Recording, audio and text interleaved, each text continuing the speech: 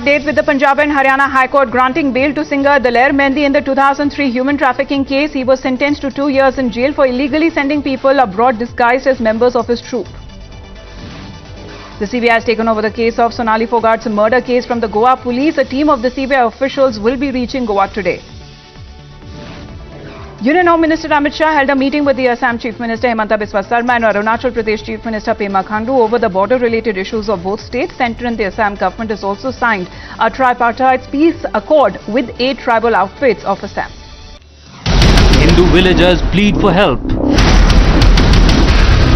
Woke up to find lands grabbed. Waqf takeover sends ripples.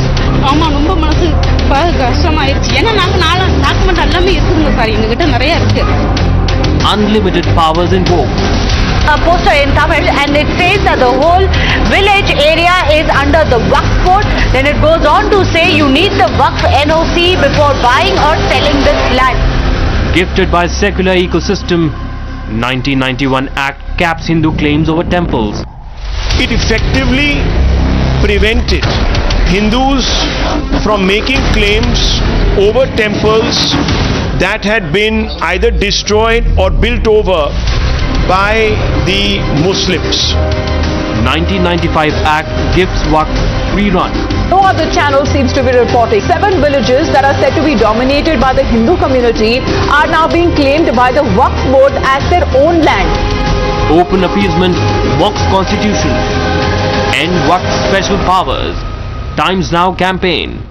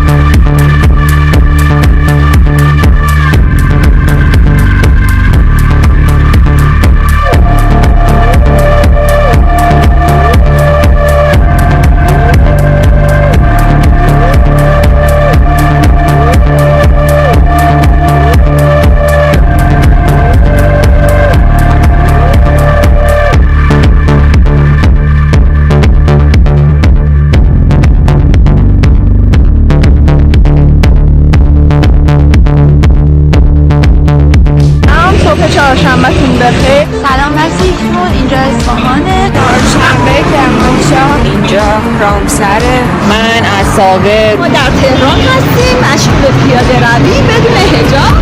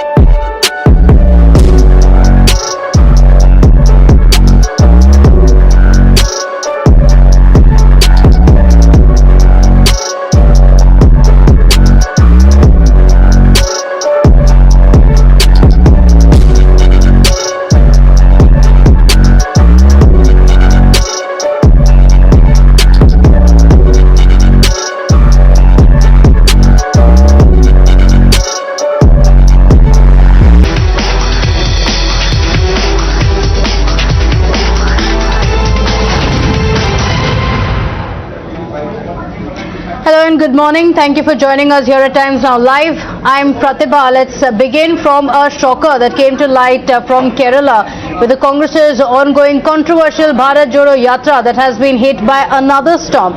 Visuals of Congress leaders harassing local shopkeepers for donations surfacing and now going viral.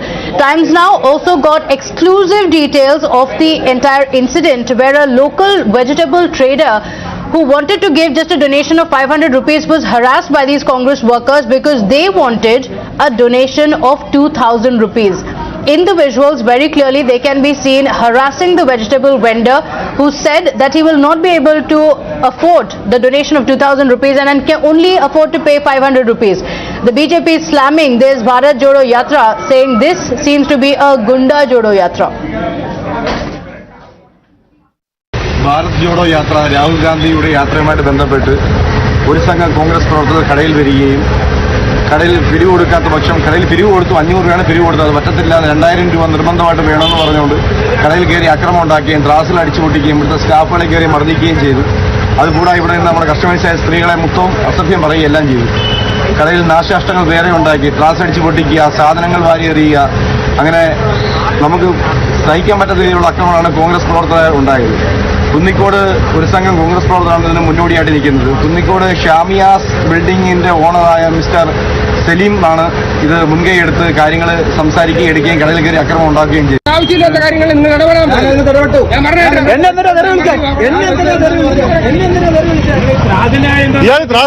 പറ അണ്ണാ എന്തുകൊണ്ടാണ് ഇങ്ങനെ പറയുന്നത് കടയിൽ കയറി അക്രമ സംഭവ പരിപാടി കാണിച്ചിട്ട് ത്രാസ് ഉണ്ടാക്കുമെന്നോ എല്ലാം വരുന്ന എല്ലാം നോക്കിക്കോളാം ഇത് 2000 രൂപ പിരിവരാത്ത പരിപാടിയാണല്ലോ എല്ലാം എടുക്കുന്നുണ്ട് ഇതാണ് പാർട്ടിക്കാരെന്ന് നമുക്ക് അറിയണമല്ലോ. Some breaking news now coming in after the extensive reportage on Times Now. 3 party workers have been suspended. That's a breaking news coming in with the Congress now saying such behavior is inexcusable. The Congress party had confirmed the incident, saying that a probe had also been ordered, but they found nothing wrong with it. K. Suresh of the Congress party also joining us over the phone line. Now finally some action being taken. The workers have been suspended. Are you attempting to now give out a strong message? Because initially the Congress party was trying to defend the Congress workers. Hello. Hi, Mr. Suresh, can you hear me? Yeah, I can hear you. Hi, what is the action that has been initiated against the Congress workers? Yes. Because we are telling, we told our workers when we are giving the printed coupon to our workers for collecting a small fund for their expenditure to join the yatra. You have to come humbly request the well-wishers of the Congress party and also those who are supporting this yatra. You have to humbly ask some financial help. We are not going to any corporate. We are going to any multinational. We are not going to any other big guns. We are collecting money to 50 rupees or 100 rupees, 200 rupees, 1000 rupees, 2000. This is the denomination of our printed coupon. So we are collecting the pro-Congress people and also we are collecting the well-wishers of the yatra and also who are supporting this yatra.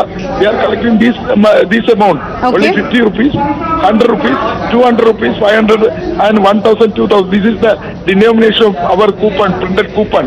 So we gave it to our workers and go to door houses, door to door and also go to shop, collect the money, request them and humbly request them, whoever helping us, take it.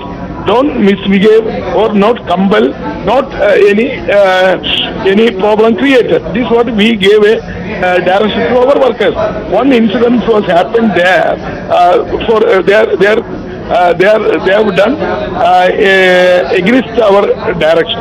So we immediately take an action against that committee. We dissolved that committee and we suspend the work, those who are involved in that incident. Okay, Mr. Suresh, that's a very strong message that you're giving out to the Congress workers, but the question being raised is whether this is a face-saving attempt. We spoke to Mr. Ramesh Chenithala in the morning, who said that the Congress has conducted an inquiry. We didn't find anything wrong with it, and while speaking to the workers, we told them that nothing wrong in what you have done. That was the first response from the Congress. Now, after this outrage is when these workers have been suspended. Now, those who are criticizing this incident, anyway, I already, as I said already, we are only for this yatra, we are getting contribution from common people, not a multinational, not a Adani, Ambani or any other multinational companies or any corporate companies. We are not approaching them. We are only approaching the common people. That's why we have given printed coupon to 50 rupees, 200 rupees, 100 rupees, like that. So then we ask our workers, go to the door to door, go to shop, ask some help. If they are cooperating, you have to you have to take money from small this. Otherwise, those who are not giving money, you leave it. You don't create any problem. You leave it. This is what we get. One committee was, from Kerala. So far, nothing happened. Only one incident, minor incident was happened. So that is a national news. But we are taking this seriously. And also immediately we have conducted inquiry. And also we have dissolved the committee and take action against the workers, those who are involved in this. Okay. Okay. All right. Mr. Suresh, thank you for joining us. You're saying that we don't get funding from corporates and that's why it's a crowdfunding. But in this case, it seemed to be that the common man is being harassed for not being able to cough up 2,000 rupees. 2,000 is a receipt that was given to this vegetable vendor.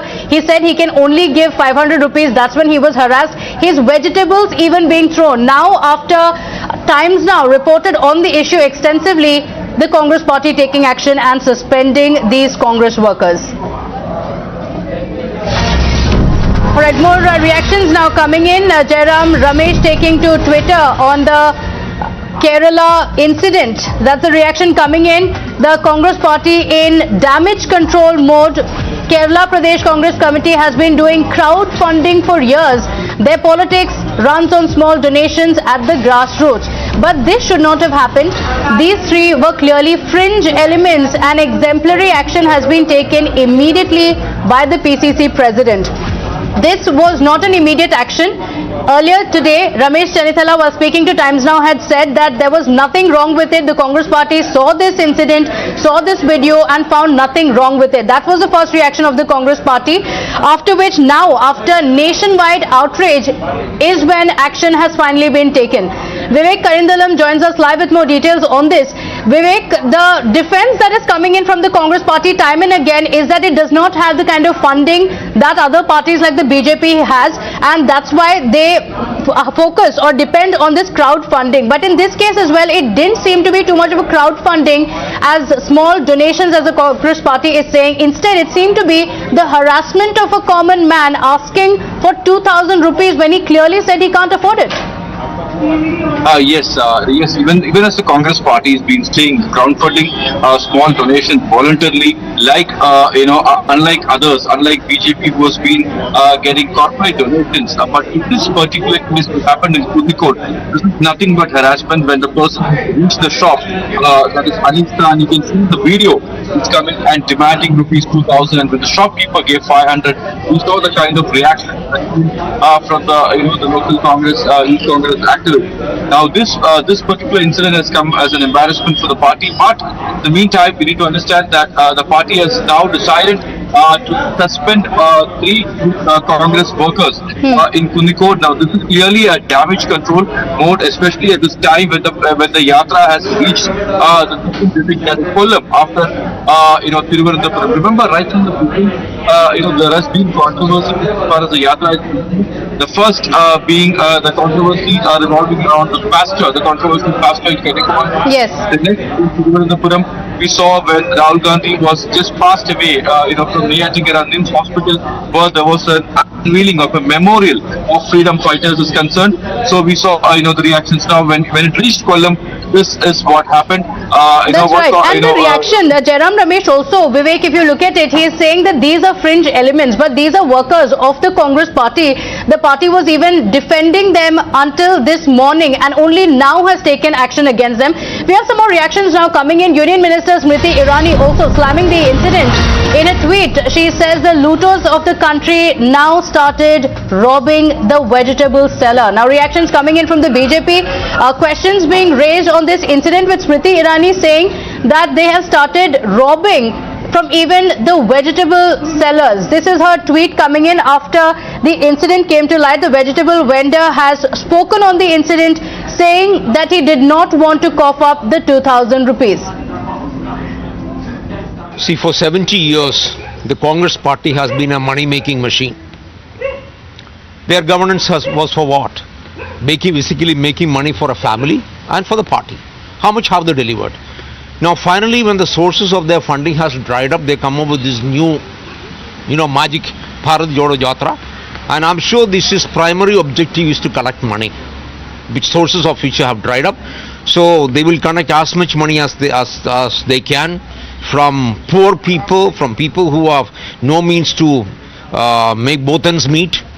This is exactly their objective. This is not Bharat Jodo, but it is in fact Gunda Jodo, it is Vasuli Jodo, it is extortion Jodo of the Congress party. A news report that is now all over the media and social media as to how Congress workers threatened, heckled and tried to intimidate a shopkeeper, a poor vegetable seller, to pay 2,000 rupees as donation for so-called Bharat Jodo Yatra, and when he could pay only 500 rupees, then the Congress workers resorted to hooliganism.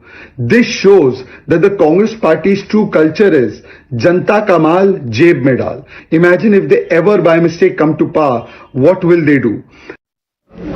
Alright, so those are the reactions coming in from the BJP saying they looted the country, now they are looting the common man.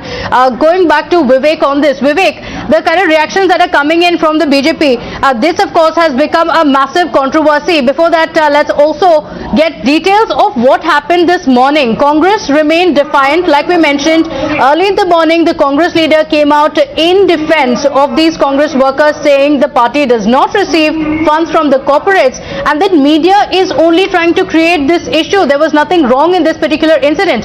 Listen in to this reaction, this defense that came in this morning. We are always in Kerala giving coupons and collecting money for such party programs. And we will not get money from big corporates or anybody, which BJP is having. So every time we are giving coupons to the people, 100 rupees, 500 rupees, 2,000 rupees, 1,000 rupees. And if anybody is giving, it's all right. If they are not giving, that is also all right. This is nothing new in Kerala, and we are not created any problem. Our workers has not created any problem as such. This is a small incident. It is not an incident at all. BJP is worried about the rally. BJP is worried about Bharat Jodo program. That is why a small incident has been raised by BJP. So Chenitala has confirmed that yes, the Congress people are on a Vasuli Yatra, they are on an extortion Yatra. This is so disturbing that the Congress party leader is saying that because we can't raise money or because our leaders don't want to spend their ill-gotten corruption money, we will go and exploit the money from vegetable sellers and poor people and we will force them to pay money, and if they don't pay up, we will do gundagardi, and it is a small incident, it should not be reported in the national media. This is the culture of the Congress. They have always exploited the poor. They said Garibi Hatao, but they never did Garibi Hatao. In fact, they added more troubles and woes to the poor people. And today, when the poor people are getting rid of their woes, the Congress party is going and extorting money from them. Now, today I want to ask Rahul Gandhi that the crores and crores of money that is being spent on his 5-star Yatra, is it coming by breaking the back of vegetable sellers and young and poor people and the poor laborers? This is where this money is coming from. They are being forced to pay up, and sometimes they go with George the Hater, sometimes they go with such Gunda elements. So this is not Bharat Jodo, this is actually Nafrat Jodo, this is Vasuli Jodo, this is Gunda Jodo of Congress party. So the Congress party is saying that money is being taken from those who want to willingly or voluntarily give it, but that doesn't seem to be the case in this particular incident. The vegetable vendor being harassed only because he could not cough up the money. Now the BJP is saying this yatra is breaking the back of the common man. So the political controversy continues. We continue to track the details on that. For now, slipping into a short break here. Be right back. Do stay with us. Hindu villagers plead for help. Woke up to find lands grabbed. Waqf takeover sends ripples. ஆமா ரொம்ப மனசு கஷ்டமாயிருச்சு ஏன்னா நாங்க document எல்லாமே இருக்குங்க sir எங்ககிட்ட நிறைய இருக்கு Unlimited powers invoked. A poster in Tamil and it says that the whole village area is under the Waqf code. Then it goes on to say you need the Waqf NOC before buying or selling this land. Gifted by secular ecosystem, 1991 Act caps Hindu claims over temples.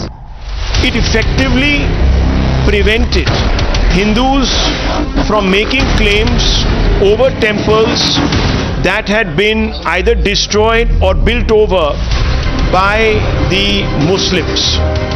1995 Act gives Waqf free run. No other channel seems to be reporting. 7 villages that are said to be dominated by the Hindu community are now being claimed by the Waqf board as their own land. Open appeasement mocks constitution. End Waqf special powers. Times Now campaign. The most pressing issue. The most informed minds. Free and fair exchange. Converse India with Rahul Shivshankar.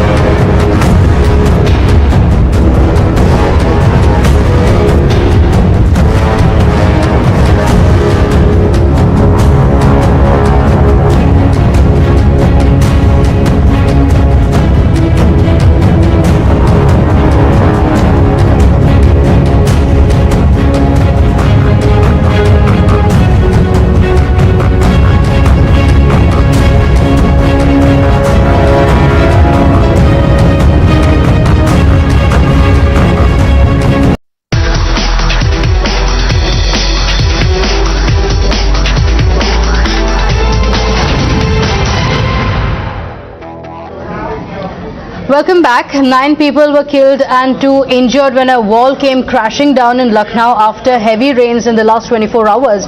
The unusually heavy rain has also caused waterlogging in several parts of the city. Those injured in the wall collapse have been admitted to the civil hospital where the doctors say that they are out of danger. The Dilkusha colony in Lucknow, this is the site of last night's wall collapse.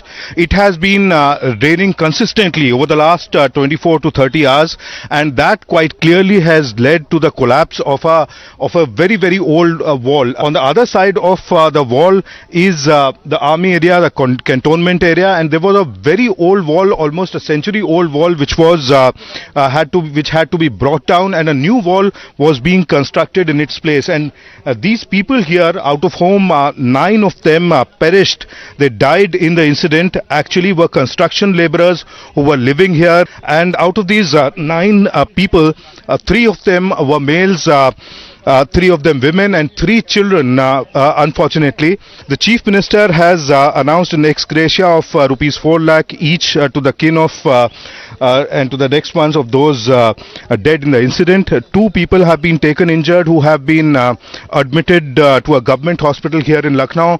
District Magistrate and the Commissioner here have been asked to see to it that no stone is left unturned as far as providing them treatment. Well, that's all we have time for in this edition of the Bulletin. Thank you for joining us. News and updates continue after a very short break. Stay with us.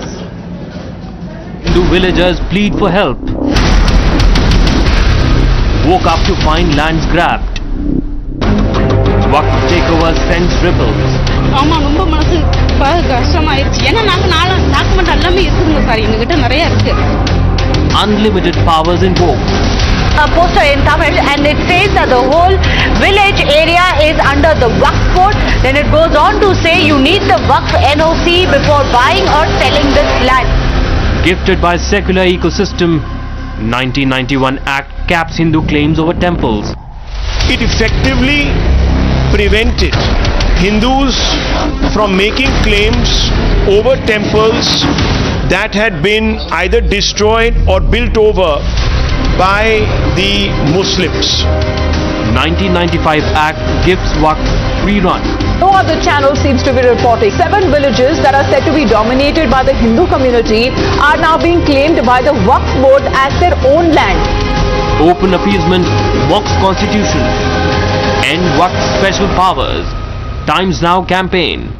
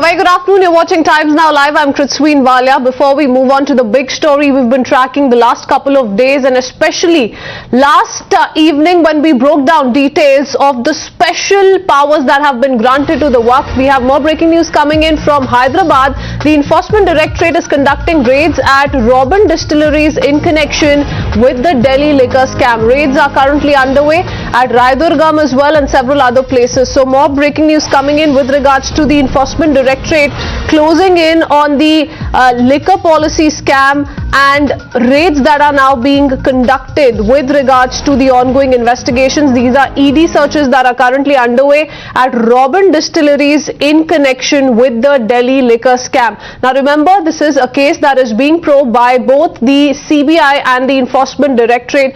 The Enforcement Directorate, of course, picking up on the details that came to light from the CBI FIR, but pan-India ED raids are currently underway. More than 40 locations as we speak, viewers, are being raided. Now remember, this also comes at a time that we're looking at intense war of words between the BJP and the Aam Aadmi Party, and it was yesterday that the BJP released yet another sting operation and have been mounting pressure on the Aam Aadmi Party to come out with factual rebuttal on the same. We have Bhavtosh joining us in the meanwhile as far as these ED raids go. Bhavtosh, very good afternoon to you. What can you tell us about raids that are currently underway at as many as 40 locations? Interestingly, in a parallel development today is when the ED will also be questioning Satyendar Jain inside Tihar jail. But tell us about the raids first up. Well, several developments are taking place today. One of them is that raids and searches at multiple locations in the country, 43 to be precise. Major focus is in Andhra Pradesh, Telangana, also in Karnataka. These are the places where various liquor traders have in fact paid bribes and also commissioned to public service, and it's being said that they somehow influenced public service so that the liquor policy is drafted in a manner in which they benefited merely basically through commissions and also through bribes. Now, the Enforcement Directorate today will also question Satyendar Jain, who continues to be a cabinet minister.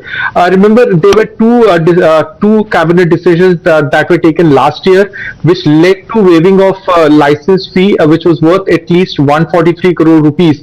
Now, subsequent to that, Sisodia, who holds also the excise policy, he asked the cabinet to allow him to make these changes. Now, the then Lieutenant Governor, in fact, did not allow the cabinet to do so, but the excise department allowed the waiving of license fee.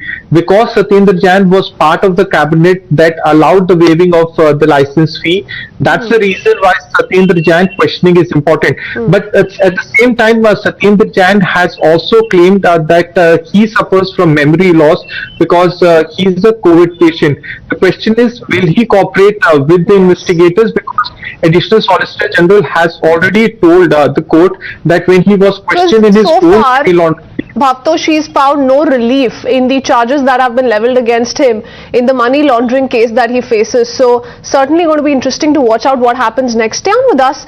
Like we said, it's not just limited to the ED and CBI investigations. We are looking at how more and more political war of words continues to take place. And while in the eye of the storm, Deputy Chief Minister Manish Sisodia was also quick to retort in the latest. He chose a dare to convey his response, asking the CBI and the Enforcement Directorate to either arrest him by Monday, demanding that if the probe agencies fail to do so, the Prime Minister should apologize to take him for a fake sting. मैं आज Bharatiya Janata party से अनुरोध करना चाहता हूं कि ये जो सो कॉल्ड आपका स्टिंग है, इसको आप आज और अभी जाके सीबीआई को दीजिए और 4 दिन के अंदर अंदर स्टिंग हो गया। अब स्टिंग तो सबूत में आ गया। 4 दिन के अंदर अंदर सीबीआई इसकी जांच करके मुझे गिरफ्तार कर ले। भाई, भारतीय जनता पार्टी ने स्टिंग कर ही दिया है। सीबीआई की एक्सटर्नल ब्रांच है भारतीय जनता पार्टी आजकल। तो करें, फिर करें, गिरफ्तार करें। ये सोर्सेज से, स्टिंग से, मतलब आज तक मेरे को ये समझ नहीं आया कि शराब घोटाला क्या है। सीबीआई ने अपनी एफआईआर में लिखा कि 1 करोड़ का घोटाला है, और अंत में जब मनीष जी के यहाँ जब इन्होंने रेड मारी तो 1 पैसा भी नहीं मिला। उनके लॉकर में कुछ नहीं मिला, उनके गांव होके आ गए, गांव में सारा गांव वालों से पूछा भी मनीष ने कोई जमीन वगैरह तो नहीं खरीदी, कुछ नहीं मिला। तो घोटाला है क्या? बेसिकली मैं समझता हूं कि केंद्र सरकार को सुबह से शाम तक सीबीआई ईडी छोड़ के कुछ पॉजिटिव काम भी करने चाहिए देश के लिए। देश के लिए पॉजिटिव काम नहीं करेंगे तो देश आगे कैसे बढ़ेगा? पहली बार कोई स्टिंग नहीं आया है। जब भी भारतीय जनता पार्टी हारती है और आम आदमी पार्टी जीतने वाली होती है, बहुत सारे स्टिंग ऑपरेशन आते हैं। अभी गुजरात का चुनाव है, नवंबर दिसंबर में देखिएगा कई सारे स्टिंग आएंगे। भाई तुम्हारे पास अगर पुख्ता सबूत है, गिरफ्तार कर लो। Now remember yesterday's when the BJP released a sting, and the sting was that of one of the accused in the case, who the BJP says has revealed sensational details on how money was received by several liquor companies, and the entire scam basically took place to benefit a select few. BJP responses coming in ever since. Listen in. एक sting operation प्रकाश में आया था जिसमें इस घोटाले के एक आरोपी ने बहुत सी बातें कही थीं जो अपने आप में बहुत कुछ रहस्योद्घाटन कर रही थी। इस घोटाले के आरोपी अमित अरोड़ा किसी व्यक्ति को इतना विस्तार बता रहे हैं कि किस किस प्रकार से किस कंपनी को कितना पैसा लिया गया, एडवांस में पैसा लिया गया। और इतना ही नहीं है, इसमें सिर्फ पैसे लेने और देने का उल्लेख नहीं है, पूरी की पूरी पॉलिसी किस व्यवस्थित ढंग से बनाई गई कि चुनिंदा लोगों के हाथ में ही पैसा रहे और कैश का फ्लो भी उन्हीं के हाथ में रहे। वो चीजें देखकर निश्चित रूप से आप लोगों को भी बहुत दुखद आश्चर्य होगा। ये कहना चाहता हूं परिवार के सदस्यों से कि आप मेरा इंटरव्यू देखिए और मेरी प्रेस रिलीज देखिए, प्रेस हमारा इसको देखिए, और मैं हाथ जोड़कर आपसे कह रहा हूं, अपने पति को, अपने बेटे को, अपने पापा को समझाइए कि दिल्ली में विकास करें, दिल्ली में लोगों को ना मारे शराब के इस अपना झेल मेल में, इस भ्रष्टाचार में। आज तक लगातार इतनी बार ये प्रश्न जो बड़े मूल प्रश्न हैं उनको जवाब नहीं मिले हैं, और उन प्रश्न के बदले कुछ इधर उधर की ऊल झलूल बातें करके देश का, दुनिया का ध्यान वो डाइवर्ट करते रहते हैं, लेकिन कभी प्रश्नों का उत्तर नहीं देते हैं। कोविड काल था, उस समय अरविंद बंद कमरे में बैठ करके लीकर पॉलिसी पे काम कर रहे थे। उनके जो एजेंट्स थे, जो शराब माफिया था, उनसे मीटिंगें हो रही थी कि भाई शराब पॉलिसी पे आप प्रश्न उठाने वाला व्यक्ति आज ना आरडब्ल्यू की सुनता है, ना महिलाओं की सुनता है, उसमें तब्दीली कर देता है। आप जो ड्राई डे थे उनको घटा देते हो, एज लिमिट को हटा देते हो। किस तरह की नीति है? यानी कि दिल्ली में शराब बेचने के लिए तमाम जो रास्ते थे वो तमाम रास्ते खोल दिए गए। इस तरह से भ्रष्टाचार, यही तो मैं बात बोल रहा हूं। इसमें अरविंद केजरीवाल और उनके मंत्री का रोम रोम भ्रष्टाचार में डूबा हुआ है। All right, the hearing on the Waqf matter has now begun in the Delhi High Court, and Ashwini Upadhyay is now explaining his plea. He said that the centre can only enact uniform laws for charities, trusts and religious endowments. It is not allowed by the Constitution. Let me quickly go across to Madhav joining us with more details now. Delhi High Court, Madhav, is hearing a plea filed by Ashwini Upadhyay challenging certain provisions of the Waqf Act 1995 as arbitrary and void. Take us through what is being said by Ashwini Upadhyay as he begins his explaining on his plea. Well, absolutely. And in fact, the hearing had resumed. Of course, it was passed over briefly earlier in the morning because the lawyers were not present. Now, Ashwini Upadhyay has begun explaining really what his prayer is. He says that centre can only enact uniform laws for charities, trusts and religious endowments. It is not allowed by the Constitution, and thereby saying that the provisions within the Waqf Act, saying that all of this is discriminatory because only one particular religion appears to be getting these benefits. This is something that has been claimed by the petitioners in the past as well. Now, in response to this, the Jamaat lawyer has said the presence of all Waqf boards is needed if the court is entertaining this plea, because this, the Jamaat lawyer says, will have a destabilizing effect across the country. So arguments and counter-arguments are currently underway. Several provisions relating to, the Waqf, examining this, the status and powers given that of a government officer, and several such aspects of the Waqf Act of 1995, which has given a lot of powers to the Waqf boards and, of course, the officials governing it, is something that is being objected to over here. And it is for the court to look at these aspects and these provisions and to see if there is any merit in the plaint that has been made. We will have to see what further happens from here on, whether the court will issue notice, how seriously they will take this matter, whether they will admit this matter. All of these, of course, are still awaited, and the hearing is continuing at the moment.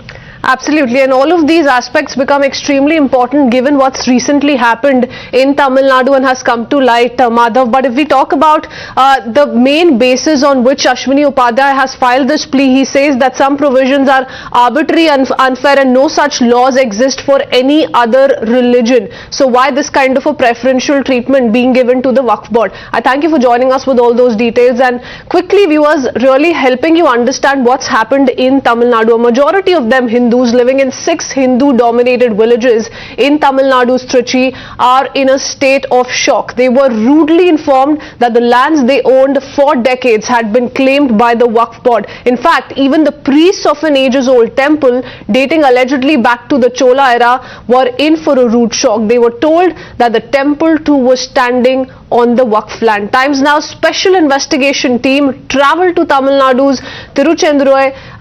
Hapless villagers there narrated first-hand their ordeal. Listen in from them. Sir, எங்களுக்கு தெரிய வந்து இப்போ கிட்டத்தட்ட ஒரு 10 நாள் ஆகுது. இந்த 10 நாளில் ரெஜிஸ்டர் ஆஃபீஸ்க்கு ஒருத்தர் லேண்ட் ரெஜிஸ்டர் பண்ண போகிறப்ப தான், விற்க போகிறப்ப தான் இந்த விஷயமே எல்லாமே ஹோல் திருச்செந்துறையே இந்த வக்ஃப் வாரியத்துக்கு கீழே வந்திருக்கு அப்படின்றத ஒரு விஷயத்த எங்களுக்கு சொன்னாங்க. அதுக்கப்புறம் தான் நாங்கள் இதை பற்றி அதுக்கடுத்து ஆராய ஆரம்பிக்கும் போது தான் அடுத்து பக்கத்தில் உள்ள கரியாகுறிச்சி, மேக்குடி பஞ்சாயத்து, கரியாகுறிச்சி கிராமம், இதெல்லாம் வந்து ஃபுல்லாகவே வக்ஃப் வாரிய கமிட்டிக்கு கீழே இருக்குது, அவங்களோட சொத்து அப்படின்ற மாதிரி சொல்லியிருந்தாங்க. நாங்கள் மேற்கொண்டு அந்த ரெஜிஸ்ட்ரார்கிட்ட என்ன விஷயம், ஏன் இது மாதிரி, இதுக்கான காரணம் திடீர்னு இது வந்து கிட்டத்தட்ட 2800 வருஷத்துக்கு மேலே மன்னர்களாட்சி காலத்துல இருந்து இங்க இந்துக்கள் இப்படிதான் நாங்க இருந்துட்டு இருக்கோம். ஆமா, ரொம்ப மனசு கஷ்டமாயிருச்சு. ஏன்னா நாங்க டாக்குமெண்ட் எல்லாமே இருக்குதுங்க சார், எங்க கிட்ட நிறைய இருக்கு. எங்க மாமியார் பேர்ல இருந்து, மாமனார் பேரு, மாமியார் பேர், எங்க வீட்டுக்காருக்கு பேர், அதுக்கப்புறம் என் பேர்ல இருக்குங்க சார். என் பேருக்கு இப்ப இவ்வளவு தூரம் எப்படி வந்ததுன்னு எனக்கே தெரியல. இப்ப இவ்வளவு தூரம் இருந்திருந்தா எங்க பேர்ல எல்லாம் வராது இல்லைங்களா, எங்க பேருக்குலாம் வந்துருச்சு. அப்படி இருந்து எப்படி சார் அது அவங்களுக்கு சொந்தமா ஆகும் அப்படிங்கறதுதான் இப்ப மன குலைச்சல் ஆயிருச்சுங்க. இங்க பார்த்தா அதிகப்படியாக இந்துக்கள் தான் அதிகமாக வாழ்ந்துட்டு இருக்கோம். இங்க 99.9% இந்துக்கள் தான் வந்திருக்கோம். அப்படி இருந்து இது வந்து வக்ஃப் வாரியம் சொல்லவும் மக்கள் எல்லாம் பீதி அடைந்து போய் எல்லாம் மக்கள் வாழ்ந்துட்டு இருக்காங்க. அவங்களுக்கு வந்து இந்த கவர்மெண்ட் இதோட இந்த 2 நாளாக தான் எனக்கு தெரியும் வக்ஃப் வாரியமாக மாறி இருக்குது. அந்த ஸ்டேட்மெண்ட் தான் கொடுத்துருக்காங்க வக்ஃப் வாரியம் அப்படின்ட்டு. இன்னும் தலைவர்கள் இது வந்து இதை பற்றி எங்ககிட்ட எந்த ஒரு இன்ட்ரெஸ்ட் பண்ணல, இதை பற்றி என்ன ரிசல்ட் வந்துருக்கு. ஆனால் மக்கள் வந்து மனநிலை பாதித்து ரொம்ப மனசு ரொம்ப வேதனையாக, இங்கே உள்ள கிராமத்தில் மக்கள் வந்து எல்லாமே அன்றாடம் கூலி வேலை செய்து தான் பாடுபட்டு அன்றாடம் ஜீவனம் பண்ணுறாங்க. அதை வந்து திடீர்னு ஒரு அபகரிப்பு மாதிரி வந்துடும்போது மனநிலை பாதித்து ரொம்ப இதை இருக்குது காலகட்டத்தில். Yes, their cries drawing attention to their desperation, however, have fallen on deaf ears. The state administration led by Chief Minister Stalin is still silent. The Waqf board chief scandalously chose to laugh off the complaints against him before defiantly rubbing in the trauma by refusing to review the Waqf takeover, citing draconian Waqf powers. So in the first phase, when we are coming to know that there is a confusion among the people, we have instructed the sub-register office to withhold temporarily till we get a full information from archive department, which may take some time. So once it comes, we will give and we will furnish all the required detail to sub-register office to stop the transactions. We are not having any kind of compromise to withdraw the thing, because government of Tamil Nadu has put with the survey activity of the authenticated surveyors 389 acres. Fine. Most of the more number of people may be having the usage of this area, second, sir. Some and we don't know houses, what are the numbers. Some of these houses. Right? One minute. One second, sir. Let me ask you a pointed question. Here, while there is a temple in such a place, how can we call it belonging to? All right, more breaking news coming in with regards to the hearing that is underway in the Delhi High Court. The High Court has issued a notice to the centre in the Jamiat's plea for impleadment. Remember, Ashwini Upadhyay has been saying that there are more than 55 pleas pending in the top court and has said that he will seek transfer of this to the Supreme Court. And in the middle of that, this is the word coming in from the High Court issuing notice to center in the Jamiat's plea for impleadment. Now remember, Ashwini Upadhyay has been presenting his set of the arguments by first up beginning to break down details of the plea that has been filed by him, but the High Court says that this is not the forum to make political statements. On the other hand, Ashwini Upadhyay said that Jamiat is a separatist organization. They support anti-India activities, also criticize triple talaq. So those are the kind of brief arguments that took place, and keeping in mind the arguments that were being presented, the High Court has now issued a notice to the centre. And we shift our focus to more breaking news coming in, and this is with regards to the politics that has now erupted over the SCO meet. Congress says strong nation India is positioned at the extreme end and balanced by Pakistan at the opposite end. So in the middle of that all-important meet that Prime Minister is all set to hold with several world leaders during the SCO Summit, this is how the Congress has now decided to resort to politics. They're politicizing the SCO meet that is currently underway. This is a tweet that has been put out by the Congress party, wherein it is talking about the kind of approach that India is taking, to which the BJP has also responded. In fact, BJP is now questioning the Congress party with regards to the signing of the memorandum of understanding with China that was done in the UPA era. So that's the rebuttal coming in from the Congress party, but that's the tweet that the Congress has now decided to put up at a time that India is going to be holding all of those important engagements at the SCO meet. Let me quickly go across to Mohit, who will put these two tweets in perspective for us. Yes, Mohit. Yes, in fact, attack coming in from the Congress party. Gaurav Gogoi, somebody who is the senior leader of the Congress party, he has come out and he has put out a picture. He has given out a reference of a picture in which we see that Prime Minister Narendra Modi is on the one side and Pakistani Prime Minister Shehbaz Sharif is on the other side, and he has clearly in that particular tweet said that a poor show at the beginning from Ministry of External Affairs and PM Modi. A strong nation India is positioned at the extreme end and a strong nation India is positioned at the extreme end and balanced by Pakistan at opposite end. मुझे लाल आंख नहीं बंद आंख दिखाई दे रही है. We know for a fact that how Congress has been attacking the government's policy over their view of their reactions to China and the Pakistan. Now we know for a fact that Rahul Gandhi has been saying this, that China has intruded into our territory, but the PM is not saying anything. But you see, what the BJP has said is that there are certain protocols that are being adhered to, and hence it was a photo op, and that is why PM Modi was standing at that particular place. But yes, on this particular issue, whole lot of politics has also started. We also know that how the Congress has been attacking the government over their approach and the policy towards China specifically, and Rahul Gandhi again and again has been talking about the alleged intrusion of Chinese into Arunachal Pradesh and various other villages in that particular area, to which the BJP has said that. Let me go across to Shehzad. I'll come back to you, Mohit. Shehzad Poonawala joining us on the phone line. Shehzad, you've put out a counter tweet to what Gaurav Gogoi has said. He's clearly taking on the centre with regards to this poster that has come out after the photo opportunity at the SCO Summit. What would you want to say to the Congress party? No, I think this kind of intellectually bankrupt argument does not deserve a response more than a tweet, and therefore in my tweet I have tweeted a picture of Rahul Gandhi signing the MOU with the Chinese. Perhaps Gaurav Gogoi could reflect and tell us whether that is an act of patriotism. Then I have showed a picture of Rahul Gandhi meeting the Chinese ambassador during the Doklam crisis. Perhaps Gaurav Gogoi could reflect on that picture, and perhaps Gaurav Gogoi, if he has time, could also reflect on why RGF got crores of rupees from the Chinese at a time when India's economic interests and territorial interests were being surrendered, whether it's Tia Pangnak, Chabji Ghati, Zorawar Fort in Demjog, Doomcheli, or even Aksai Chin, which was given up to China permanently. Why was all of this done at the time when Gandhi family was ruling? So instead of answering these questions, you have Mr. Gaurav Gogoi attempting to play petty politics over a protocol issue which is decided by the host country. Now, many people know that the host country decides these things. There is a particular format to it. Even your reporters and other reporters have mentioned as to how the host nation is in the middle. flanked by the founding countries, and the new countries which are joining this grouping are at the side. Whatever the issue is. And you know, Shehbaz, the world is watching for what comes of the SCO meet after COVID-19 hit the entire world. This is the first such interaction that is taking place at this forum. And you had the Congress party, on the other hand, politicizing it, and to this extent that it's taking on Prime Minister Narendra Modi's position in that very poster. So it's absolutely bizarre. But I thank you for joining us with all those details. It's time for us to head into a very short break. News and updates continue. Hindu villagers plead for help. Woke up to find lands grabbed. Waqf takeover sends ripples. ஆமா ரொம்ப மனசு கஷ்டமாயிருச்சு ஏன்னா நாங்க document எல்லாமே இருக்குதுங்க sir எங்ககிட்ட நிறைய இருக்கு. Unlimited powers invoked. A poster in Tamil, and it says that the whole village area is under the Waqf code. Then it goes on to say you need the Waqf NOC before buying or selling this land. Gifted by secular ecosystem, 1991 Act caps Hindu claims over temples. It effectively prevented Hindus from making claims over temples that had been either destroyed or built over by the Muslims. 1995 Act gives Waqf free run. No other channel seems to be reporting. 7 villages that are said to be dominated by the Hindu community are now being claimed by the Waqf board as their own land.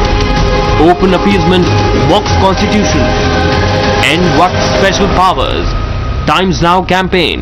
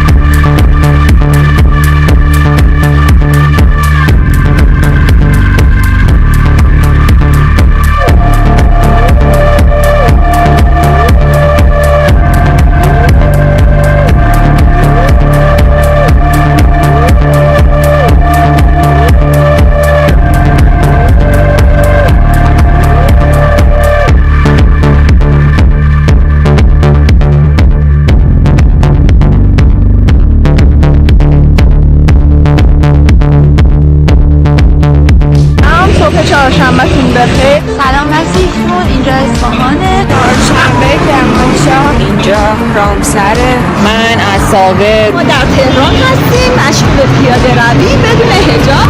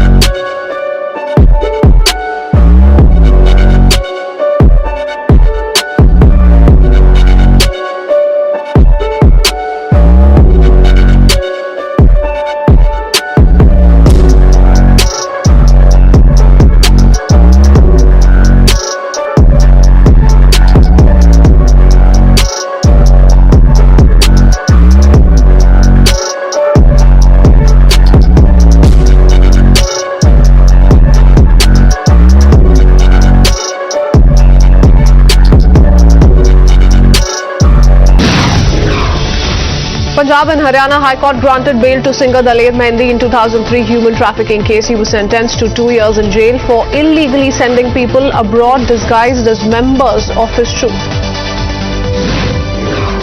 CBI has taken over the case of Sonali Phogat's murder from Goa police. A case has been registered and investigation is underway. Union Home Minister Amit Shah held a meeting with Assam Chief Minister Himanta Biswa Sarma and Arunachal Pradesh CM Pema Khandu on border-related issues of both the states. Centre and Assam government also signed a peace accord with 8 tribal outfits of the state.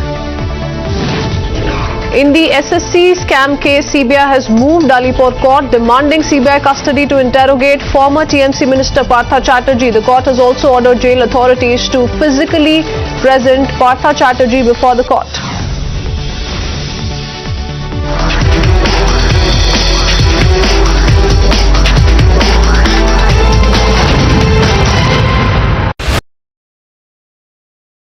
The most pressing issue, the most informed minds, free and fair exchange. Converse India with Rahul Shivshankar.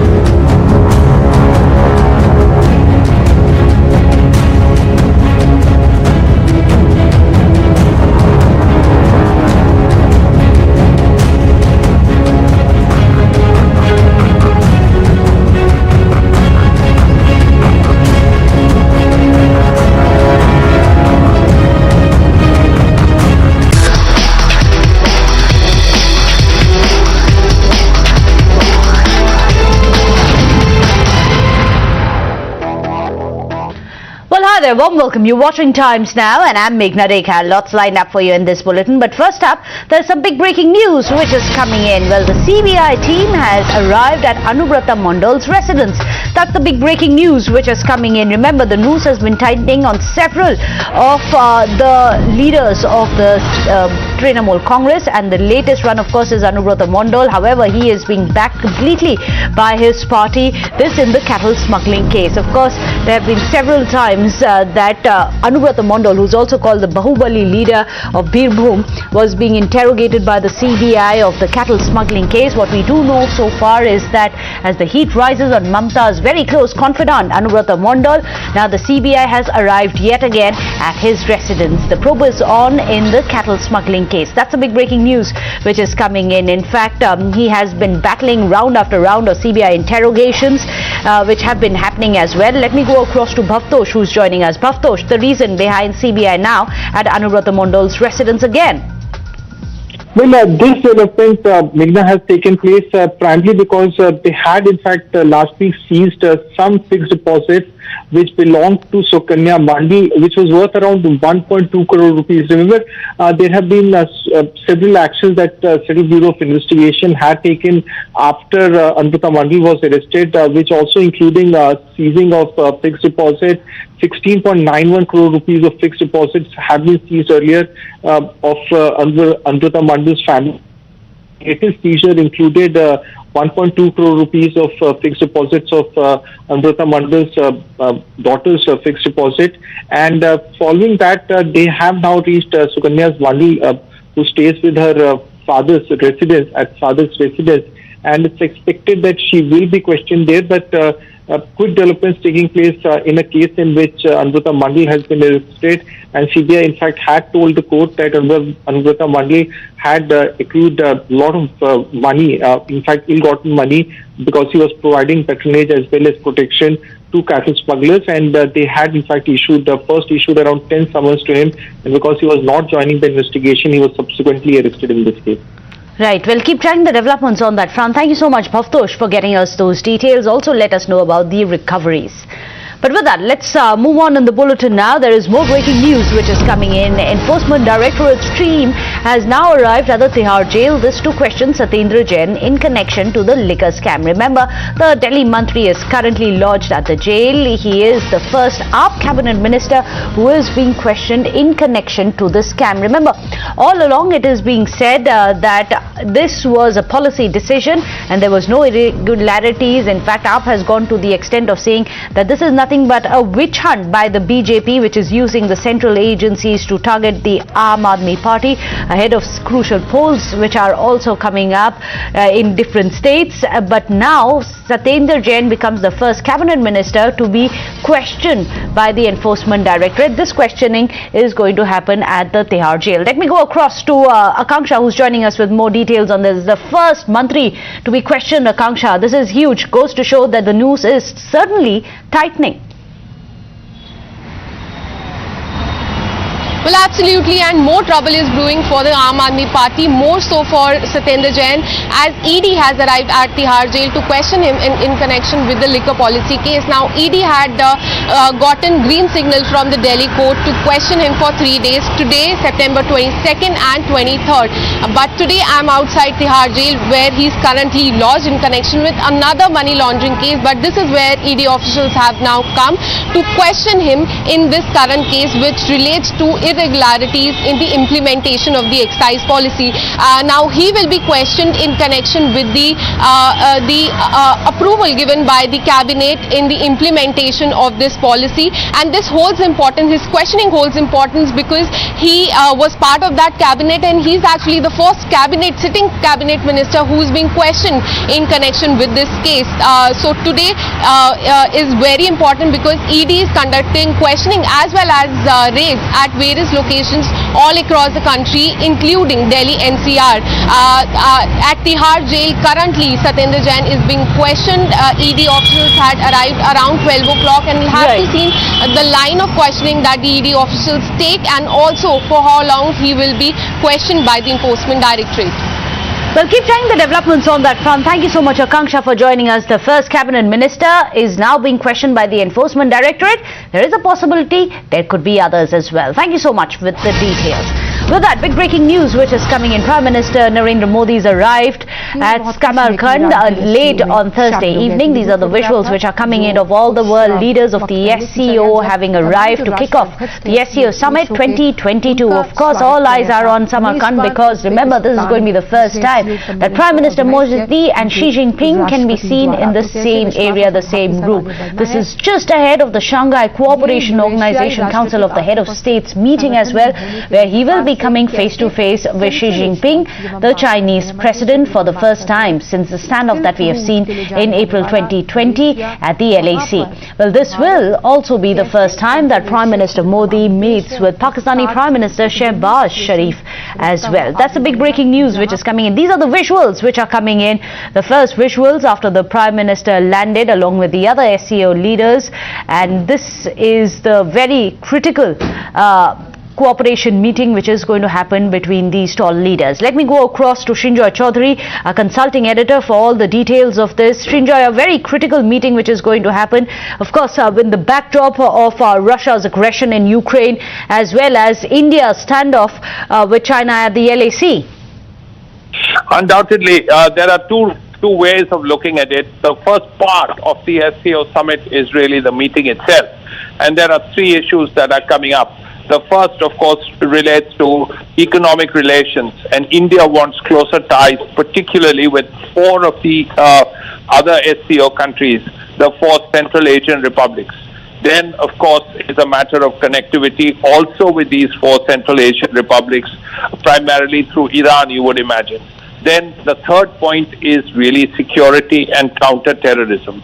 What we've heard recently from the Foreign Secretary, Vinay Quatra, is that apart from Pakistan, which of course is the center of terrorism in the world, many of the SCO countries are beginning to realize the criticalities of terrorism and are keen to develop a counter-terror response.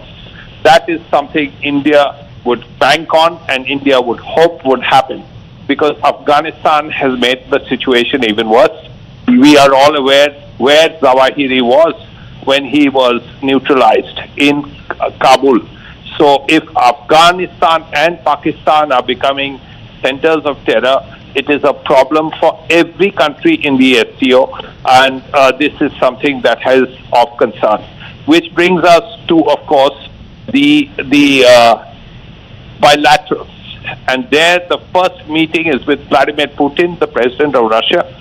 The two issues we know are definitely going to come up are cooperation in the UNSC.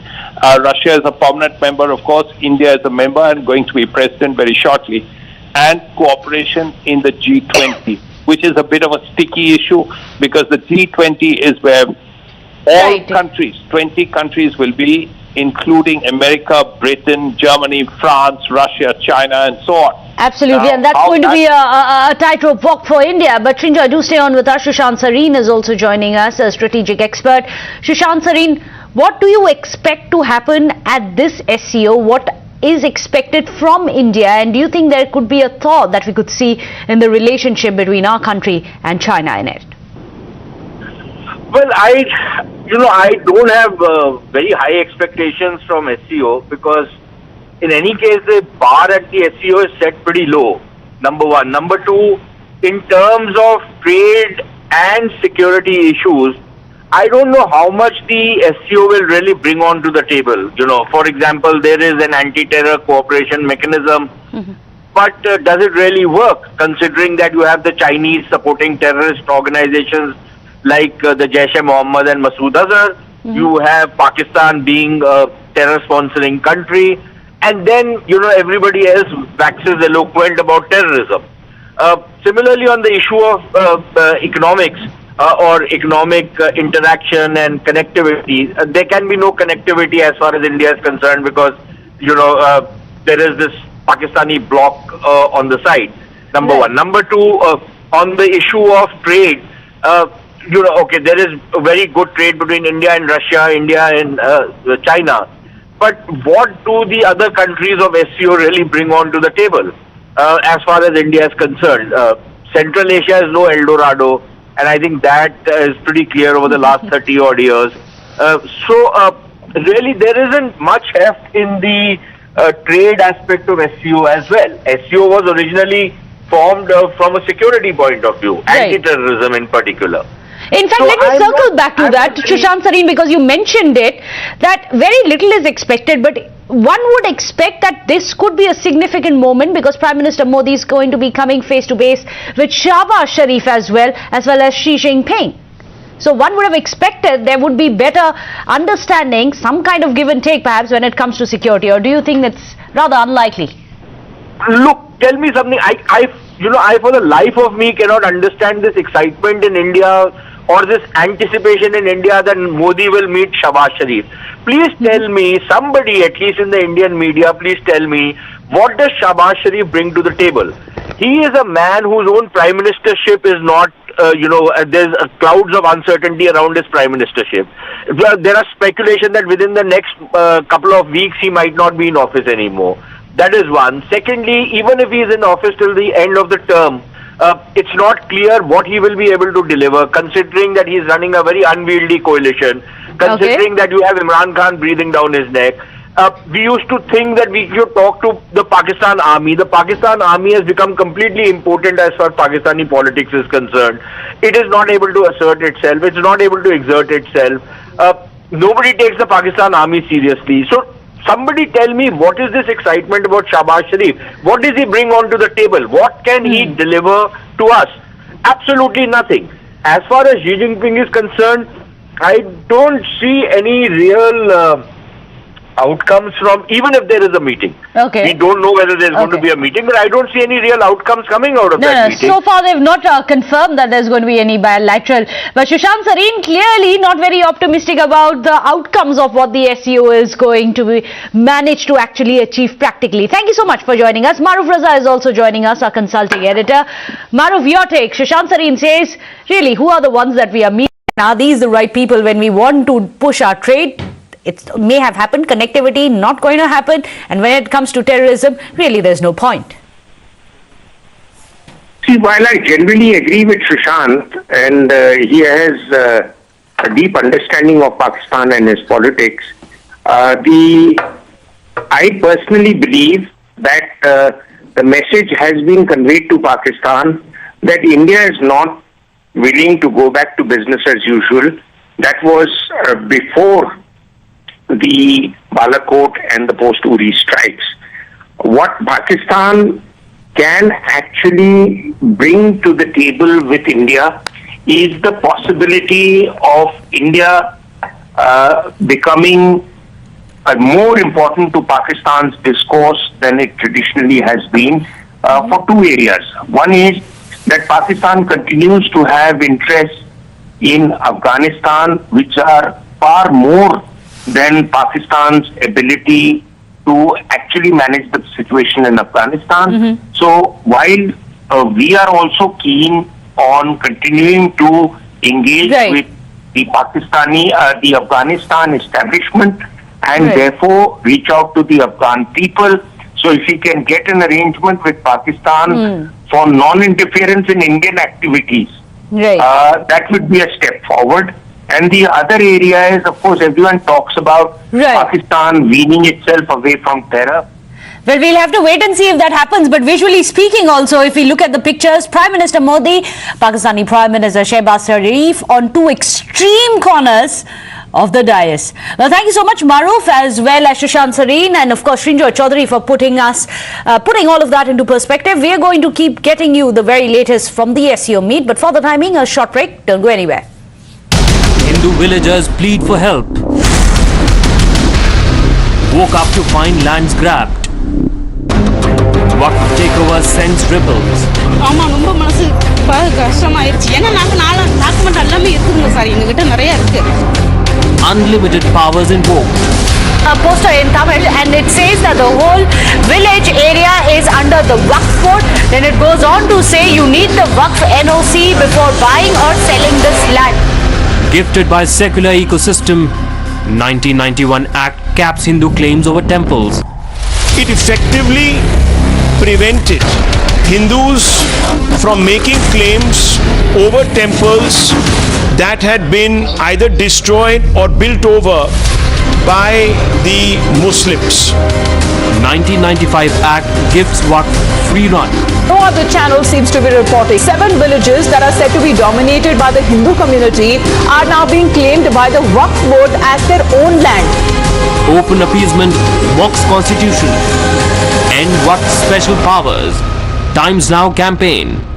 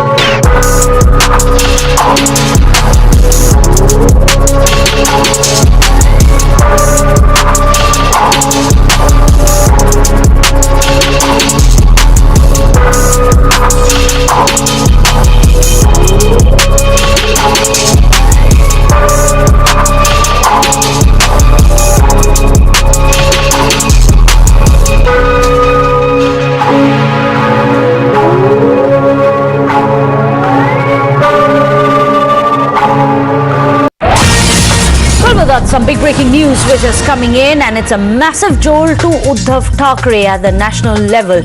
Shiv Sena chiefs from 12 states have bestowed their support to Chief Minister Shinde. Well, that's right. Uddhav seems to be fast losing grip of the party after the open rebellion. Now it seems that he doesn't even have the support of his cadres. Uddhav Thackeray camp is losing the chiefs from 12 states is a massive blow because he's already lost the support of legislators, even at the ward levels as well. Let me go across to Arunil, who's joining us with all the details from Mumbai. Arunil, it seems like it's the final nail in the coffin for Uddhav Thackeray. Well, that's right. It seems like there are jolts of calls that have been received by Uddhav Thackeray here as well. State chiefs from not one or two, but as many as 12 states. Basically, these were presidents of the Shiv Sena party from 12 different states. They met CM Shinde in Mumbai and they have bestowed their support to the CM Shinde camp now. So repeatedly every day we've been seeing that how many party workers, party leaders have left the Uddhav Thackeray camp and gone and joined the CM Shinde camp. Here at the national level as well, there are many jolts that Uddhav Thackeray camp is been receiving. In fact, the CM Shinde camp, CM Shinde himself, he's been indulging in party forming activities, trying to consolidate his party, and also saying that his Shiv Sena is the real Shiv Sena because they believe in Bharat Thackre's Hindutva. It seems like many leaders from the Uddhav Thackeray camp are attracted towards the CM Shinde brand of politics or ideology. Well, keep tracking the developments on that front. With that, we're going to be wrapping up this bulletin. Don't go anywhere. We're going to return in 2 minutes. Hindu villagers plead for help. Woke up to find lands grabbed. Waqf takeover sends ripples. ஆமா ரொம்ப மனசு கஷ்டமாயிருச்சு ஏன்னா நாங்க document எல்லாமே இருக்குங்க sir எங்ககிட்ட நிறைய இருக்கு. Unlimited powers invoked. A poster in Tamil, and it says that the whole village area is under the Waqf code. Then it goes on to say you need the Waqf NOC before buying or selling this land. Gifted by secular ecosystem, 1991 Act caps Hindu claims over temples. It effectively prevented Hindus from making claims over temples that had been either destroyed or built over by the Muslims. 1995 Act gives Waqf free run. No other channel seems to be reporting. 7 villages that are said to be dominated by the Hindu community are now being claimed by the Waqf board as their own land. Open appeasement mocks constitution. End Waqf special powers. Times Now campaign.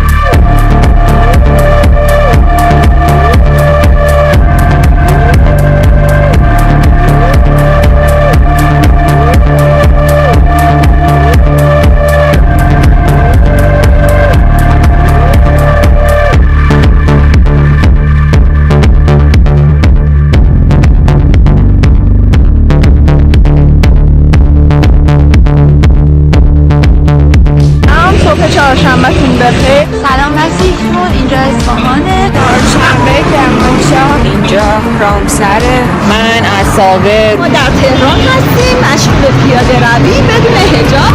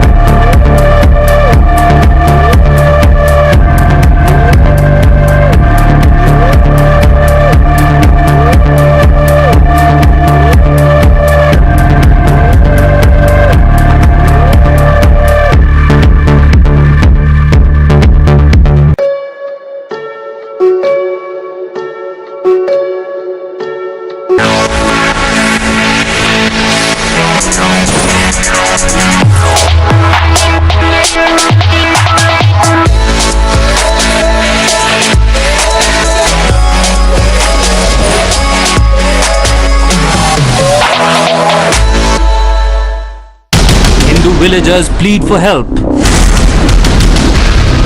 Woke up to find lands grabbed. Waqf takeover sends ripples.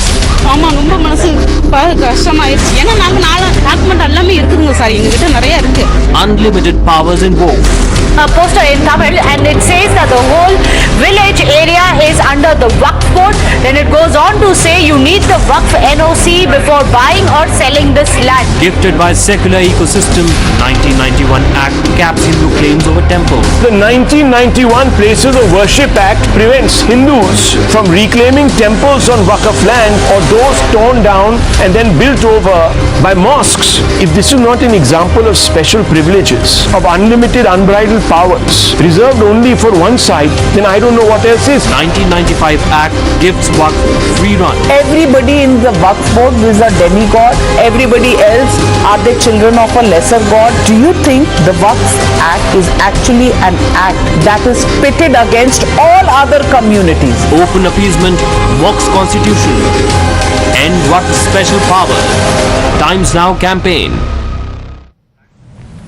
Namaskar, good afternoon viewers. You're watching Newsroom 365 and I'm Swati Joshi. Yesterday we exposed the land grabbing by the Waqf board in more than 6 villages in Tamil Nadu's Trichy. Hell broke loose on the residents of these villages where in fact they've been living for generations. Not just the land of Hindus but the Waqf also claimed the land of the age-old Hindu temples and said that the holy structures were built on Waqf land. Waqf has been able to do it by exercising sweeping powers that have accrued to it under the Waqf Act. The special power was given to Waqf after the Act was amended in 1955 to allow the boards to lay claim under Section 40, Clause 3 to any trust, mutt, akhada and society if it has a reason to believe that they are Waqf properties. Now, after yesterday's expose, Times Now has unearthed another spine-chilling truth and earth-shattering evidence. Times Now investigation has revealed that not only Hindus and temples but Muslims have also been the target of the Waqf board. Times Now spoke to many residents.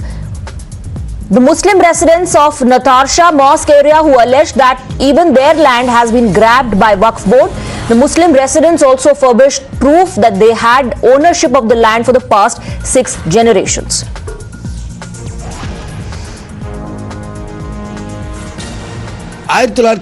பத்திரங்களுடைய எங்ககிட்ட இருக்கு. இது வந்து 250 வருஷத்துக்கு முன்னாடி மீனாட்சி அம்மாவுக்கும் ராணி மங்கம்மாவுக்கும் கொடுத்த இடமா இருக்கு. இந்த தர்காவில் வந்து நாங்கள் வந்து பாரம்பரியமாக சந்தனக்கூடு சங்கட சம்பிரதாயம் எல்லாமே செஞ்சுட்டு வரோம்.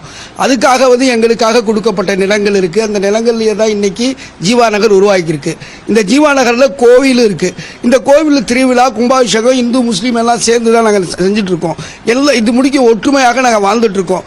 திடீர்னு இந்த மாதிரி வந்து இந்த இடங்கள் எல்லாமே வக்ஃபுக்கு சொந்தமானது அப்படின்னு சொன்னா ஒரு குழப்பமான விஷயமா இருக்குது. இதனால் பல விஷயங்கள் ஆபத்தகல் சூழ்நிலை மாறும் நினைக்கிறேன். அதனால தமிழ்நாடு அரசாங்கம் இது கவனித்து இந்த நல்ல சுகமான முடிவுகள் கொடுக்கணும்னு நான் கேட்டுக்கொள்கிறேன். நான் வந்து 2005 இந்த இடம் வாங்கியிருக்கேன். வாழ்க்கையில் கஷ்டப்பட்டு 25 வருஷமாக துபாயில் சம்பாரித்து கொண்டு இங்கே இடம் வாங்கியிருக்கேன். ஒரு இடம் வாங்கணுன்னா நார்மலாக என்ன சொல்கிறாங்க, 12 வருஷம் ஈசி பாருங்கிறாங்க. நாங்கள் 30 வருஷம் ஈசி பார்த்துருக்கோம். எங்களுக்கு இடம் கொடுத்தவங்க கிட்டத்தட்ட 1921 செட்டில்மெண்ட் பத்திரம் வச்சுருந்தாங்க. அதை பார்த்து நாங்கள் வக்கீல்கிட்ட எல்லாம் கிளியர் பண்ணி அந்த சொத்தை வாங்கி ஆண்டு அனுபவிச்சுட்டு வந்து எல்லாம் செஞ்சிட்ருக்கோம். இப்போ திடீர்னு இந்த இடம் உங்களுக்கு இல்லை அப்படின்னா நாங்களாம் என்ன செய்வோம்? எங்களுக்கு இது ஆதாரமே இதுதான். நீங்கள் வந்து ரீஸ்டாப்பில் தடுத்து தான் நாங்கள் இந்த சொத்தை வாங்கியிருக்க போகிறதே இல்லை. அப்போவே நீங்கள் தடை போட்டிருந்தீங்கன்னா நாங்கள் இந்த சொத்தை வாங்க போகிறதில்ல. எங்களுடைய நாலேஜுக்கே வரல. எத்தனை வருஷத்தை தான் நாங்கள் பார்ப்போம். எங்களுடைய இந்த பகுதியில் மொத்த வாழ்வாதாரமே இந்த வீடுகளை தான் நாங்கள் போட்டிருக்கோம். இந்த வீடுகள் இல்லைன்னா எங்கள் வாழ்வாதாரமே இல்லை. நேற்றுக்கு வரைக்கும் சொந்த வீடாக இருக்கிறோம். திடீர்னு வாடகை வீட்டுக்கு போக சொன்னால் எந்த அடிப்படையில் போகிறோம்? இத்தனை வருஷம் வாழ்கிறோம். அங்கே நாங்கள் பில்டிங் கட்டியிருக்கிறோம். அதுக்கு பிளான் அப்ரூவல் வாங்கியிருக்கோம். போர் போட்டிருக்கோம். ஈபியில் செலவு பண்ணி ஈபி வாங்கியிருக்கோம். எல்லாம் செஞ்சுட்டு திடீர்னு சொந்த வீட்டுக்காரர் நீ வாடகை வீட்டுக்காரன்னா எந்த வகையில் நியாயம்? எங்கள் தாத்தா காலத்தில் வாழ்கிறோம். தாத்தா எனக்கு 64 வயசு. எனக்கு அப்புறம் என் பிள்ளைங்க எனக்கு பேர பிள்ளைங்க இருக்கிறாங்க. ஒரு ஜெனரேஷனாக வாழ்ந்துட்டு இருக்கோம். ஒரே நாளில் ஒரு ஒட்டுமொத்த எதுவும் வெளியே போக வாடகை வீட்டுக்காரர் எனக்கு தர வாடகை கட்டணும். நாங்கள் எப்படி கட்டுவோம்? ஒரு காலத்தில் நாங்கள் கட்ட மாட்டோம். எங்கள் சொந்த இடம் நாங்கள் தான் வகுப்புக்கு கொடுத்துருக்குறோம். எங்கள் சொத்தை எப்படி திரும்ப வகுப்பு என்ன ரைட்ஸ் உங்களுக்கு இருக்கு? எந்த காலையும் நாங்கள் விட்டு கொடுக்க மாட்டோம். இதுக்காக எங்கள் உயிரை மாய்த்து கொள்ளதையால நாங்கள் தயாராகும். எந்த வேலையிலும் போது நாங்கள் போவோம். இதுக்காக போவோம். இங்க வந்து ஹிந்து அண்ட் முஸ்லிம் 2 சமுதாயத்திலிருந்து இங்க இருக்காங்க. ஆனா 8000 குடும்பம் எல்லாமே சேர்ந்து தான் வாழ்ந்துட்டு இருக்காங்க. இது ஃபுல்லா உள்ள 8000 வீடுகள் உள்ள அடங்கிய இந்த 6 தெருக்கள் அது வந்து வக்ஃப் போர்டு அவங்களோடதுன்னு சொல்லுது. ஆனா அதுக்கெல்லாம் பத்திரம் நீங்க வச்சிருக்கீங்க? ஆமா, எல்லாத்துக்கும் பத்திரம் வச்சிருக்கோம், பட்டா வச்சிருக்கோம். இது 1918 பத்திரமே நாங்க வச்சிருக்கோம். இது வந்து எங்க தாத்தாவுக்கு எங்க பாட்டி கொடுத்த அந்த பத்திரம். இதே மாதிரி ஒவ்வொருத்தவங்களும் ஒவ்வொரு ஏரியாவில் 1921 கோர்ட்டில் இருந்த வந்து எல்லாத்துக்கும் பிரித்து கொடுத்துருக்காங்க. இந்த மாதிரி கோர்ட்டில் போயிட்டு செய்யப்பட்ட ஒரு விஷயத்த இன்னைக்கு வக்ஃப் போர்டு இல்லைங்குது. கோர்ட் பெருசா வக்ஃப் போர்டு பெருசா சார்? நீங்களே சொல்லுங்க சார். அதனால கோர்ட்டில் வந்து கோர்ட் ஒருத்தவங்க கொடுத்ததோ வக்ஃப் போர்டு எப்படி இல்லைன்னு சொல்ல முடியும்? Recently, Waqf Board had claimed that there is a list of properties that belong to them. We went to the Tiruchendurai village which was claimed by Waqf Board, and now we could see that the issue is resolved and people over there can in fact register lands and sell lands. But however, the issue was that survey numbers were not present in that particular document that the Waqf Board had submitted, and that is the reason that the village people are able to buy and sell land in that village. But however, in Tiruchirappalli town, Tiruchirappalli municipality, there is an area Nattarsha Pallivasal. It is a mosque and there is a dargah, and the place surrounding that dargah there are 6 streets nearly comprising of 8,000 villages which has an equal population of Muslims and Hindu over here, and they have once again the same issue. But this time in the Waqf Board list they have mentioned the survey numbers, and these people say that they have the document for the land. They have been living here for several generations over here, and they have the land documents to prove that this land which Waqf Board claims that is theirs is technically their own land. In fact, after Times Now's news break, even the district administration has taken note of the matter, has swung into action, has now promised that if there is documented proof, that if the villagers have proof about the ownership of the land, then there would not be any hurdle in buying or selling of the land. Listen in. The individuals who are having documentary evidence for their possession and title and ownership. So if Waqf Board is claiming the same property, because as of now we have received only the communication from the Waqf Board, so no other documentary evidence, that has to be resolved only after finding the genuineness of the certificate, genuineness of the document from both the sides. So if a person having a genuine document, no need to worry, no need to panic, you can buy or sell your land without any hurdles. All right, let's go across to Prapanch now. Prapanch, it's not just the Hindus living in the villages, but several Muslims also have been impacted due to this particular decision of the Waqf claiming the land on which they've been living for generations. On the other hand, the district administration finally has been forced to take note of what's happening. We also have guests on the broadcast, Rahul Ishwar and Ahmed Ayaz. Before we go to them, let's take a quick update from Prapanch. Yes, Prapanch. That's right. We spoke to the collector today. Collector has said that there is no issue. If at all, people, including the people whose survey numbers are mentioned in the Waqf board list, the communication which was sent to the sub-registrar office, even that if the people holding lands, they have proper document, there will not be any hurdle to buy and sell land.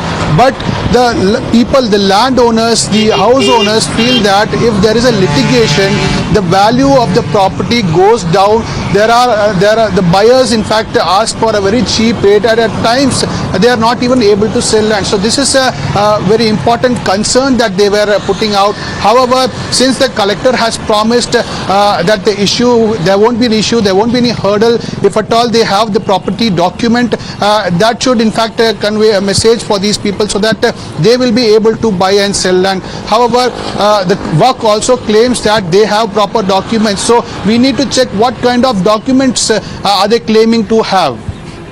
Absolutely. The documents need to be verified by the district administration. Let's also bring in our guests, Rahul Ishwar and Ahmed Ayaz. Ahmed Ayaz, there's unchecked, uncontrolled and unbridled powers actually that have been bestowed upon the Waqf board due to the act which says if the Waqf board has reasons to believe that a particular piece of land belongs to them, they can go ahead with the registration of that land. They can go ahead with the inquiry of that. You know, and there's a bias involved because such kind of concessions have not been granted to other boards of other religions. Basic point is that it needs to be seen whether really this is a Waqf land, and if it's a Waqf land, it cannot be sold, it cannot be mitigated, it can be inherited or taken away by anyone. There's a proper act to see that it is gone and well administered. So, but the thing here would be to see whether really this is a Waqf land, and that needs to be proved by the documentary evidence. If it is a Waqf land, absolutely but it has to be used only for okay, sir, I had to interrupt you. The Prime Minister is speaking at this point of time. We are cutting live to it. Diversified supply chains विकसित करने के लिए प्रयत्न करने चाहिए. इसके लिए बेहतर कनेक्टिविटी की आवश्यकता तो होगी ही, साथ ही यह भी महत्वपूर्ण होगा कि हम सभी एक दूसरे को ट्रांजिट का पूरा अधिकार दें. एक्सेलेंसी, हम भारत को एक मैन्युफैक्चरिंग हब बनाने पर प्रगति कर रहे हैं. भारत का युवा और प्रतिभाशाली वर्कफोर्स को मैं स्वाभाविक रूप से कॉम्पिटिटिव बनाता है. इस वर्ष भारत की अर्थव्यवस्था में 7.5% वृद्धि की आशा है, जो विश्व की बड़ी इकोनॉमीज में सबसे अधिक होगी. हमारे पीपल सेंट्रिक डेवलपमेंट मॉडल में टेक्नोलॉजी के उचित उपयोग पर भी बहुत फोकस दिया जा रहा है. हम प्रत्येक सेक्टर में इनोवेशन का समर्थन कर रहे हैं. आज भारत में 70,000 से अधिक स्टार्टअप्स हैं, जिनमें से 100 से अधिक यूनिकॉर्न है. हमारे ये अनुभव कई अन्य SCO सदस्यों के भी काम आ सकता है. इसी उद्देश्य से हम एक नए special working group on startups and innovation की स्थापना करके SCO के सदस्य देशों के साथ अपना अनुभव साझा करने के लिए तैयार है. एक्सेलेंसी, विश्व आज एक और बड़ी चुनौती का सामना कर रहा है, और यह है हमारे नागरिकों की खाद्य सुरक्षा सुनिश्चित करना. इस समस्या का एक संभावित समाधान है मिलेट्स की खेती और उपभोग को बढ़ावा देना. मिलेट्स एक ऐसा सुपरफूड है जो न सिर्फ SCO देशों में बल्कि विश्व के कई भागों में हजारों सालों से उगाया जा रहा है और खाद्य संकट से निपटने के लिए एक पारंपरिक, पोषक और कम लागत वाला विकल्प है। वर्ष 2023 को UN international year of millets के रूप में मनाया जाएगा। हमें एससीओ के अंतर्गत एक मिलेट फूड फेस्टिवल के आयोजन पर विचार करना चाहिए। भारत आज विश्व के मेडिकल एंड वेलनेस टूरिज्म के लिए सबसे किफायती डेस्टिनेशन में से एक है। अप्रैल 2022 में गुजरात में WHO global centre for traditional medicine का उद्घाटन किया गया। पारंपरिक चिकित्सा के लिए यह WHO का पहला और एकमात्र ग्लोबल सेंटर होगा। हमें एससीओ देशों के बीच ट्रेडिशनल मेडिसिन पर सहयोग बढ़ाना चाहिए। इसके लिए भारत एक नए SCO working group on traditional medicine पर पहल लेगा। अपनी बात समाप्त करने से पहले मैं प्रेसिडेंट मिर्जी को आज की बैठक के उत्कृष्ट संचालन और उनके गर्मजोशी से भरे आतिथ्य के लिए फिर से धन्यवाद अदा करता हूं। बहुत बहुत धन्यवाद। You heard Prime Minister Narendra Modi there speaking during the SCO Summit. Remember, this is the first in-person Shanghai Cooperation Organization Summit, which is happening after a gap of 2 years. The Prime Minister spoke about Indian economy. He said 77.5% growth is anticipated in India's economy. He also said that we are currently focusing on use of technology, increasing, in fact, the use of technology in our people-centric policies. Towards the end, he spoke about the cooperation that needs to be strengthened in areas of trade, economy between the SCO countries, and also on traditional medicines. So the Prime Minister is in Samarkand, Uzbekistan, to attend the first in-person Shanghai Cooperation Organization Summit, which is taking place after a gap of 2 years. Now, this, remember, is a summit of the 8 nation influential grouping, which is taking place amidst the growing geopolitical turmoil, which is largely triggered by the Russian invasion of Ukraine and also China's aggressive military posturing in the Taiwan Strait. Let's go across to our consulting editor, Srinjoy Chaudhary. Srinjoy, the Prime Minister spoke on a range of issues, from the growth that is anticipated in the Indian economy to the use of technology in our people-centric policies and to strengthening cooperation between the SCO nations. Yes, this idea of making India into a manufacturing hub is the Prime Minister's dream, which is why he has put so much emphasis on high technology. The recent decision to invest about 70,000 crore into making silicon semiconductors is really a step in that direction. So we will have to see how the Prime Minister takes it forward, because he would like closer cooperation between the Central Asian countries, particularly in terms of connectivity and stronger economic relations. The Kazakhs, for instance, have huge deposits of gas, natural gas and petroleum, which could be of great use to India, as well as other minerals.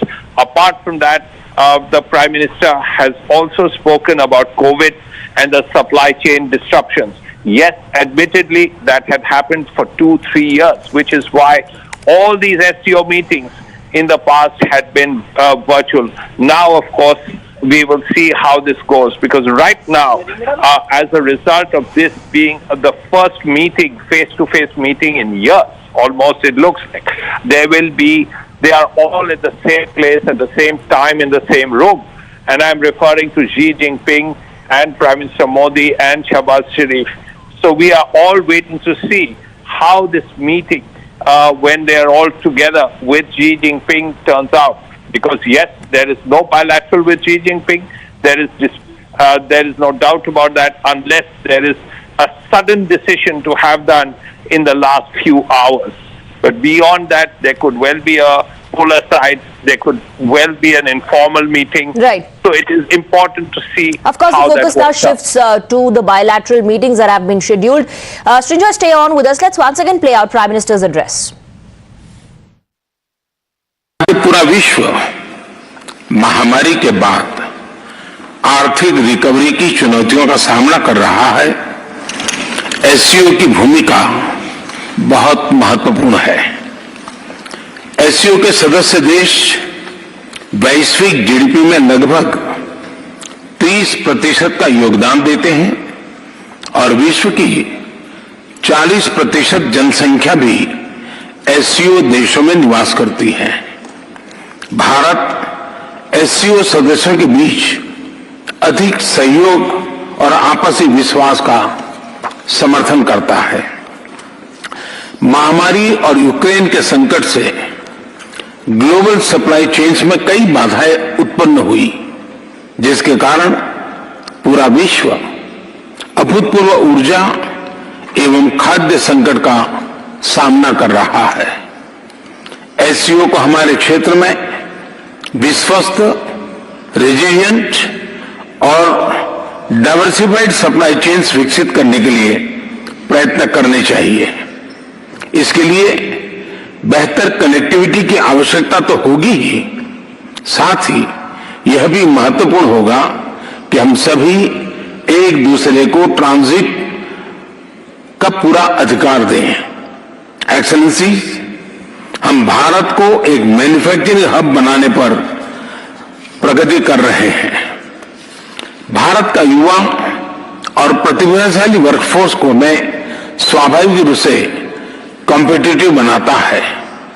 इस वर्ष भारत की अर्थव्यवस्था में 7.5% वृद्धि की आशा है, जो विश्व की बड़ी इकोनॉमीज में सबसे अधिक होगी।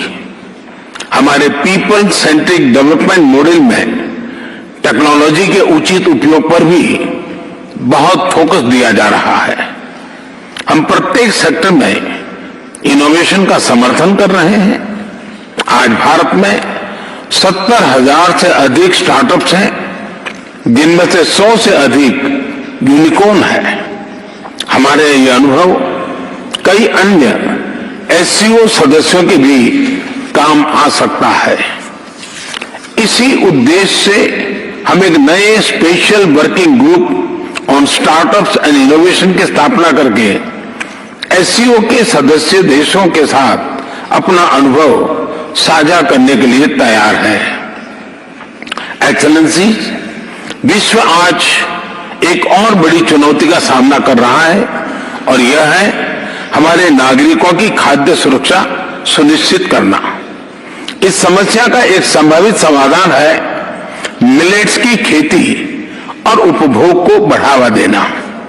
मिलेट्स एक ऐसा सुपर फूड है जो न सिर्फ एससीओ देशों में बल्कि विश्व के कई भागों में हजारों सालों से उगाया जा रहा है और खाद्य संकट से निपटने के लिए एक पारंपरिक, पोषक और कम लागत वाला विकल्प है।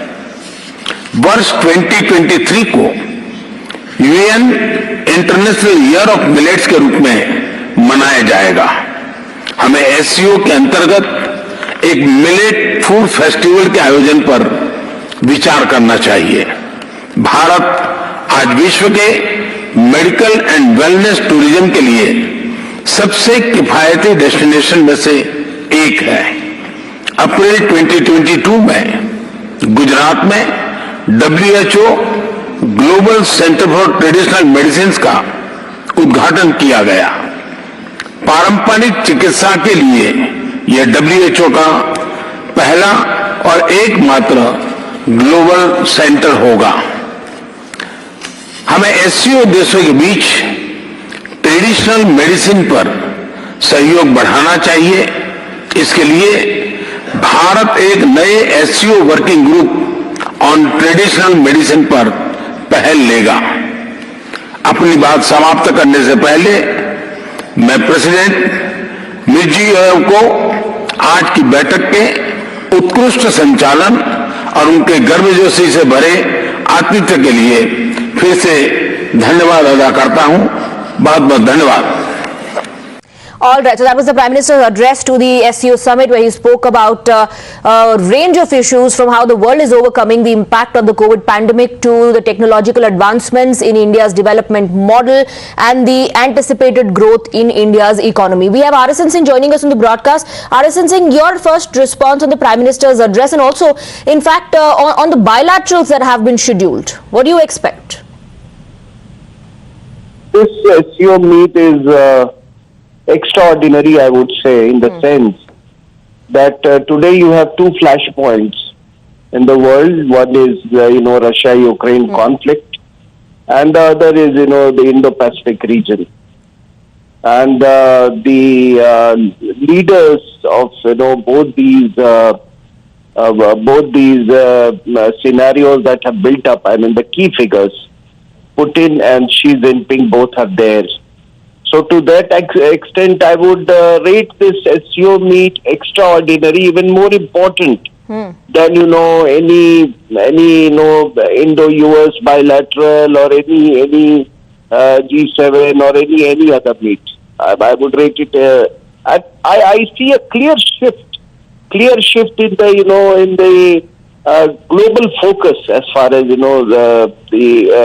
as far as international relations are concerned. The focus is shifting away from the West. That is my understanding of the whole affair.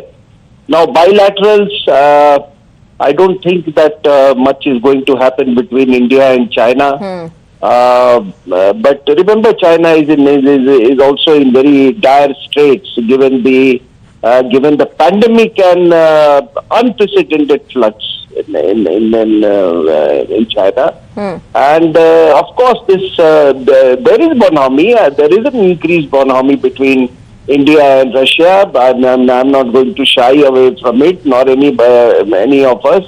Sanctions be damned. Right. Our national interests come first, and I'm sure this the present government has demonstrated that its will to steer the country, away, to steer the country through these geopolitical test cases, I would say. So hats off to our diplomacy. Right. Full credit to them. And we have arrived, madam. We have arrived as a world power. We have arrived in the world, and RSN Singh says this is an extraordinary situation, extremely important, the SCO Summit. We have Major General G.D. Bakshi on the broadcast as well. The fact that it is happening amidst geopolitical turmoil that is taking place, which has been triggered by Russia's invasion of Ukraine, and of course the aggressive stand of China as far as Taiwan Strait is concerned. Now, there are some scheduled meetings, speculations are rife about some unscheduled ones. G.D. Bakshi, how are you looking at the developments? Look, first of all, I entirely agree that the BRICS platform, the SCO platform, is gaining great traction as the world gravitates away from a unipolar security architecture to a multipolar one, right? And lots of countries are now clamoring, big countries, big powers, are now clamoring to join the BRICS and possibly also the Shanghai Cooperation Organization. We have a major crisis at the geopolitical level. There is the ongoing war in Ukraine, about to enter the 7th month. There is the war that is anticipated, the tension that is building up in the Taiwan Straits, Azerbaijan and Armenia once again trading blows. The world has never been in such a dire straits earlier.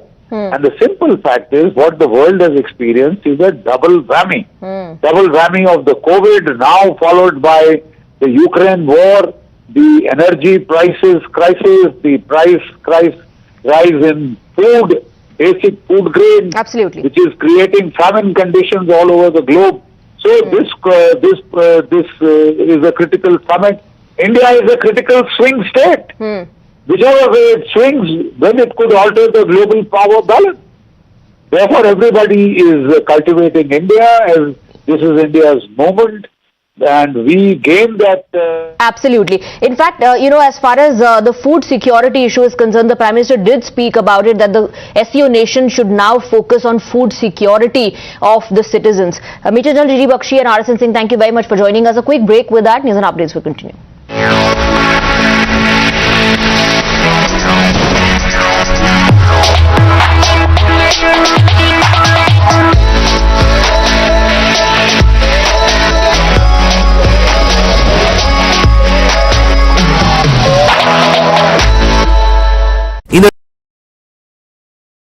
The most pressing issues, the most informed minds, free and fair exchange. Converse India with Rahul Shiv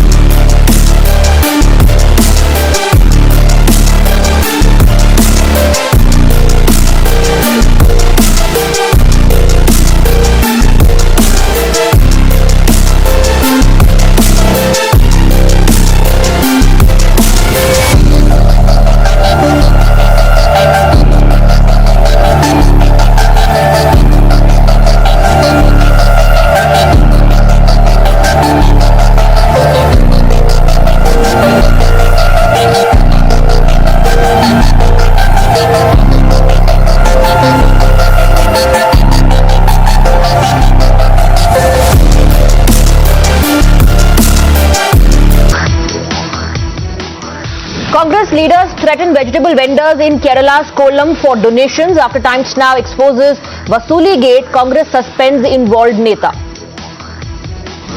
Congress goes in damage control mode, distances self from the cadre, saying that they are fringe Neta but justifies danga over donation, claiming crowdfunding must for politics. Muslim residents of Natarsha Mosque area allege their land has been grabbed by the Waqf board, furnish proof that they have ownership of the land for the past 6 generations. It's a Times Now exclusive investigation. Waqf's unbridled power to claim land challenged in court. Petitioner Ashwini Upadhyay tells Times Now that the matter is an India-wide problem and argues that Delhi High Court not in a position to hear the matter. Central Bureau of Investigation takes note of BJP's purported sting video linked to Liquorgate. Sources inform Times now that CBI to now investigate the sting on accused Amit Arora. Enforcement Directorate conducts searches at over 40 locations across 5 states in connection with excise scam. Searches are being carried out in Hyderabad, Delhi, NCR, Bengaluru and Chennai. Sir Tan se juda threat returns. Ghaziabad journalist threatened on WhatsApp based on social media posts. Case points to normalization of such threats in the country.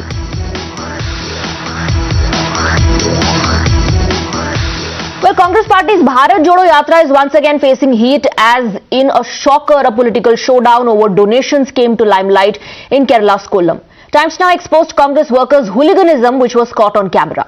In the video, it can be seen that a scuffle broke out between a Congress worker and a shopkeeper over the donation amount. As per the complaint filed, a local Congress worker asked a vegetable vendor to give 2,000 rupees as donation for the yatra, and the vegetable vendor in return could only give 500 rupees. This reportedly led to a scuffle between the two, post which the worker damaged the shop and also issued death threats to the vegetable vendor. First, let's take a look at the sequence.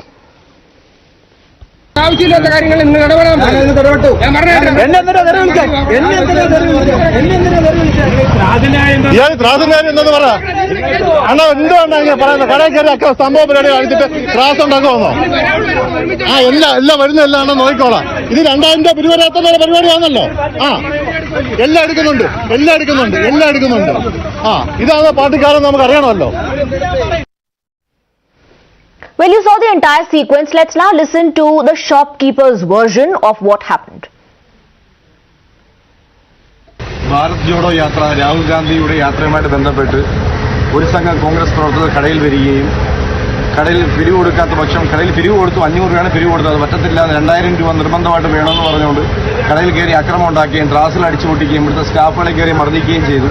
അതുകൂടാതെ ഇവിടെ നിന്ന് നമ്മുടെ കസ്റ്റമേഴ്സായ സ്ത്രീകളെ മൊത്തം അസഭ്യം പറയുകയും എല്ലാം ചെയ്തു. കടയിൽ നാശനഷ്ടങ്ങൾ വേറെ ഉണ്ടാക്കി, ട്രാസ് അടിച്ചു പൊട്ടിക്കുക, സാധനങ്ങൾ വാരി എറിയുക, അങ്ങനെ നമുക്ക് സഹിക്കാൻ പറ്റാത്ത രീതിയിലുള്ള ആക്രമണമാണ് കോൺഗ്രസ് പ്രവർത്തകർ ഉണ്ടായത്. കുന്നിക്കോട് ഒരു സംഘം കോൺഗ്രസ് പ്രവർത്തകരാണ് ഇതിന് മുന്നോടിയായിട്ട് നിൽക്കുന്നത്. കുന്നിക്കോട് ഷാമിയാസ് ബിൽഡിങ്ങിന്റെ ഓണറായ മിസ്റ്റർ സലീം ആണ് ഇത് മുൻകൈയെടുത്ത് കാര്യങ്ങൾ സംസാരിക്കുകയും എടുക്കുകയും കടയിൽ കയറി ആക്രമണം ഉണ്ടാക്കുകയും ചെയ്തത്. Times Now was the first channel to break the story. When we confronted the party neta, he in a shocker came in defense and called it a mere heated argument. Despite us putting out the proof of hooliganism, the BJP has now slammed the party and called it a Gunda Jodo and extortion Jodo Yatra. Listen in. We are always in Kerala giving coupons and collecting money for such party programs. And we will not get money from big corporates or anybody which BJP is having. So every time we are giving coupons to the people, 100 rupees, 500 rupees, 2,000 rupees, 1,000 rupees. And if anybody is giving, it's all right. If they are not giving, that is also all right. This is nothing new in Kerala, and we are not created any problem. Our workers have not created any problem as such. This is a small incident. It is not an incident at all. BJP is worried about the rally. BJP is worried about Bharat Jodo program. That is why a small incident has been raised by BJP. So Chanitala has confirmed that yes, the Congress people are on a Vasuli Yatra, they are on an extortion Yatra. This is so disturbing that the Congress party leader is saying that because we can't raise money or because our leaders don't want to spend their ill-gotten corruption money, we will go and exploit the money from vegetable sellers and poor people and we will force them to pay money, and if they don't pay up, we will do gundagardi, and it is a small incident, it should not be reported in the national media. This is the culture of the Congress. They have always exploited the poor. They said Garibi Hatao, but they never did Garibi Hatao. In fact, they added more troubles and woes to the poor people. And today, when the poor people are getting rid of their woes, the Congress party is going and extorting money from them. Now, today I want to ask Rahul Gandhi that the crores and crores of money that is being spent on his 5-star yatra, is it coming by breaking the back of vegetable sellers and poor people and the poor laborers? This is where this money is coming from. They are being forced to pay up, and sometimes they go with George the Hater, sometimes they go with such Gunda elements. So this is not Bharat Jodo, this is actually Nafrat Jodo, this is Vasuli Jodo, this is Gunda Jodo of Congress party. This is not Bharat Jodo, but it is in fact Gunda Jodo, it is Vasuli Jodo, it is extortion Jodo of the Congress party. A news report that is now all over the media and social media as to how Congress workers threatened, heckled and tried to intimidate a shopkeeper, a poor vegetable seller, to pay 2,000 rupees as donation for so-called Bharat Jodo Yatra, and when he could pay only 500 rupees, then the Congress workers resorted to hooliganism. This shows that the Congress party's true culture is Janta Kamal, Jeb Medal. Imagine if they ever by mistake come to power, what will they do? After all the hangama, now the Congress party is in a damage control mode. However, some in the party, in fact, are still justifying this. The party has suspended the 4 workers who forced the vegetable vendor to pay up 2,000 rupees and then damaged his shop. But there are some who are saying there's nothing new. Crowdfunding has been happening for a long time. The Saffron party, however, has called out this double standard. BJP never expected this much of the people support, and also left parties also. They are also worried, especially CPM. They are also very worried because the entire minority community, they are now with Rahul. Means it is a political. It's a political. They want to tarnish Rahulji's Jodo Yatra and also image. See, for 70 years, the Congress party has been a money-making machine. Their governance was for what? Basically making money for a family and for the party. How much have they delivered? Now finally, when the sources of their funding has dried up, they come up with this new, magic Bharat Jodo Yatra. And I'm sure this is primary objective is to collect money, which sources of which have dried up. So they will collect as much money as they can from poor people, from people who have no means to make both ends meet. This is exactly their objective. Let's go across. Vivek is joining us live with more details. It is shocking that there are some in the party who are justifying it, saying crowdfunding is nothing new. But is there also a culture of forcing people to give donations to the Congress party?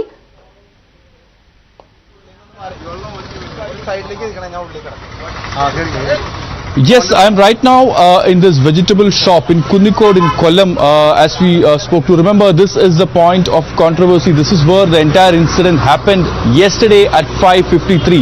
Now, this is the FIR copy of this, case. As you can see, the sections are 447, 427 and 506. As you can see, in the visuals, you can see the stand, all these materials that's been damaged. It's still, very much visual, very much visible in these visuals of what happened yesterday, the aftermath of what happened yesterday. The vegetables that was there in these containers, in these plastic containers, were pushed down, and these were damaged, and the shop was completely vandalized out here. We have with us one of the person who were there at that point of time. There were 6 people at that point of time, and I'll just talk to one person who were there at that point of time. Cheetah, എന്താ പേര്, എന്താ സംഭവിച്ചതെന്ന് പറഞ്ഞു. മെനഞ്ഞാന്ന് രാത്രി ഇവിടെ 8 മണിയായപ്പോൾ വന്ന് ഒരു രസീതും ഒരു നോട്ടീസും കൊണ്ടുകൊടുത്തിട്ട് പോയിട്ട് ഞങ്ങൾ നോട്ടീസ് നോക്കിയപ്പോൾ രാഹുൽ ഗാന്ധിയുടെ ഇതാണെന്നും പറഞ്ഞുകൊണ്ട് 2000 രൂപ ചോദിച്ചു. ഇന്നലെ രാവിലെ 10 മണിയായപ്പോൾ വന്നവന്മാർ ഇവിടെ വന്നിട്ട് ഞങ്ങളുടെ പൈസ ചോദിച്ചപ്പോൾ ഞങ്ങൾ പറഞ്ഞ സാധനമൊക്കെ ഇറക്കി അത് കച്ചവടം ചെയ്തുകൊണ്ടിരിക്കുക, പൈസയൊക്കെ ആവട്ടെ, വരുമ്പോൾ നിങ്ങൾക്ക് പൈസ തരാം, വൈകിട്ട് വരാൻ പറഞ്ഞു. അന്നേരം ഇതിൻ്റെ ഒരു മുതിർന്ന നേതാവ് ഷാജഹാനെ വിളിച്ച് എല്ലാ കാര്യങ്ങളും സംസാരിച്ച് ഞങ്ങൾ പറഞ്ഞു ഉച്ചയിൽ അഡ്ജസ്റ്റ് ചെയ്ത് തരാൻ വേണ്ടി. അത് പറഞ്ഞപ്പോൾ ഉമ്മാർ ഉടനെ ഷാജഹാനെ വിളിച്ച് സംസാരിച്ചിട്ട് ഉമ്മാർ പോയിട്ട് വന്ന് വൈകിട്ട് വന്ന് ഞങ്ങൾ ഇവിടെ സാധനം കൊടുത്തുകൊണ്ടിരുന്നപ്പം ഉമ്മാർ ഓടി വന്ന് വൈകിട്ട് വന്നിട്ട് പൈസ ചോദിച്ചപ്പോൾ 500 രൂപ എടുത്ത് കൈ കൊടുത്തു. ഈ 500 കൊടുത്തിട്ട് ഉമ്മാർ എടുത്ത വില ഈ 500 മേടിച്ച് മുഖത്ത് എറിഞ്ഞിട്ട് എന്തോടെ തന്തയില്ലാത്ത മോനെ നീ കാണിക്കുന്നതെന്ന് ചോദിച്ചോണ്ട് ഞങ്ങളെ കളിയാക്കുമെന്ന് പറഞ്ഞിട്ട് ഇവിടുന്ന് ത്രാസും എല്ലാം നശിപ്പിച്ചിട്ട് ആ തള്ളയ്ക്ക് ഞാൻ സാധനം കൊടുത്തിട്ടുണ്ട്. ആ തള്ളയെ തട്ടി എറിഞ്ഞിട്ട് പാത്രവും തട്ടി എറിഞ്ഞില്ല, ത്രാസ് പിടിച്ച് ഓടിക്കാൻ വന്നപ്പോഴത്തേക്ക് ഞാൻ പിടിച്ചപ്പോഴത്തേക്ക് എൻ്റെ കുത്തിന് പിടിച്ച് തെള്ളിയിട്ട് ഉമ്മാർ അകത്തോട്ട് വന്ന് കസേരയൊക്കെ എടുത്ത് പുള്ളിക്കാരനെ അടിക്കാൻ ചോദിച്ചോടനെ അമ്മമാർ ബാക്കിയുള്ള സാധനങ്ങൾ അകത്തോട്ട് നശിപ്പിച്ചിട്ട് ഈ സലീം എന്ന് പറഞ്ഞവൻ തന്നെ എന്നിട്ട് അവിടെ നിന്ന് വെട്ടിയും ത്രാസെല്ലാം എടുത്ത് തെള്ളിയിട്ടിട്ട് ഉടനെ ഷാജഹാനെ വിളിച്ചു കുന്നിക്കോട്. അങ്ങനെ നിരപരാധിയാണ് ഇതിനകത്ത്. So what we just heard from the person called Nizam who was present here at this point of time. He said that yesterday they came here and asked for 2,000 rupees. They said only 500 rupees is that what we can give. Then the person, one of the Congress worker, entered this place and he vandalized the shop. There was materials out here where vegetables have been kept. You can see all these boxes which vegetables, all these were damaged. Now that they have reorganized it, and then one of the person who were there, his name was Nizam.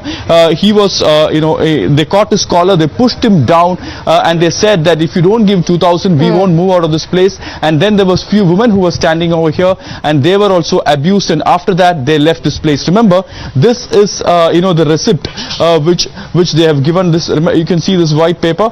This is the receipt which they have given out here, and this is something which the shopkeeper had objected to. He said he is not able to give 2,000. He is only able to give 500, which actually angered the Congress. The party workers have been, 4 of them have been suspended, but like I said, it's shocking that there are some in the Congress party who are still justifying it, who are saying there's nothing new, and that crowdfunding has always been the culture. That's how the Congress party gets money, not like how the BJP gets it from the corporates.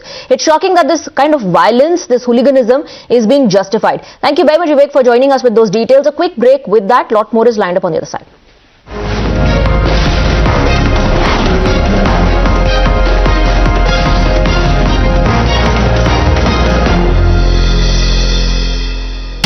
Hindu villagers plead for help. Woke up to find lands grabbed. Waqf takeover sends ripples. ஆமா ரொம்ப மனசு கஷ்டமாயிருச்சு ஏன்னா நாங்க document எல்லாமே இருக்குதுங்க sir எங்ககிட்ட நிறைய இருக்கு. Unlimited powers invoked.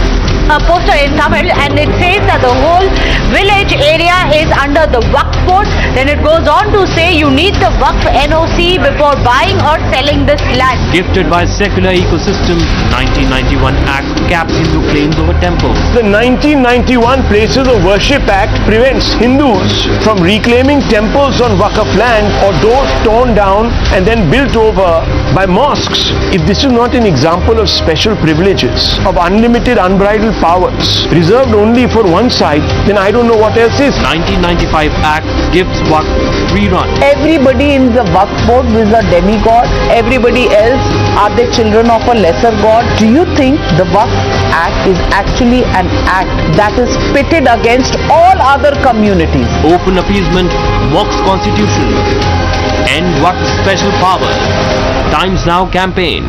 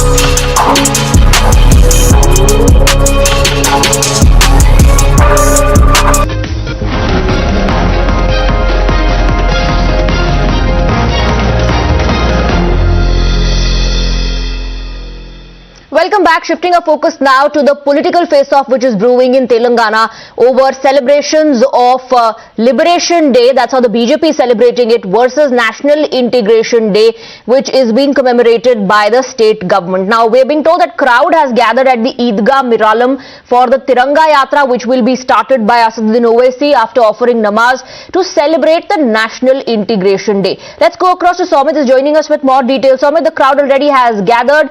We can see Tiranga in their hands. This will be, in fact, led by Mr. Owaisi. Well, exactly, we can see here hundreds and thousands of crowd gathered here. I'll ask Vijay to show some visuals here. We are right now standing at Mir Eidgah Alam in the old city. We can clearly see here, hundreds of Karyakartas of MIM as well as the youth from the local, old city have gathered here. They'll be celebrating in this, rally, Tiranga rally, organized by the Assaduddin Owaisi. Marking the celebrations. But tomorrow, already they have organized, they have, clearly stated that they will be celebrating 17th September as National Integration Day, but not as Liberation Day. We have saw the confrontation between the BJP, TRS and, Owaisi's party, AIMM. However, few crowd gathered here. Let's ask them, about, how they'll be celebrating it and how they'll be participating. आप rally में participate करने आए यहाँ पे, यहाँ से कितना दूर तक रैली है और क्या बोलना चाहेंगे आप? आगे तक जाएंगे और बस। आप बताइए, आप कहाँ से आए? और हम उपगुड़ा से आए। ये ईदगाह मिराल मंडी से अपना ओकेशन नेशनल इंटीग्रेशन डे के दिन तिरंगा लहरी जय भीम जय नीम के उसके निनाद पे यहाँ पे से लेके जा रहे हैं। So basically they are saying that they will be participating in this rally, which will be starting from here and which will be ending very near place from here. After offering namaz, this rally will be started. We are also joined by few other people. Let's ask them. तो ये जो है national integration day समाख्यता दिन बोल के मना रहे, तो आप किसके साथ है, समाख्यता दिन या विमोचन दिन जो बीजेपी मना रही है? बीजेपी के साथ कई क्यों रहेंगे? यहाँ हमारे निजामी स्टेट में हर निजामी स्टेट का हमारी प्रॉपर्टी है, यहाँ से लेके पूरा बिहार तक इधर उधर तक हमारा मुस्लिम पूरा है। मुस्लिम का मनाएंगे ना, पूरा निजामी स्टेट था पहले, निजामी स्टेट में तो फिर आप विमोचन दिन मनाएंगे या फिर समाख्यता दिन? हम वही मनाएंगे, मुसलमानों को जो निजाम का हमारा है वही दिन मनाएंगे, हम दूसरा हम नहीं मनाएंगे।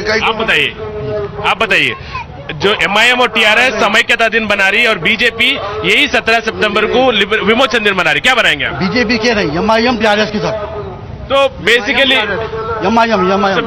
crowd gathered here saying that they will be supporting the TRS party, the MIM party. Actually, MIM party has demanded the state government as well as central government to celebrate this 17th September as National Integration Day, but rather than not, Liberation Day. And later after that, just after the demand from the OIC, just in a couple of hours, the cabinet and the Chief Minister KCR has decided that 17th September will be, celebrated as National Integration Day. So now, the people gathered here, we can clearly see they want to celebrate this rally and also participate in the Tiranga rally.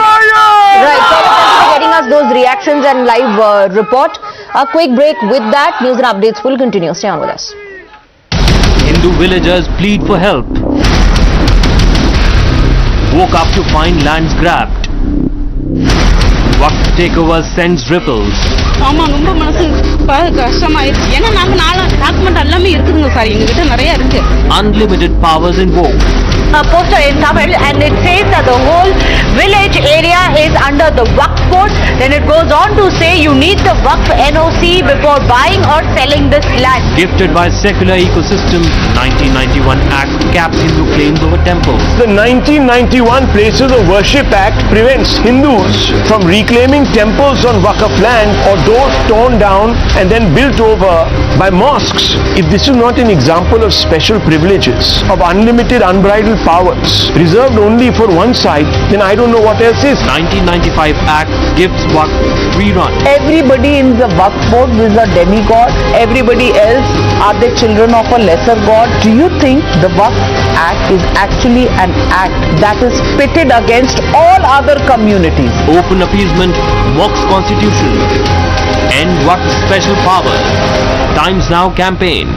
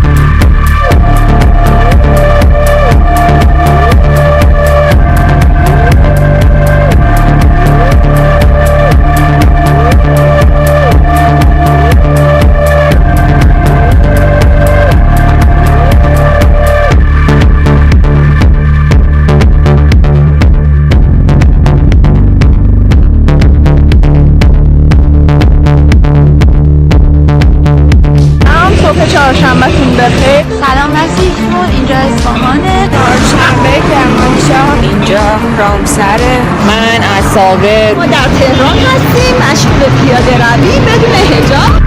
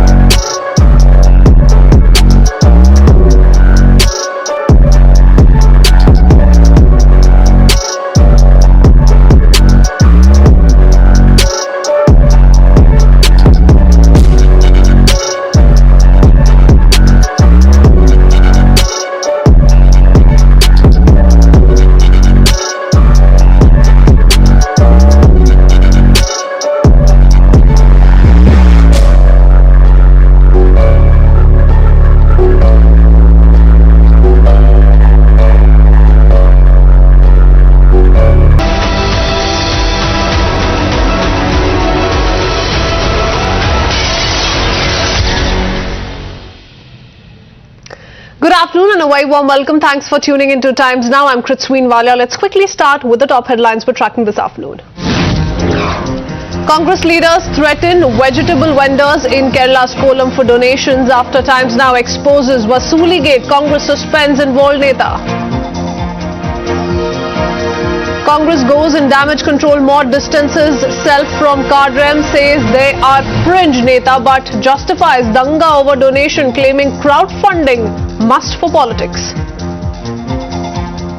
Muslim residents of Natasha Mosque area allege their land too has been grabbed by the Waqf board. Furbish proof that they had ownership of the land for the past 6 generations. It's a Times Now exclusive investigation. Waqf's unbridled powers under special status challenged in court. Petitioner seeks transfer of cases to Supreme Court, calling it a nationwide malaise. CBI takes note of BJP's purported sting video linked to Liquor Gate. Sources confirmed to Times Now that CBI to now investigate the sting on accused Amit Arora. Enforcement Directorate conducts searches at over 40 locations across 5 states in connection with the excise scam. Searches being carried out in Hyderabad, Delhi, NCR, Bengaluru, Mangaluru and Chennai. Prime Minister Modi lauds India's growth story at SCO Summit, says want to transform India into manufacturing hub as world recovers from the pandemic. As Prime Minister hails India's growth story, Congress plays politics back home, says India disrespected at SCO, alleging India positioned at extreme end and balanced with Pakistan. And Sartan se juda threat turns into standard operation procedure for hate brigade. Ghaziabad journalist threatened with beheading after a doctor. 74-year-old dies in Kochi after pothole-linked accident. Locals block the Aluva Perambur road and burn effigies demanding justice as road was allegedly damaged after 1 month of renovation.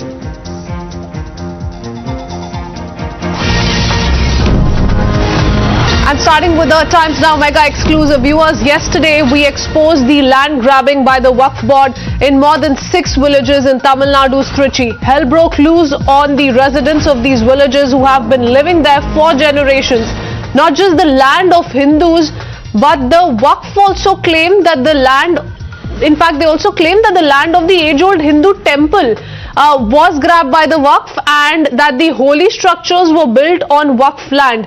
Waqf in fact has been able to exercise it by the sweeping powers that it enjoys under the Waqf Act. Now remember, the special power was given to Waqf after Waqf Act that was amended in 1955 allowed the boards to lay claim under Section 40 Clause 3 to any trust, mutt, akhada and society if it has reasons to believe they are Waqf properties.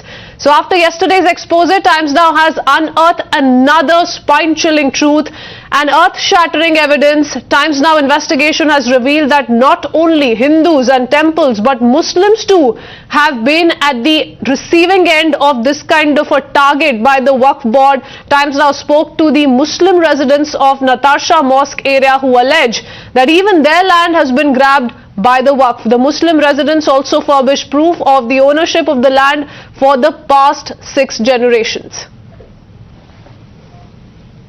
இந்த ஜீவாநகரில் கோவில் இருக்கு.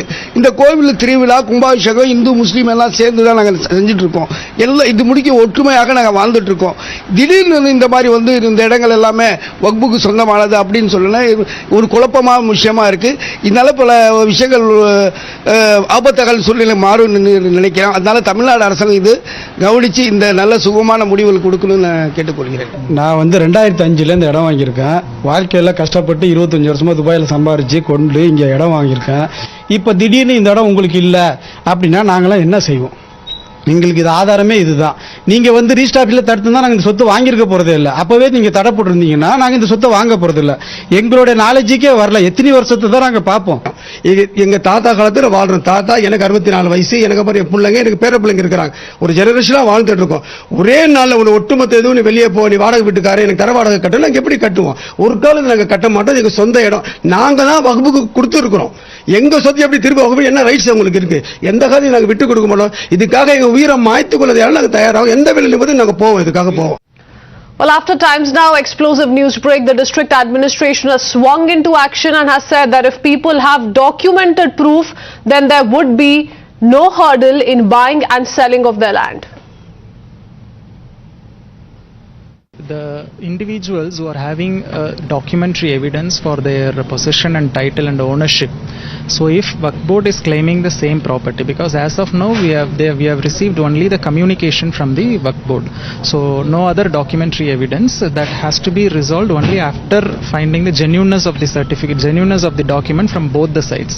So if a person having a genuine document, no need to worry, no need to panic. You can buy or sell your land without any hurdles.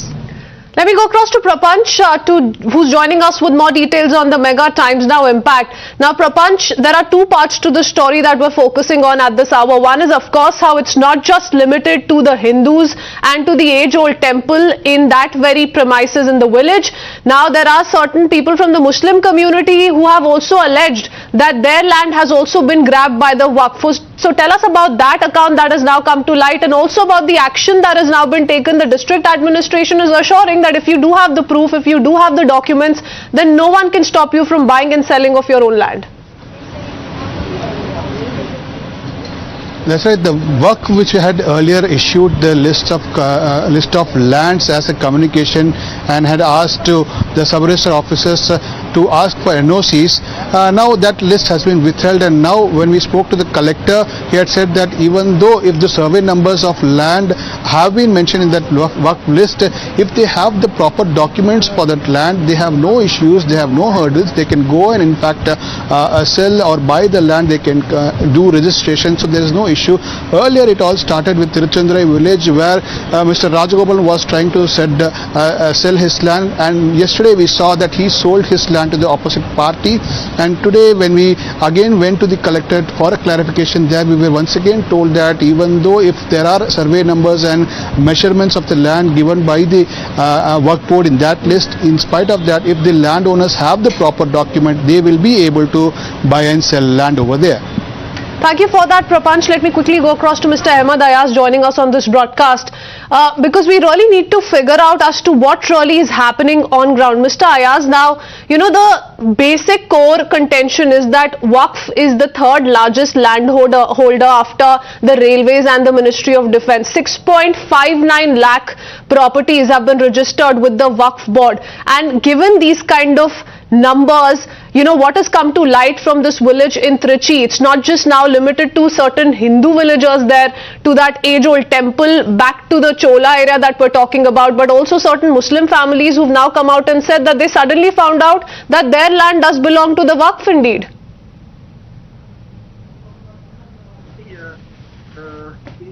To be checked up whether it is really Waqf land. And in case it is proved to be Waqf land, it cannot be sold out, inherited, or even given to the mortgage or taken out.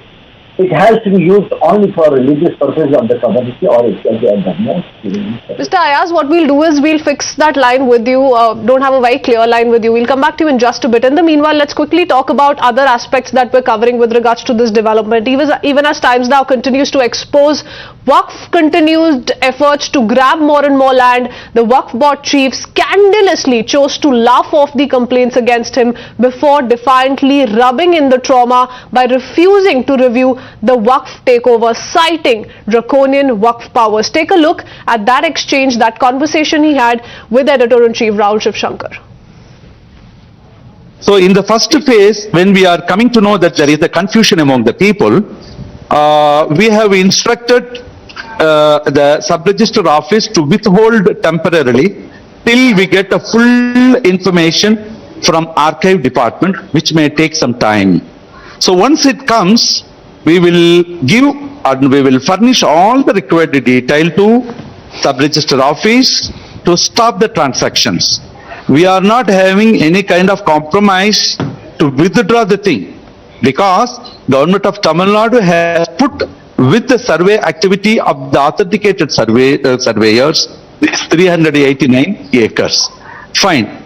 Most of the more number of people may be having the usage of this area, sir. And we don't know what are the numbers. Some of these houses. Right? One minute. One second, sir. Please, let me ask you a pointed question. Here, while there is a temple in such a place, how can we call it belonging to? So you heard the Waqf board chairman there. If I can go back to Mr. Ayaz. Mr. Ayaz, you see how, you know, he could just be seen smiling it off.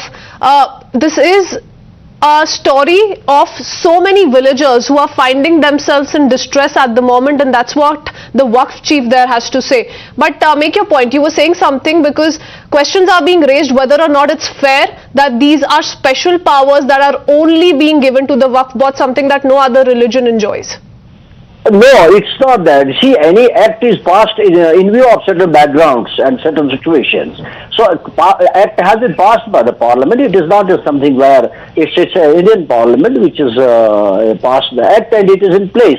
So, for better management and better administration of the Waqf properties, and in this instant case, if it is proved to be land of the property of the Waqf, be sure it cannot be, as per act itself, it cannot be sold out, it cannot be taken away, it cannot be given for any such purpose other than the religious purposes or for charity. So it's very clear. There are no doubts about it, whether it's a 100 acres land or it is a 10 acres land. That's not important. Important is how is this land or the property of the Waqf to be dealt.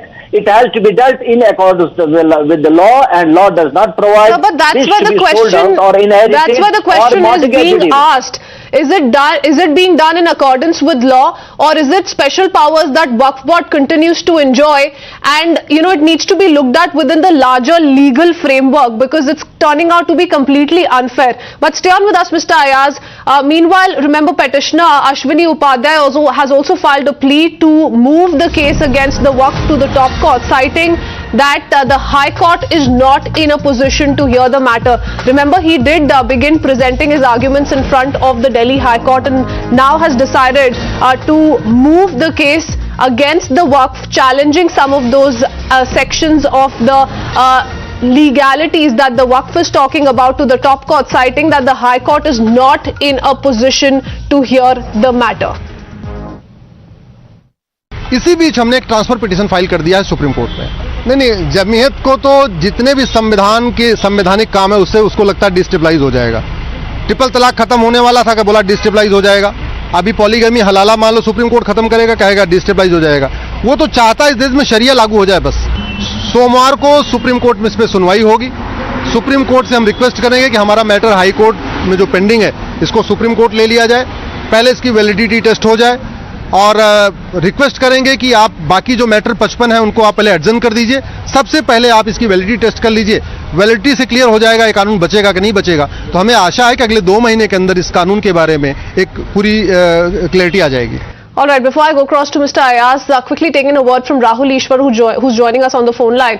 Mr. Rahul Ishwar, now, Mr. Ayaz is of the opinion that all of this is being done within the legal framework. But the fact is that the Waqf is only exercising sweeping powers that have accrued to it under the Waqf Act, not an act that has been perhaps passed by the Parliament or stands constitutional. Indeed, while we talk about it in comparison to the 1991 Places of Worship Act, several questions come to light. Why is it that act prevents Hindus from reclaiming temples on Waqf land, or those torn down and then built over by mosques, and why this kind of a preferential treatment to the Waqf board? Absolutely. Every act draws its energy and legitimacy from constitution. There are many acts which were either diluted, distributed or read down by the Supreme Court in many instances, understanding that they are not legal enough or they should stand the legal scrutiny. Similarly, every act, whether it is Place of Worship Act or Waqf Act, needs to be understood, and Supreme Court will interpret and reinterpret according to the need of the times. Here, we all respect the sensitivity of our Muslim brothers, but we should understand that such atrocity of claiming an entire village for themselves where there is a Hindu majority, and even when a temple is there, is actually atrocious. It creates bad blood in our society. It is anti-secular, it is anti-plural. So we should understand such nuances. I hope Waqf Board themselves will realize that there is an atrocity of overclaiming these places and hurting the sensitivity of their brother communities. I hope senior leaders, sensible leaders of Waqf, reconsider their positions and come to a legal standpoint where courts will be able to understand the nuances of the Waqf Act and then interpret it. Let us be very categorical about one thing, whether it is Waqf, temple, church or anything, every land belongs to India, and that Indian land under Indian constitution is being given to various stakeholders. That's how our law positions. That's the reason why we are paying tax. So I hope we will have a sensible middle ground and a consensus on this issue. And answers that need to be found out, because imagine so many families waking up to the horror of suddenly overnight finding out that the land that they have been living on for so many decades really doesn't belong to them. It is something that has left them in a state of shock. So this is a story Times Now will continue to track very, very closely. Thank you for that, Mr. Rahul Ishwar. Going back to Mr. Ayaz, who continues to stay on with us. Mr. Ayaz, I want you to throw some light on the controversial aspects of the 1995 Act, the Section 40 Part 3 of Waqf Act 1995 or Section 54 Waqf Act 1995, which talks about if the board has any reason to believe that any registered property of trust or society is Waqfs, then it can initiate inquiry. Why this kind of a preferential treatment, sir? You see, you must be knowing that there is a Religious Places Act, which envisages that there must not be any change in the character of the religious places, should exist as it is in 1947. But you have seen that in Gandwati case what has happened, there also it has been opened.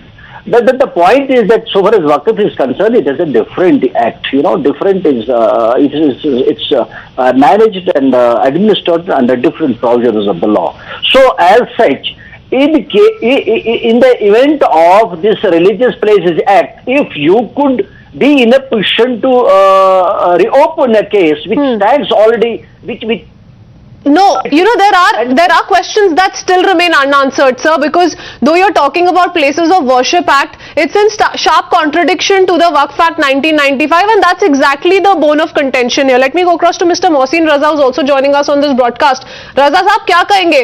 Times now की special report है ये. अभी तक तो हम उन Hindu families की बात कर रहे थे, उस टेम्पल प्रीस्ट की बात कर रहे थे जो कह रहे थे कि यहाँ पे सालों हजारों सालों से ये उनकी जमीन रही है और सडनली उनको पता चला, एक कहानी के बलबूते पे पता चला कि ये उनकी जमीन रही नहीं.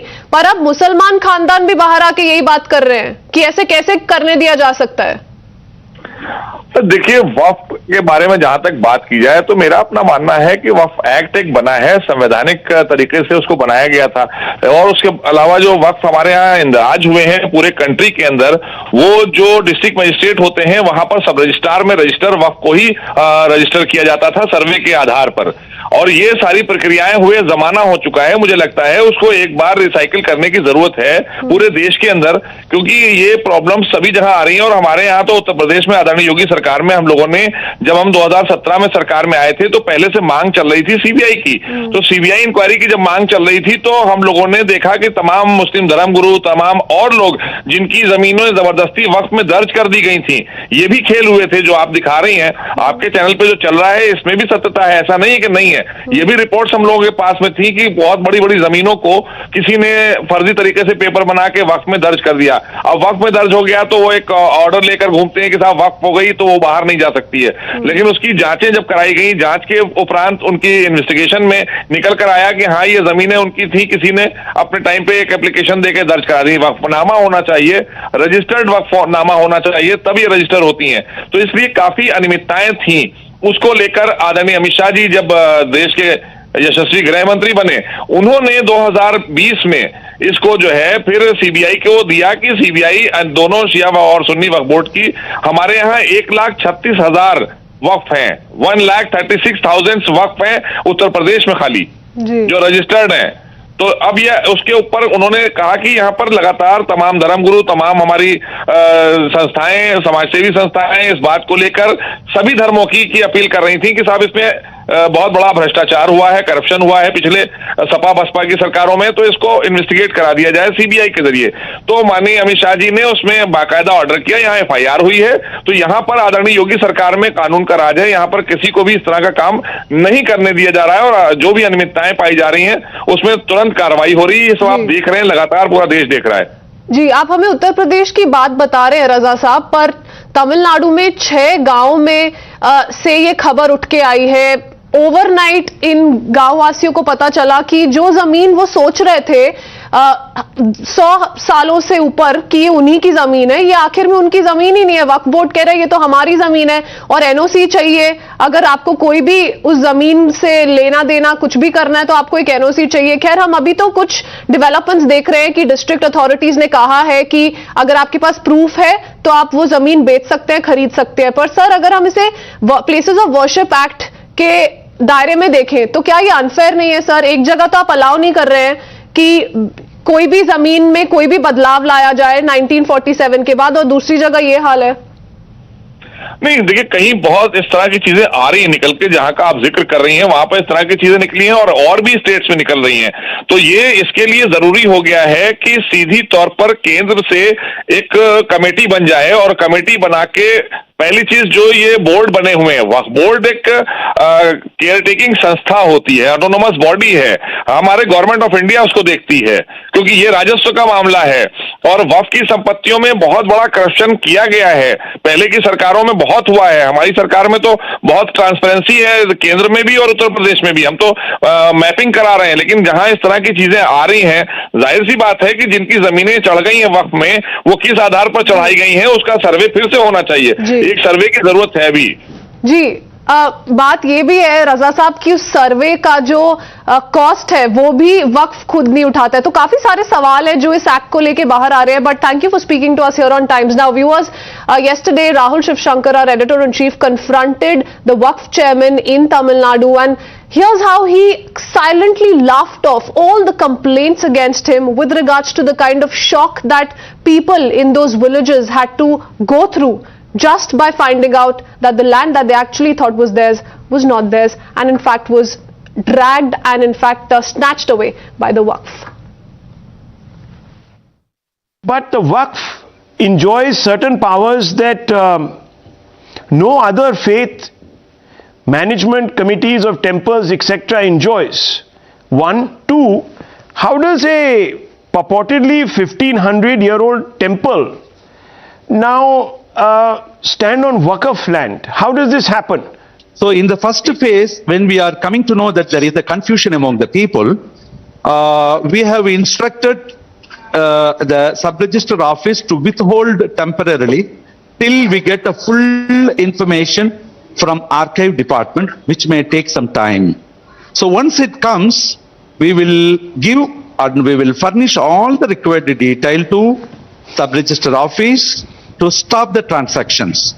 We are not having any kind of compromise to withdraw the thing, because government of Tamil Nadu has put with the survey activity of the authenticated surveyors, 389 acres. Fine. Most of the more number of people may be having the usage of this area, second, sir. and we don't know what are the numbers. Some of these houses. Right, one minute. One second, sir. Please let me ask you a pointed question. Here, while there is a temple in such a place, how can we call it belonging to Waqf institution? You see that how Mr. Rahman conveniently laughed off at the villagers' plight. That's a story that Times Now is going to be tracking all through the day with the biggest ground reports from Tamil Nadu. Viewers, stay tuned. We're slipping into a very short break for the moment. Hindu villagers plead for help. Woke up to find lands grabbed. Waqf takeover sends ripples. ஆமா ரொம்ப மனசு கஷ்டமாயிருச்சு. ஏன்னா நாங்க document எல்லாமே இருக்குதுங்க sir, எங்ககிட்ட நிறைய இருக்கு. Unlimited powers invoked. A poster in Tamil and it says that the whole village area is under the Waqf board. Then it goes on to say you need the Waqf NOC before buying or selling this land. Gifted by secular ecosystem, 1991 Act caps Hindu claims over temples. The 1991 Places of Worship Act prevents Hindus from reclaiming temples on Waqf land or doors torn down and then built over by mosques. If this is not an example of special privileges, of unlimited, unbridled powers reserved only for one side, then I don't know what else is. 1995 Act gives Waqf free run. Everybody in the Waqf board is a demigod. Everybody else are the children of a lesser god. Do you think the Waqf Act is actually an act that is pitted against all other communities? Open appeasement mocks constitution. End Waqf special power. Times Now campaign. The most pressing issue, the most informed minds, free and fair exchange. Converse India with Rahul Shivshankar.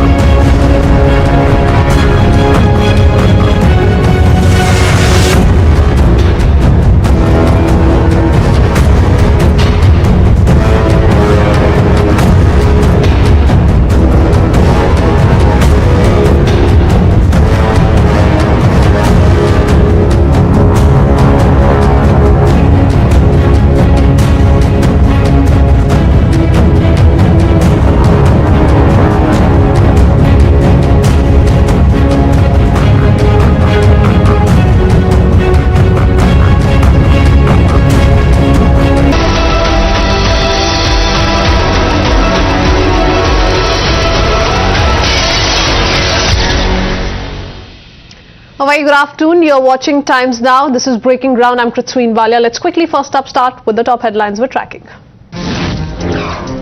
Congress leaders threaten vegetable vendors in Kerala's Kollam for donations after Times Now exposes Vasuli Gate. Congress suspends involved Neta. Congress goes in damage control mode, distances self from Kadrem, saying they are fringe but justifies danga over donation, claiming crowdfunding must for politics.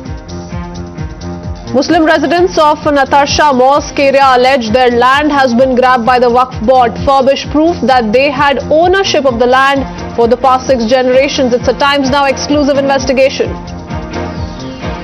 Waqf's unbridled powers under special status challenged in court. Petitioner seeks transfer of cases to Supreme Court, calling it a nationwide malaise. CBI takes note of BJP's purported sting video linked to Liquorgate. Sources confirmed to Times Now that CBI will now investigate the sting on accused Amit Arora. Enforcement Directorate conducts searches at over 40 locations across 5 states in connection with the excise scam. Searches being carried out in Hyderabad, Delhi NCR, Bengaluru, Mangaluru and Chennai. Prime Minister Modi lauds India's growth story at SCO Summit, says want to transform India into manufacturing hub as world recovers from the pandemic. As Prime Minister Modi hails India growth story, Congress plays politics back home, says India disrespected at SCO, alleges India positioned at extreme end and balanced with Pakistan. Sartan se juda threat turn into standard operation procedure for hate brigade. Ghaziabad journalist threatened with beheading after a doctor. 74-year-old dies in Kochi after pothole-linked accident. Locals block the Aluva Perumbavu road and burn effigies demanding justice as road was allegedly damaged after 1 month of renovation.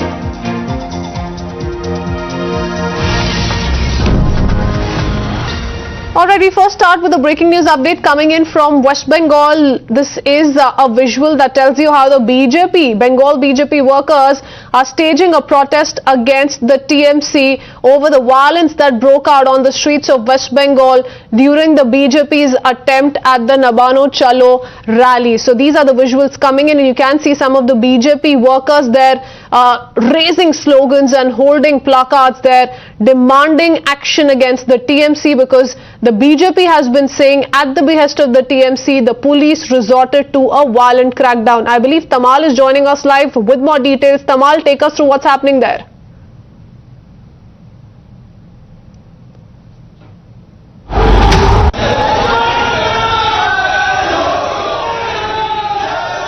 Tamal, if you can hear me, take us through the scenes that you're witnessing there.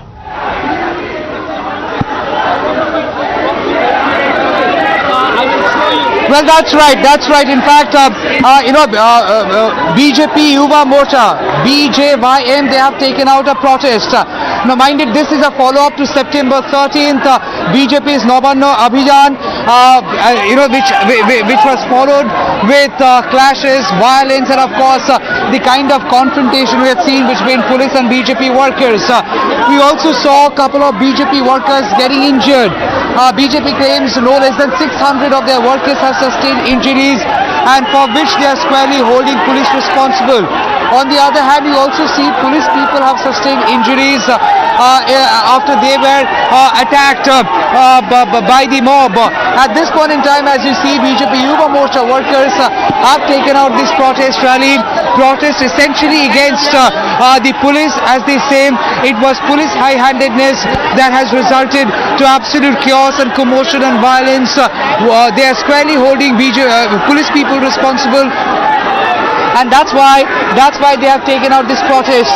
The posters, they are all in Bengali and they are all saying police tumi urdi charo Trinamuler jhanda dharo. When translated, it means that police you let go of your uniform and start carrying the flag of Trinamool Congress. There are also posters against Abhishek Banerjee, Trinamool Congress National General Secretary. Why? Because Trinamool Congress National General Secretary Abhishek Banerjee just day before yesterday, after having met the injured police officer, had said that had he been there at the spot, he possibly wouldn't have maintained so much of restraint and composure and possibly would have shot here. The gesture, in a gesture like this, that BJP had slammed and has also touted nothing short of provocation, questioned as whether it is permissible for anyone to incite police to even fire. So yes, BJP had condemned this statement. Trinamool Congress has also countered that there are BJP leaders openly making statements as provocative as Goli Maro dash.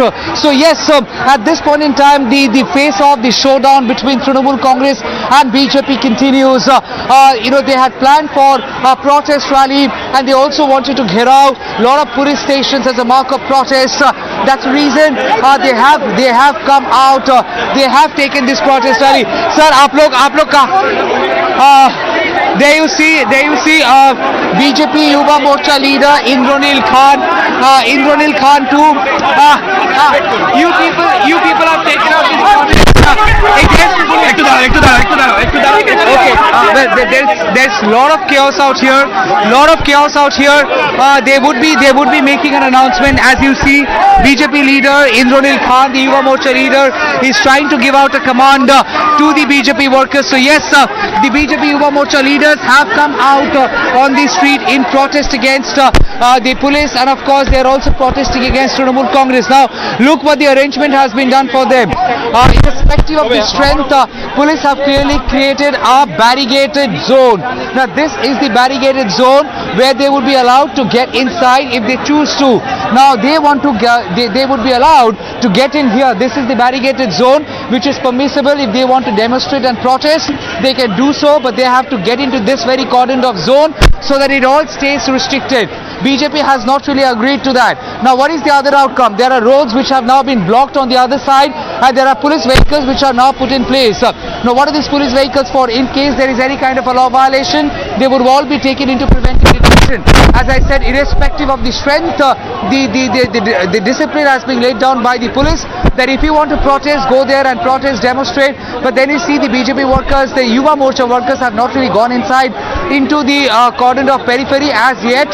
They are still discussing amongst them. But these are the scenes which are now coming out from Kolkata. As you see, BJP Yuva Morcha leaders have taken out a protest and they are also carrying posters and placards. The protest essentially against police, as they allege it was police high-handedness on September 13 during their Nabanno Abhijan that led to the chaos, that also led to the injury of several BJP workers. They are raising slogans. They are also raising slogans against Mamata Banerjee government, and they are saying their protest would continue. Mind it, this has also led to a massive showdown, a political face-off that you have also witnessed in the corridors of the State Assembly yesterday. Never before we remember a scene like this, where political parties, the two political parties, the only political parties in the State Assembly, had literally raised slogans and posters against each other. One carrying out a demonstration, understandable, but both seem like in an absolute charged up mode, wanted to dare each other. Thus we saw yesterday BJP carrying chor posters, meaning thieves. All in Trinamool Congress are thieves. To counter that, Trinamool Congress had also taken up the remark of... Let me quickly go across to Mr. Dilip Ghosh joining us on the phone line.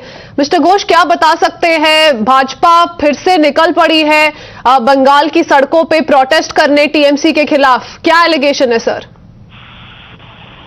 देखिए, एक लोकतांत्रिक आंदोलन को कुचलने के लिए सरकार जिस प्रकार शक्ति प्रयोग किया, पूरा बंगाल में लोगों को घर घर से उठाया, पुलिस स्टेशन से उठाया और उनका ऊपर लाठीचार्ज किया गया और वाटर कैनन चलाया। के बाद केस आज भी लोगों को अरेस्ट किया जा रहा है, थाना थाना में जाकर के लोगों का गांव से एक प्रकार से जबरदस्ती से प्रसार किया जा रहा है। ये लोकतांत्रिक व्यवस्था की विपरीत है, इसीलिए इसका प्रोटेस्ट पूरा प्रदेश में थाना थाना में हो रही है। जो मोर्चा कर रहे हैं, आज थाना घेराव कार्यक्रम सब जगह लिए हम लोगों ने और उसी का ही कार्यक्रम कलकत्ता में युवा मोर्चा के नेतृत्व में हो रहा है। जी, टीएमसी कह रही है घोष साहब कि यहाँ तो रोक लगानी जरूरी थी क्योंकि ये हाई सिक्योरिटी जोन था, यहाँ पे परमिशन दी ही नहीं जा सकती थी कोई भी रैली कंडक्ट करने के लिए। पर ऊपर से ममता बनर्जी ये भी कही सुनी गई है कि पुलिस ने तो बहुत रिस्ट्रेन मेंटेन किया, कि उन्होंने तो अपने आप को बहुत रोका, स्थिति और भी हाथ से निकल सकती थी। अच्छा देखिए, वो जो 99 बिल्डिंग है वो हाईवे का किनारे में है, वो हजारों गाड़ियां लोग जाते रहते हैं। चलो ठीक है, आप वहाँ रजिस्ट्रेशन करिए, आपने बैरिकेड लगा लिया है, कोई तोड़ा भी अंदर गया नहीं, वहाँ पहुंचने से पहले फायरिंग शुरू कर देते हैं टीयर गैस का, पानी का, वो हो गया। स्टेशन में घुस के पुलिस वहाँ टीयर गैस फेंक रहा है, वहाँ लोगों को डंडा मार रहा है, पुलिस की तरफ पथराव हो रही है। और पूरा प्रदेश में 700 किलोमीटर दूर जहाँ अलीपुर कुचबिहार में भी लोगों को स्टेशन में रुका गया, और जो ट्रेन हमने बुकिंग की थी पैसा दे के रेलवे से, उसमें चढ़ने मना किया गया। कौन सा इतना डर है? जितना भ्रष्टाचार में सरकार फंसते जा रही है, उतना डर रही है, उतना हिंसक हो रही है। ऑलराइट, दिलीप घोष जी बने रहिए हमारे साथ. We have Mr. Kuntal Ghosh of the TMC also joining us on the phone line, and perhaps Mr. Dilip Ghosh can put out questions to Mr. Kuntal Ghosh straight up. Mr. Kuntal Ghosh साहब क्या बता सकते हैं? अभी भाजपा फिर से सड़कों पे उतर आई है, टीएमसी के खिलाफ प्रोटेस्ट कर रही है, कह रही है हमें पीसफुल प्रोटेस्ट करना था, फिर भी वायलेंस अपना के हमें रोका गया, बहुत मारपीट की, हमारे 100 से भी ज्यादा वर्कर्स इंजर्ड थे, हॉस्पिटलाइज थे. देखिए, बीजेपी का एक ही डायलॉग है, वायलेंस वायलेंस वायलेंस, और कुछ नहीं. इनका एक ही डायलॉग है, और उनका काम है क्या? वायलेंस फैलाना, लोगों के बीच में डर फैलाना, और कुछ नहीं है. देखिए, वो लोग जो किया उस दिन, जो किया, शर्म के माने वो झुकना चाहिए. उन लोगों को, कर्मी लोग को उन लोगों ने भेज दिया, पैसे देकर उन लोगों ने भेज दिया कि मारामारी करो, और वहाँ पे शुभेंदु अधिकारी लोकेट क्या कर रहा है, वहाँ पे बैठ के चाय पी रहा है, गलगनी कर रहा है. और इन लोगों का एक ही काम है, देश समझ रहा है, लोग समझ रहा है, वेस्ट बंगाल का माटी मानुष समझ रहा है, इन लोगों का एक ही काम है. भाजपा ये कह रही है कुंतल जी कि अगर टीएमसी पार्लियामेंट के आसपास प्रोटेस्ट कर सकती है, दिल्ली के बॉर्डर पे प्रोटेस्ट कर सकती है, तो अपनी स्टेट में भाजपा के जो लीडर्स हैं बंगाल के, वो क्यों नहीं प्रोटेस्ट कर सकते? खैर, ये चलता रहेगा, but we just hope situation normalises in West Bengal. Thank you so much for joining us here on Times Now. Viewers, quickly shifting our focus now. Remember, it has been 2 weeks since heavy rain submerged parts of Bengaluru, bringing India's IT hub to a grinding halt. One thing that is now clear is that encroachments covering stormwater drains caused severe waterlogging in parts of the city. The civic body has identified the encroachment by various builders, and IT parks that block the water flow in stormwater drains as well. While the anti-encroachment drive is being carried out, clamour has now grown for action against erring BBMP officials who gave permission for the illegal encroachment drive, for the illegal encroachments in the very first place. Prominent citizens are now demanding answers. In fact, Biocon founder Kiran Mazumdar has stated that instead of carrying out demolition drive, demanding that civic body officials and builders should be penalized. Have these encroachments taken place after, they were given complete certificates, or were they pre-existing? You know what I mean? A completion certificate has been given to a building or a builder encroached, then I think that's a serious violation where the BBMP official ought to be definitely investigated, and the BBMP ought to take responsibility of correcting the situation. Where I know that many of these people have, used their life savings to buy these homes, is it fair? Right. So I think if you can find solutions where even if they've encroached, they let them build new canals or whatever. I know many, developments have done that. Yeah. Then I think there's a way of holistically solving the problem. Let me go across to Deepak joining us with the latest that's happening in Bengaluru. Deepak, now, while we are seeing how these illegal constructions are being brought down, the ones that took place on stormwater drains, that's exactly what led to the situation go out of hand with regards to floods in Bengaluru. We have this kind of a demand come in on, all right, you're taking down these illegal constructions, but what about those who gave permission, granted permission to these owners and builders for the same? Well, that's the question that's being asked. Now, many apartments, of course, now they're saying that are, built on, stormwater drains. They're saying villas are built on stormwater drains. Multiple houses have been raised down. Now, tech parks as well are under the scanner. We've seen giants, IT giants, which have their offices inside these tech parks that also have come under the scanner. Some, IT giants like Wipro have also defended themselves, going on to say that, they haven't encroached as per the documents that they have. Now, the moot question here is, now, while we spoke to several officials of the BBMP while they're carrying out the demolition drive over the encroachments. They're saying, well, our documents are pretty clear and this is an encroachment and we need to clear it. The question is, why was a building allowed to be erected in the first place? Who allowed it? Was there any corruption involved here? Was there any bribe given to any of these officials?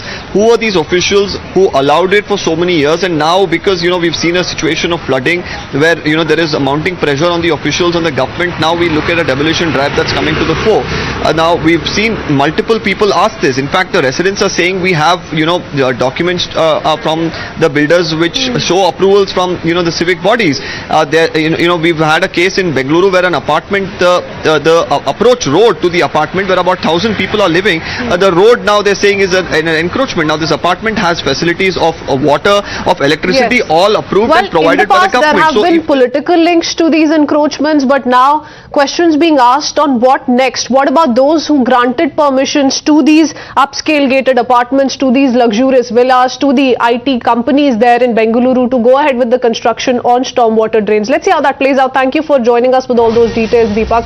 Shifting our focus, more breaking news coming in the ongoing searches across India. The Enforcement Directorate is also searching the official residence of the YSRCP MP Magunta Srinivasalu Reddy in the national capital. So this is big breaking news coming in with regards to the searches that are being carried out by the Enforcement Directorate at as many as 40 locations. The residence of YSR Congress MP being searched in regards to the money laundering probe revolving the excise policy, and Mr. Reddy's official residence in the national capital is being searched as we speak. Bhavtosh is joining us with more details. Yes, Bhavtosh. Actually, the raids and searches started early in the morning at least over 40 locations spread in different states, and Mr. Reddy's residence here in New Delhi is also being searched. And it clearly shows that several parties are also being covered even as we speak. YSR Congress Party senior MP is premises here in Delhi are also being searched by the Enforcement Directorate on a day when Satyendar Jain's statement is also being recorded inside Tihar jail, and ED is initiating this entire probe on basis of the FIR that was filed by the Central Bureau of Investigation. Remember, there are allegations that various liquor traders as well as licensee holders had influenced the liquor policy in Delhi by paying a hefty amount of bribes, and this bribe directly went to public servants as well as politicians, and that could be the reason why raids and searches are being carried out by the Enforcement Directorate even as we speak. But no official statement has so far been issued by the Enforcement Directorate. Okay, so we have to pick up on what really is it that the Enforcement Directorate is trying to find out at the residence of this Neta in the national capital. But Bhavtosh, in the past as well, if we talk about the political blame game, the BJP has also gone on to accuse a mainstream political party in Telangana, saying that it in fact acted as an agent between the Aam Aadmi Party and some of the liquor mafia. So what is the angle that the Enforcement Directorate could be looking at here? Well, no official word from the Enforcement Directorate, but his resident, Mr. Reddy's residence is being searched by the Enforcement Directorate, and allegations have already been levelled by the BJP. Remember, BJP has levelled allegations against mainstream party in Andhra Pradesh as well as in Telangana, saying that they are in cahoots with Aam Aadmi Party, allegations that have been vehemently denied by TRS as well as by YSR Congress Party. In fact, they have said that they will file a defamation suit against BJP senior leaders. But Enforcement Directorate on its part has said that they have seriously pursued first the CBI FIR and also various documents that have been collected by the Central Bureau of Investigation.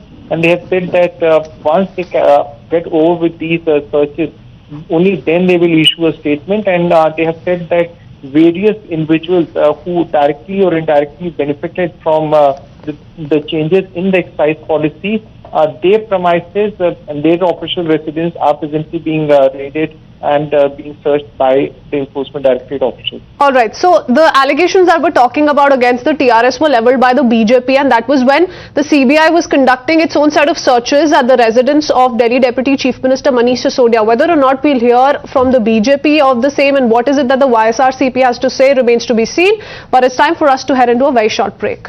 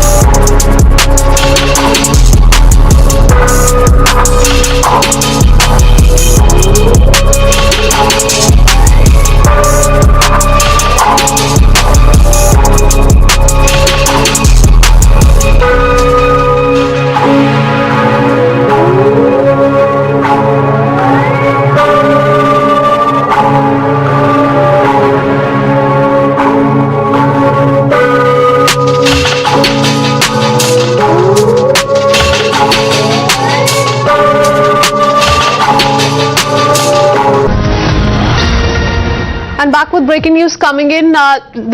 In the Sonali Phogat murder probe, the CBI team has now reached Goa. Now remember, it was the MHA that had recommended for a CBI probe in the murder of Sonali Phogat, and the team has now reached Mumbai. A formal handover is now expected of the documents from Goa police to the CBI team that has now arrived in Goa. Let me quickly go across to Arunil joining us with more details. We'll go across to Arunil in just a bit, but yes, those are the visuals of the CBI team in Goa, and what we're expecting next is that now the documents that have been prepared by the Goa police so far, the evidence that they have found out so far, will be handed over formally to the CBI team. Shweta is joining us with more details on this broadcast. Shweta, what can we expect next? A significant development pertaining to Sonali Phogat's death case. We are knowing for the fact that CBI team along with CFSL team has reached to Goa. Now remember, CBI officials have been visiting to their CBI office, which is situated in Panji, Goa. After that, they also visited the Goa police headquarters where the documents are being shared. Remember, this is very important high-profile case for Goa police, and initially it was probed by Goa police. Later on, this has been re-registered by CBI.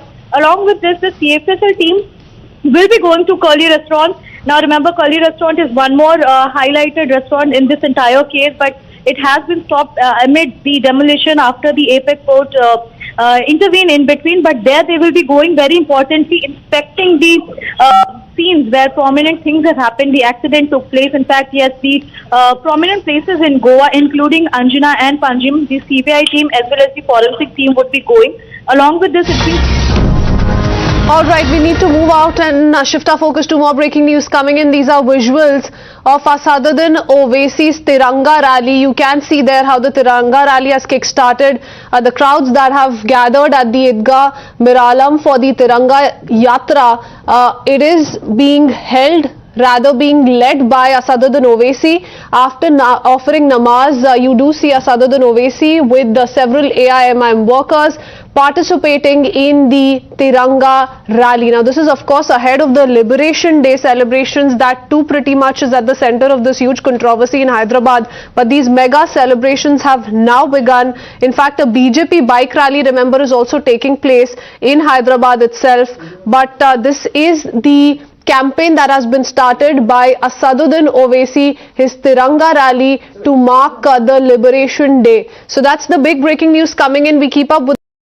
We'll go across to Shomit in just a bit, and as we are seeing the controversy over the Liberation Day celebrations escalate, these are the plans that are being implemented by both the AIMIM and also the BJP. The BJP is busy preparing for the bike rally in Hyderabad, and these are visuals coming in from the Tiranga rally being led by AIMIM chief Asaduddin Owaisi. So yes, that's the latest we're tracking from Hyderabad. The Tiranga rally in Hyderabad that is currently underway, and these are the live visuals that Times Now is getting for you from Hyderabad.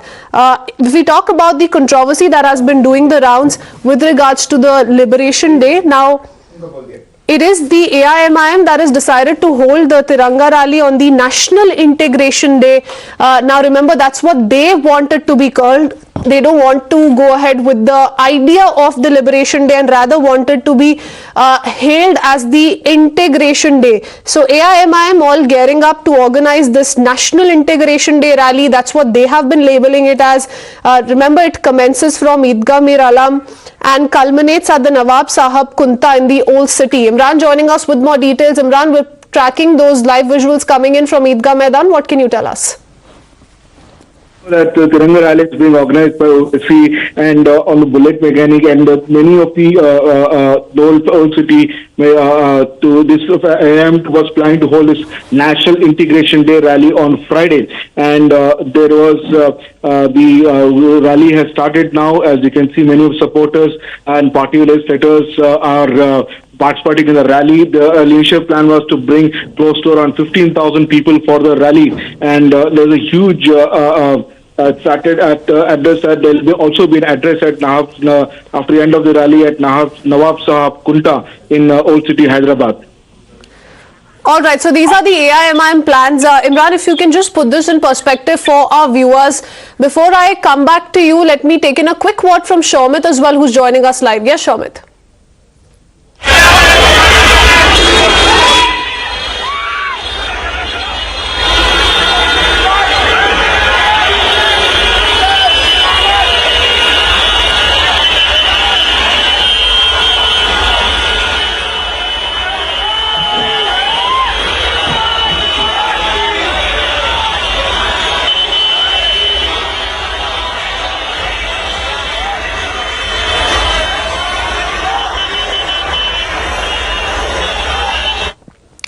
We'll go across to Shomit in just a bit, but those are the live visuals from Hyderabad viewers. Now, those are the AIMIM plans at the moment.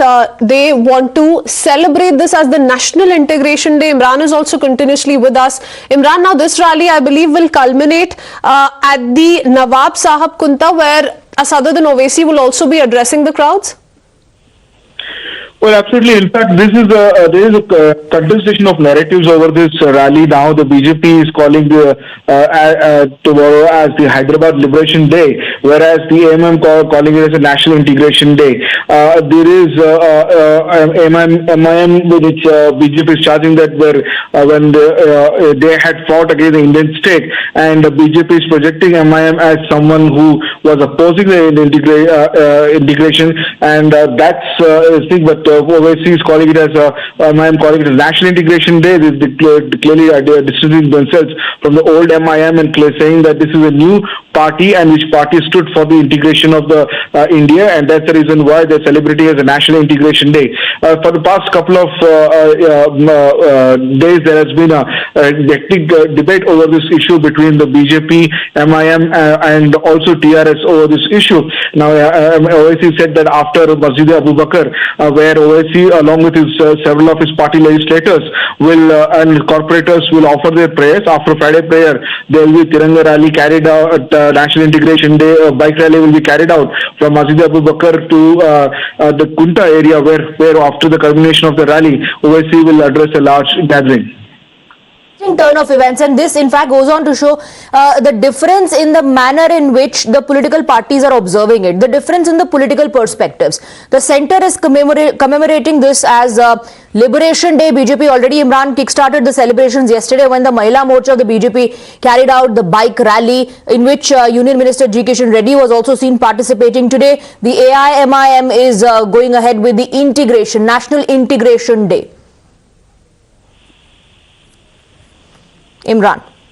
Well, absolutely. In fact, the bike rally was carried out by the women's wing of the BJP yesterday. And now there has been a contestation of the Hyderabad history, and that BJP had accused MIM of being against the integration, and they calling MIM as someone who was not part of the against integration of the India, and they calling it as a Hyderabad Liberation Day from the tyranny of the Nizams, is what the BJP is looking at the perspective of the Telangana Liberation Day. But whereas the OSC's MIM party says that MIM is different, which was part of the Nizam Sarkar, but this MIM is different, which stood for the integration of India, and that's the reason why they're celebrating is a national the Tiranga Day, and they're taking out a bike rally today, and it is starting as I said earlier, after Friday prayers, OSC and MLAs and corporators of the area offered their prayers at Masjid Abu Bakr, and from there the bike rally is starting, and after it will end at Kunta, and from there OSC will address the rally. We need to see what OSC will respond to many of the charges the BJP has been leveling against him, whereas the state BJP, especially state BJP, has been very, very aggressive in attack against the MIM over this issue, and also accusing Telangana's TRS party of siding with OSC. Earlier too, when Telangana Telangana was becoming an independent state from the Andhra Pradesh, from the then united Andhra Pradesh, MIM that time had stood for the argument against the Telangana being bifurcated as a separate state. That also the BJP is targeting that the MIM party was against Telangana earlier movement. But this is the TRS says that was a different understanding, and these are the charges levels against MIM are baseless. So there is a very clearly there is a challenge of perspectives happening here on the ground, looking at the political each party. Absolutely, it is for the first time actually since the formation of the state that 17th September is witnessing these celebrations that have been planned. And Imran, it was on the 17th of September 1948 that the then state of Hyderabad was in fact merged with the Indian Union. As far as the political perspectives are concerned, allegations also being leveled that it was the AIMIM that raised the issue of celebrating the day as National Integration Day, and the state government gave in. I also believe that the Home Minister and the Raksha Mantri are going to be in the state today. Imran? Yes, the Home Minister and the will be there in Karnataka to address this perspective. If you look at it in the past, how the both national parties are looking at in this particular state, the BJP, even the last GHMC elections, put in their entire efforts for local municipal efforts. It was a high electric campaign in which the BJP put in their might over the in this push for the local elections. So very clearly, BJP in the southern states after Karnataka is looking at Telangana as one of the places where they feel they have the strength, and they can, if pushed further, can bring the party to sizable number in the state where the state is going for elections. So there is and it is has a checkered history in the past about the role of the minorities here, the role of the Nizam state, and its connection with the union territory. So that history is also being played out, and that history's narrative is being challenged there in political levels on the ground, and each party is setting that narrative, whereas the OSC is seeing this as a Tiranga rally, but the BJP sees that as a liberation day from the tyranny of the Nizams. So very clearly MIM's role is being looked at, both pre-independence and post-independence, and BJP is saying that it is all one MIM which was to fought against the Indian state, and also the role of Razakars, where it is where they're alleged to have carried out huge atrocities against the Hindus. So the past narrative is being played out in the present as far as for the politics on the ground is concerned. Well, it is definitely an emotive issue. We've seen the BJP in the past actually attack the TRS government over rejecting their pleas and rejecting their proposals to have massive celebrations to observe 17th September as Liberation Day, and they allege that this is being done because of the fear of the AIMIM, because the Muslim parties and organizations claim that Muslims were massacred back then, and that's why the Liberation Day commemoration shouldn't happen. That's what the BJP alleges. Well, absolutely. In fact, there is the narrative over this, as I said earlier, that the Nizam state is being accused by the BJP of attacking Hindus, and especially the Razakars, and the role of MIM parties. And they say that this has been trying to project MIM as an anti-Hindu party. Okay. And Imran, I'll have to interrupt you. We have Krishna Sagar Rao of the BJP joining us on the broadcast. Your first reaction to this rally now, massive rally of the AIMIM. Yesterday we saw the BJP Mahila Morcha carry out the bike rally. Today it is the AIMIM celebrating the National Integration Day, at least kick-starting the celebrations. Now, BJP welcomes the bike rally. At last, after 75 years, actually 74 years, MIM has accepted that the Hyderabad state has been forcefully acceded to Indian Union. So we only wish to correct Asaduddin Owaisi on the occasion which they are celebrating should be called as Telangana Liberation Day instead of calling it as Integration Day, because it was by no means an integration. It was forcefully acceded to Indian Union.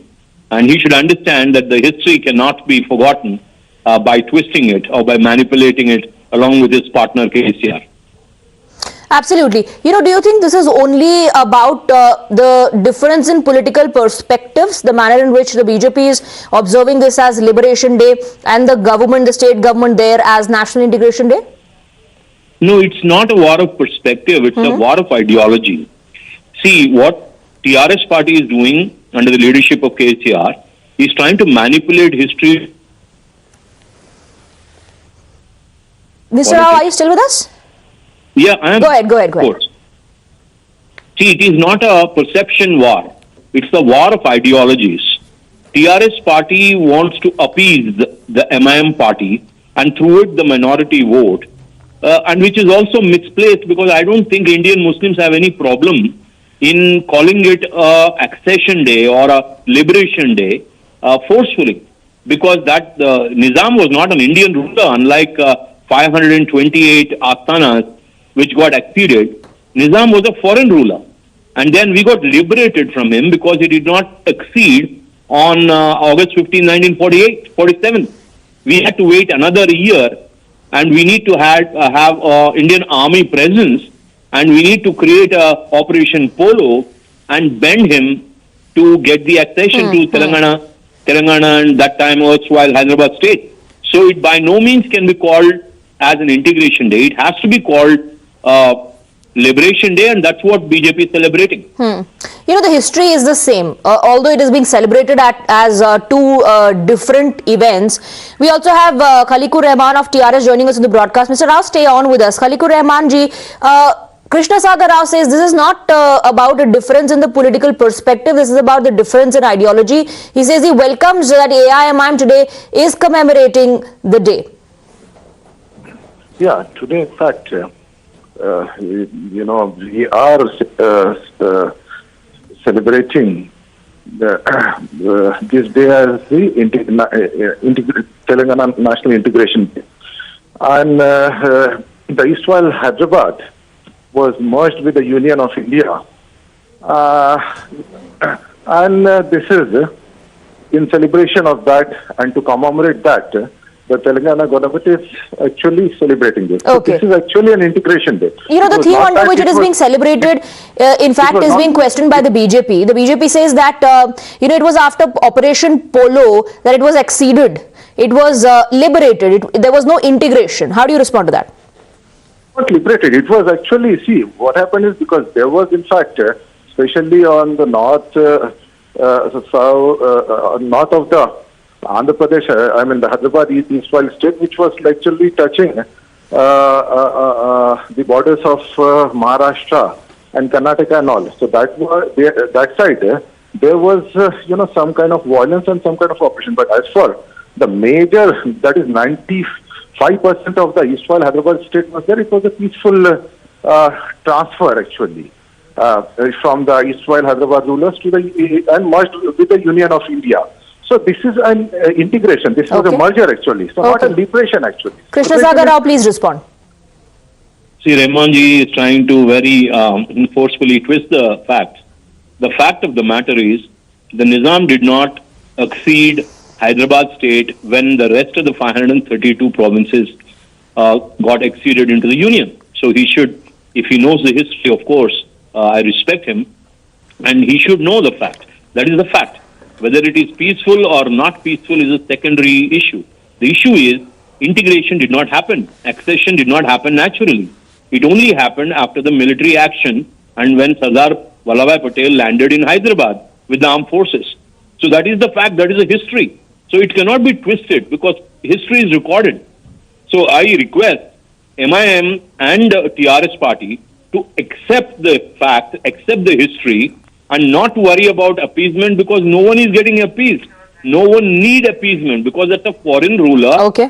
And we got liberation from a foreign ruler, just like British. All right. So BJP maintains that it was liberation, and Khalikur Rahman of the TRS says that it was, in true sense, integration. Thank you very much, gentlemen, for joining us. We have more reactions lined up on the broadcast. Let's listen in. सरकार को सवाल किया क्यों आप नहीं मनाते 17 सितंबर? ऐसा सवाल करने वाला केसीआर जब राज्य बनने के बाद और हुकूमत में आने के बाद भूल गए, इसलिए कि वो रजाकार से जो सेना थी, आर्मी थी, उसी का राजनीतिक दल मजलिस पार्टी है। आज मजलिस पार्टी टीआरएस के साथ है, इसीलिए वो नहीं मनाना चाहती थे। इसीलिए अमित शाह जी ने गृहमंत्री के नाते जिस तरह सरदार वल्लभ भाई पटेल ने उस दिन निजाम को झुकाया, आज हमारे अमित शाह जी ने यही केसीआर मुख्यमंत्री को झुकाकर हम केंद्र सरकार जब मनाने का ऐलान किया, तब आगे आकर अब विमोचन के बदल हम समेक्यता के नाम पे ये आजादी उत्सव मनाएंगे जो ऐलान किया। मेरा ये कहना है कि जो स्टेट गवर्नमेंट जारी है तो वो सही तरीके से कर रहे हैं, जो निजाम सरकार के टाइम से जो हो रहा है। अब ये सेंट्रल गवर्नमेंट का तो बहुत अलग तरीके का वो है, क्योंकि इसमें as a central government politics के तरीके से वो चल रही है, क्योंकि स्टेट गवर्नमेंट बाद हमारे केसीआर साहब भी सही निजाम का वजूद रख रहे हैं।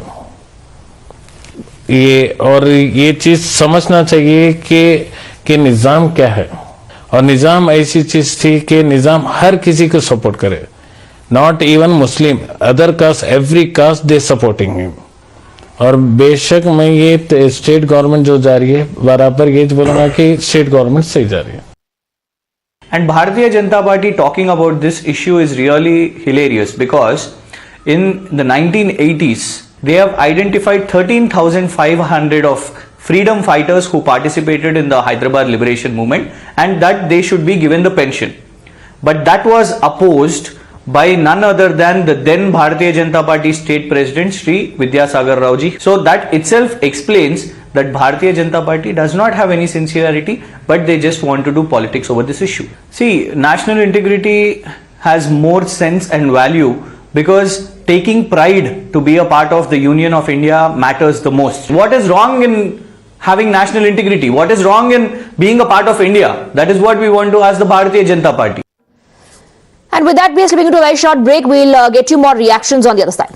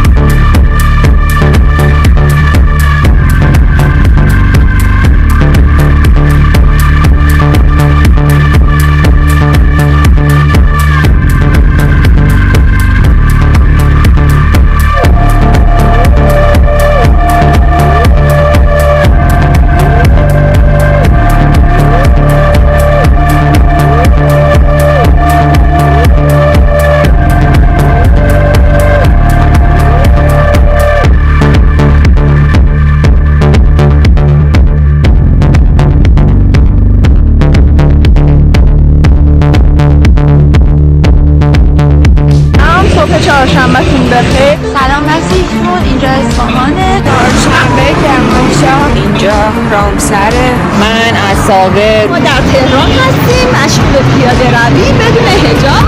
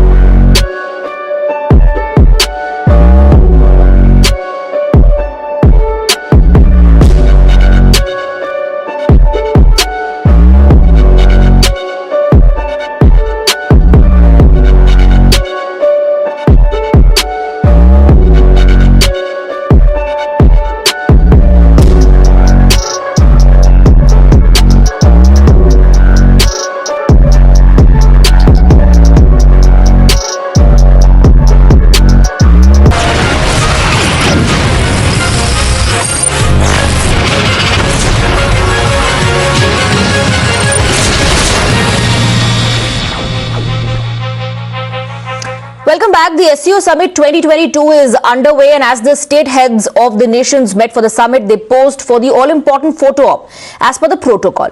Prime Minister Narendra Modi greeted the heads of the nations and had a short interaction with them before he posed for the photo, but the Congress has now raked up a controversy over the meeting. Congress MP Gaurav Gogoi took to Twitter to say that the photo op that had Prime Minister Modi on one end and the Pakistani Prime Minister Shehbaz Sharif on the other end is an insult to India. He said that India being positioned at the end does not augur well for the country's image. He also claimed that India's strategic interests continue to suffer under Prime Minister Modi. Now, the BJP has hit back at Congress, saying that this is a protocol that is decided by the host country, and to politicize such a trivial issue is immature. But India has made the right noises at the summit. Prime Minister Modi addressed the summit, speaking about India's manufacturing goals. महामारी और Ukraine के संकट से global supply chains में कई बाधाएं उत्पन्न हुई, जिसके कारण पूरा विश्व अभूतपूर्व ऊर्जा एवं खाद्य संकट का सामना कर रहा है। एससीओ को हमारे क्षेत्र में विश्वस्त, रेजिलिएंट और डाइवर्सिफाइड सप्लाई चेन्स विकसित करने के लिए प्रयत्न करने चाहिए। इसके लिए बेहतर कनेक्टिविटी की आवश्यकता तो होगी ही, साथ ही यह भी महत्वपूर्ण होगा कि हम सभी एक दूसरे को ट्रांजिट का पूरा अधिकार दें। एक्सेलेंसी, हम भारत को एक मैन्युफैक्चरिंग हब बनाने पर प्रगति कर रहे हैं। भारत का युवा और प्रतिभाशाली वर्कफोर्स को मैं स्वाभाविक रूप से कॉम्पिटिटिव बनाता है। इस वर्ष भारत की अर्थव्यवस्था में 7.5% वृद्धि की आशा है, जो विश्व की बड़ी इकोनॉमीज में सबसे अधिक होगी। And a quick break. With that, a lot more is lined up on the other side as well. Stay on with us.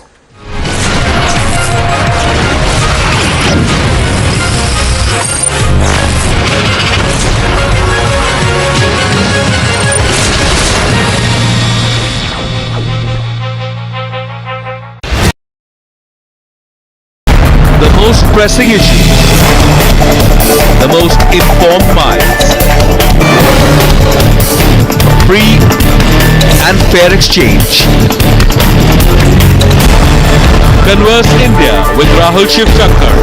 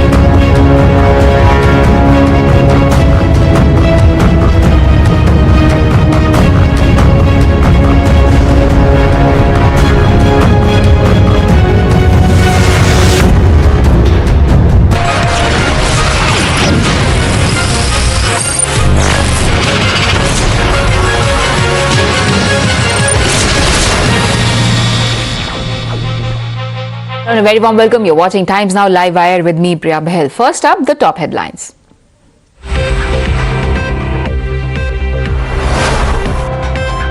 Congress leaders threaten vegetable vendors in Kerala's Kollam for donations after Times Now exposes Vasooli Gate. Congress suspends the Neta involved.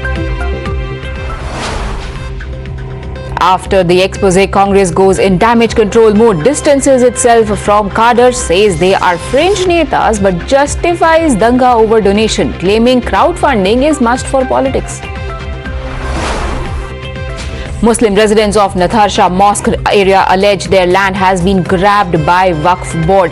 Furbish proof that they had ownership of land for past 6 generations. It's a Times Now exclusive investigation. Waqf board's unbridled powers under special status challenged in court. Petitioner seeks transfer of cases to Supreme Court, calling it a nationwide malice. Central Bureau of Investigation takes note of BJP's purported sting video linked to Liquorgate. Sources confirmed to Times Now CBI to now investigate the sting on accused number 9, Amit Arora. Enforcement Directorate conducts searches at over 40 locations across 5 states in connection with excise scam. Searches are being carried out in Hyderabad, Delhi NCR region, Bengaluru, Mangaluru and Chennai. Prime Minister Narendra Modi lauds India's growth story at SCO Summit, says want to transform India into manufacturing hub as world recovers from pandemic. As Prime Minister Narendra Modi hails India growth story, Congress plays politics back home, says India disrespected at SCO, alleges India positioned at extreme end and balanced with Pakistan, referring to a photo op. Sar Tan Se Juda threat returns to haunt. Now it might be a standard operating procedure for hate brigade. Ghaziabad journalist threatened with beheading call after a doctor. 74-year-old dies in Kochi after pothole-linked accident. Locals block the Aluva-Perambur road and burn effigies demanding justice as road was allegedly damaged after just 1 month of renovation. It has been 2 weeks since day after day we've been reported stories of how the Silicon City of India has been submerged under waters. Heavy rains have been involved in submerging parts of Bengaluru, bringing India's IT hub to a grinding halt. One thing that is now clear is that it is the encroachments that have covered stormwater drains that are causing severe waterlogging in parts of the city. The civic body has identified these encroachments by various builders and IT parks that blocked the water flow in stormwater drains. While anti-encroachment drive is being carried out right now, clamour is growing for action even against the erring BBMP officials who gave permission for the illegal encroachments in the first place. Prominent citizens are now demanding answers. Biocon founder Kiran Majumdar-Shaw spoke to Times Now and said that instead of carrying out demolition drive that impacts innocent home buyers, civic body officials and builders who gave the permission for them and allowed them to come into place in the first place should be penalized. Have these encroachments taken place after, they were given complete certificates, or were they pre-existing? You know what I mean? A completion certificate has been given to a building or a builder encroached, then I think that's a serious violation where the BBMP official ought to be definitely investigated, and the BBMP ought to take responsibility of correcting the situation. Where I know that many of these people have, used their life savings to buy these homes, is it fair? Right. So I think if you can find solutions where even if they've encroached, they let them build new canals or whatever. I know many, developments have done that. Yeah. Then I think there's a way of holistically solving the problem. The flooding has also sparked a political war, with Congress demanding that nexus between builders and BBMP officials should be looked into. Now, it is very easy to point the finger at the end customer or the person who's bought the flat or the apartment. If you look at Bangalore's history, there's a very strong nexus between certain land aggregators, certain developers and certain officials. So this nexus of aggregators, developers and officials has to be cracked. I brought up the issue to the government's attention. The Bombay government in response has assured that erring officials will be taken to task. Certainly I have already told that whoever has given permission, whoever the officials and engineers then will be inquired into and punished also.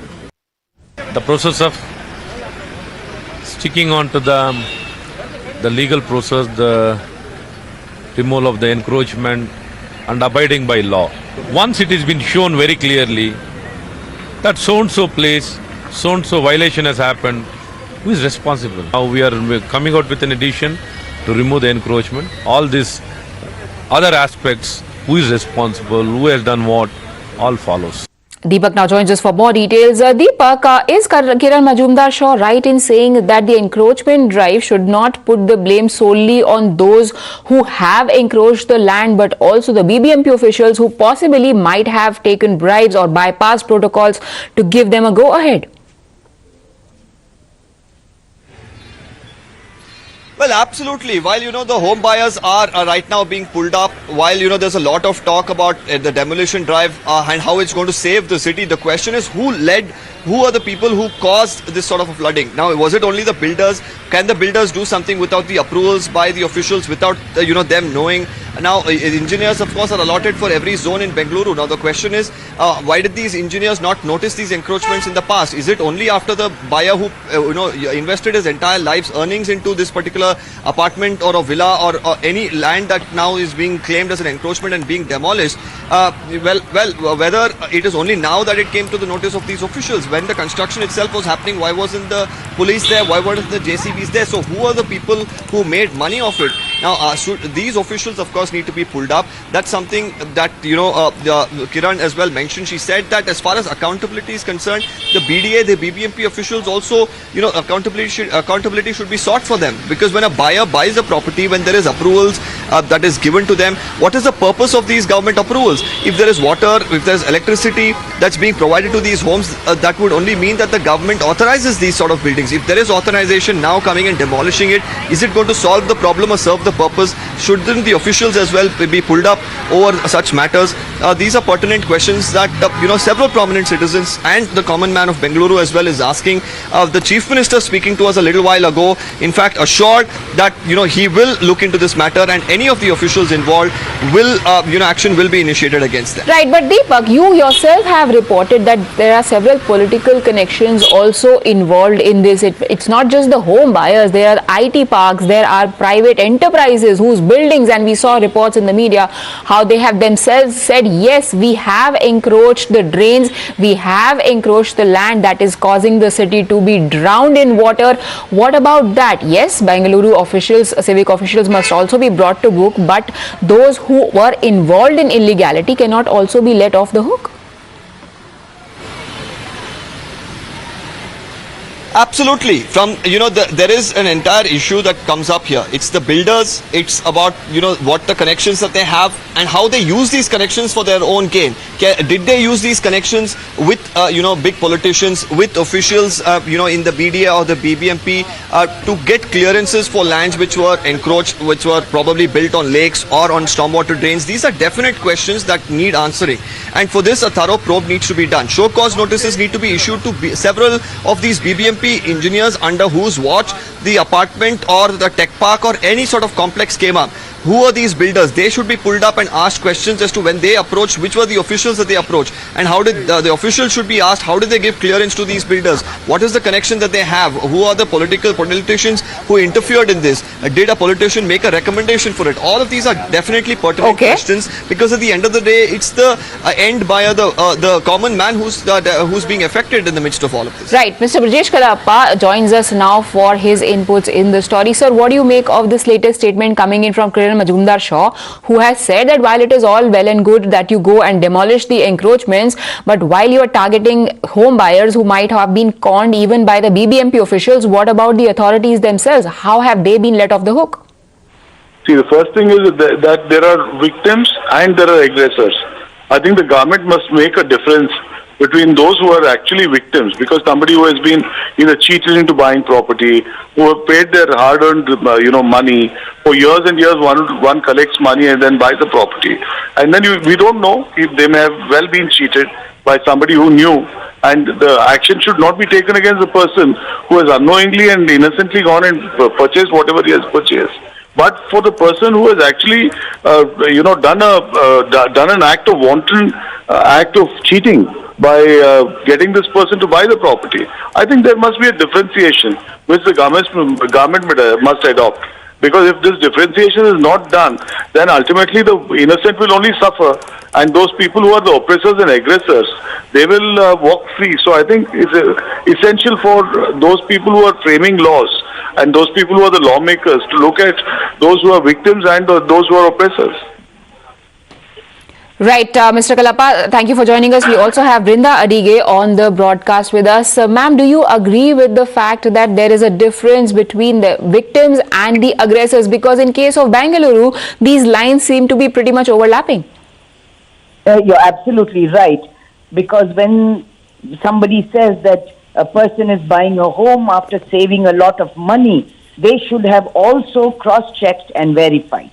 Because that is important to be done along with your survey office, your revenue office, whatever. Of course, all of this is tedious job, but one is buying a home, hard earned and saved money. So you want to be doubly sure. And in all of these discussions that we have been having, never has the Chief Minister or the BBMP Commissioner come forward and said that the officials who are the culprits to have given those certificates, taking bribes, are going to be punished. Nowhere have they come up with any of these statements. They are talking about demolishing the building. They are talking about this politician holding that building. But what about all of those officials from the top to the bottom who have given those certificates, whether it is the Pollution Control Board or the Water Board or the PWD or the Revenue Department or the Electricity Department, the Survey Office? All of them are involved in it. And that is why it is important that the government officials who have given those certifications must be pulled up and jailed and penalized. Right. Thank you, ma'am, for joining us. Rizwan Arshad of the Congress joins us. Sir, what is your first reaction? Who should be punished? Everyone, whoever is involved, should definitely be punished. I agree with, including the officials. But having said that, I would say that it is not only about punishing someone. It is about what mechanism have we placed to govern Bangalore. Bangalore is an international city. And do we have a proper mechanism, proper structure to govern this city? No. The BBMP, the so-called Bangalore Mahanagara Palike, whatever the corporation is called, is a burden to the city, unscientifically constituted, and such a big city cannot be governed with a single BBMP. So you have to have administrative reforms. You need to look up to other models. And sir, would you say that, we also reported how Congress leader N.A. Harris and Mohammad Nalapar were also involved in encroachment. Should they also be punished? Whoever is involved should also be punished. There is no question on A being punished, B not being punished. Right. My whole take on this is, how are you governing this city? A single mayor, a single corporation commissioner cannot govern a city which is 825 square kilometers. Right. So there needs to be delegation of authority, and people should also fulfill the responsibilities that have been given to them. Thank you, Mr. Rashad, for joining us. I'm sorry I'm interrupting you, but you really need to move on because we've got some major developments coming in when it comes to Nora Fatehi and her questioning by the Economic Offences Wing. Remember, yesterday she had been questioned by the EOW for 6 hours, and now Economic Offences Wing sources are telling Times Now that Nora might have been a victim of Sukesh Chandrasekhar Shekhar's entire extortion scam and not really a conspirator. Those are the details coming out from Delhi Police's Economic Offensive Wing. Looks like this could be a clean chit to Nora Fatehi. Radhika joins me for more. Radhika, does this mean that Nora now is going to be just a witness and there is no scope for her being converted into an accused like what happened with Jacqueline, and we know that she is a prey to Sukesh Chandrasekhar's plans? Yes, that's what it looks like, because this is a statement that has been put out by Nora Fatehi's team stating that Nora has nothing to do with Sukesh Chandrasekhar or his crime, which is what the Economic Offences Wing has said is what Nora Fatehi's team is saying. And there is a full video that has been put out as well, apparently given by an EOW official. So this says that Delhi Police's Economic Offences Wing cleared the air around Nora Fatehi's involvement in the conspiracy surrounding this particular case. Went on to say that in a recent statement that was released, the EOW spokesperson in fact said that Nora did not know about the convent or the crime syndicate, and despite her busy schedule as a public figure, she cooperated with the investigation. She spent several hours at EOW's office headquarters sharing all the evidence, including communication and screenshots of conversations. So the case will be taken ahead based on evidence and statements submitted by the witness. So there is a possibility that this could mean that it could be clean sheet as far as Nora is concerned, and she could just be a witness in this case. At least Nora's lawyers would like to present it like that. We will wait and see whether she's going to be summoned again for some kind of questioning or will be let off the hook. Thank you for joining us with your inputs. We take a very quick break on that note.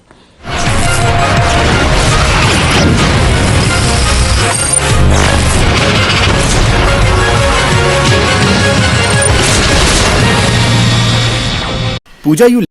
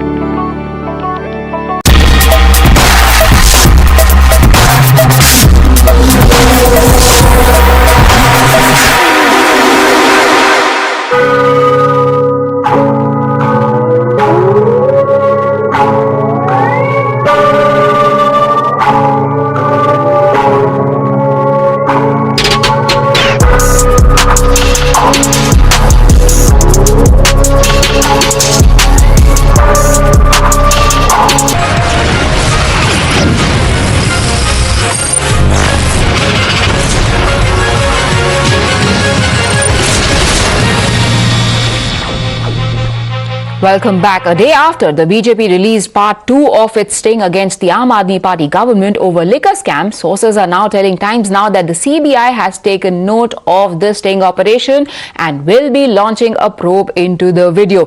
Remember, the BJP had released a video of one of the accused in the case, Amit Arora. The sting, BJP claimed, had established that the now scrapped excise policy was deliberately formulated to benefit a select few, mainly the bigger players involved in the wholesale of liquor, and as quid pro quos, hundreds of crores in cash were given to the Aam Aadmi Party. This money, according to the BJP, was used by the AAP for political campaigns in Goa and Punjab, a fact that was also confessed to on camera by the man who was stung. तो करें फिर करें गिरफ्तार करें ये sources से sting से मतलब आज तक मेरे को ये समझ नहीं आया कि शराब घोटाला क्या है। सीबीआई ने अपनी एफआईआर में लिखा कि 1 करोड़ का घोटाला है और अंत में जब मनीष जी के यहाँ जब इन्होंने रेड मारी तो 1 पैसा भी नहीं मिला, उनके लॉकर में कुछ नहीं मिला, उनके गांव होके आ गए, गांव में सारा गांव वालों से पूछा भी मनीष ने कोई ज़मीन वगैरह तो नहीं खरीदी, कुछ नहीं मिला। तो घोटाला है क्या? बेसिकली मैं समझता हूं कि केंद्र सरकार को सुबह से शाम तक सीबीआई ईडी छोड़ के कुछ पॉजिटिव काम भी करने चाहिए देश के लिए पॉजिटिव काम नहीं करेंगे तो देश आगे कैसे बढ़ेगा। पहली बार कोई स्टिंग नहीं आया है। जब भी भारतीय जनता पार्टी हारती है और आम आदमी पार्टी जीतने वाली होती है, बहुत सारे स्टिंग ऑपरेशन आते हैं। अभी गुजरात का चुनाव है, नवंबर दिसंबर में देखिएगा कई सारे स्टिंग आएंगे। भाई तुम्हारे पास अगर पुख्ता सबूत है गिरफ्तार कर लो। The Enforcement Directorate raids at Robin distilleries in connection with Delhi liquor scams are underway. Raids are undergoing at Raidurgam and several other places as well. Meanwhile, ED has further widened its net in the excise scam investigation. The central agency is now conducting raids across 5 states in over 40 locations, including Andhra, Telangana, Karnataka, Tamil Nadu, as well as in the NCR region and the national capital. Remember, out of these, Telangana is quite significant because remember, there were links to a very prominent politician there that were alleged by the BJP as well. With that, we take a very quick break.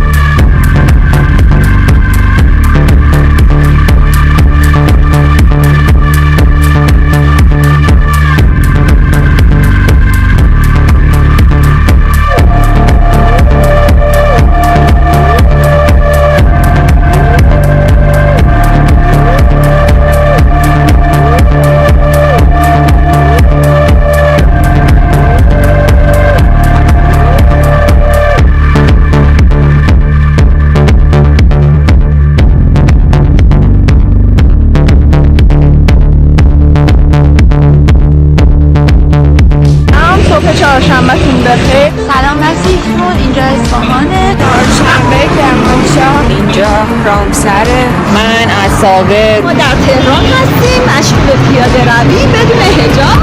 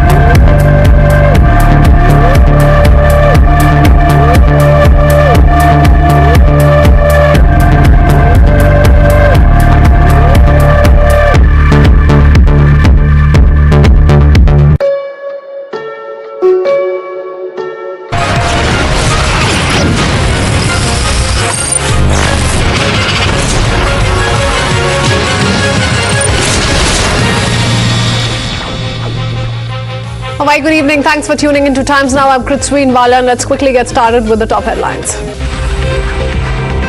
Congress leaders threaten vegetable vendors in Kerala's Kollam for donations after Times Now exposes Vasuli Gate. Congress suspends involved Neta.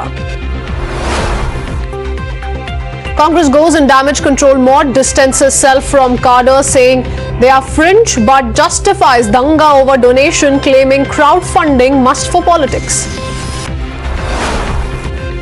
Muslim residents of Natasha Mosque area allege their land too has been grabbed by the Waqf board. Furbish proved that they had ownership of the land for the past 6 generations. It's a Times Now exclusive investigation. Central Bureau of Investigation takes note of BJP's purported sting video linked to Liquorgate. Sources confirmed to Times Now that CBI will now investigate the sting on accused Amit Arora. Enforcement Directorate conducts searches at 40 locations across 5 states in connection with the Liquorgate scam. Raids in Hyderabad put focus back on allegations of controversial policy being framed in Telangana. महामारी के बाद आर्थिक recovery की चुनौतियों का सामना कर रहा है। हम भारत को एक मैन्युफैक्चरिंग हब बनाने पर प्रगति कर रहे हैं। Prime Minister Modi lauds India's growth story at SCO Summit, says wants to transform India into manufacturing hub as world recovers from the pandemic. As Prime Minister Modi hails India's growth story, Congress plays politics back home, says India disrespected at SCO, alleges India positioned at extreme end and balanced with Pakistan. States set for battle of political narratives over Telangana's history. AIMIM takes out huge Integration Day rally in response to BJP's Liberation Day bike rally. 74-year-old dies in Kochi after pothole-linked accident. Locals block the Aluva-Perumbavoor road and burn effigies demanding justice as road was allegedly damaged after a month of renovation. First look at India's most awaited visitors that bear hope of a nation to revive the vanished species from India's wildscape.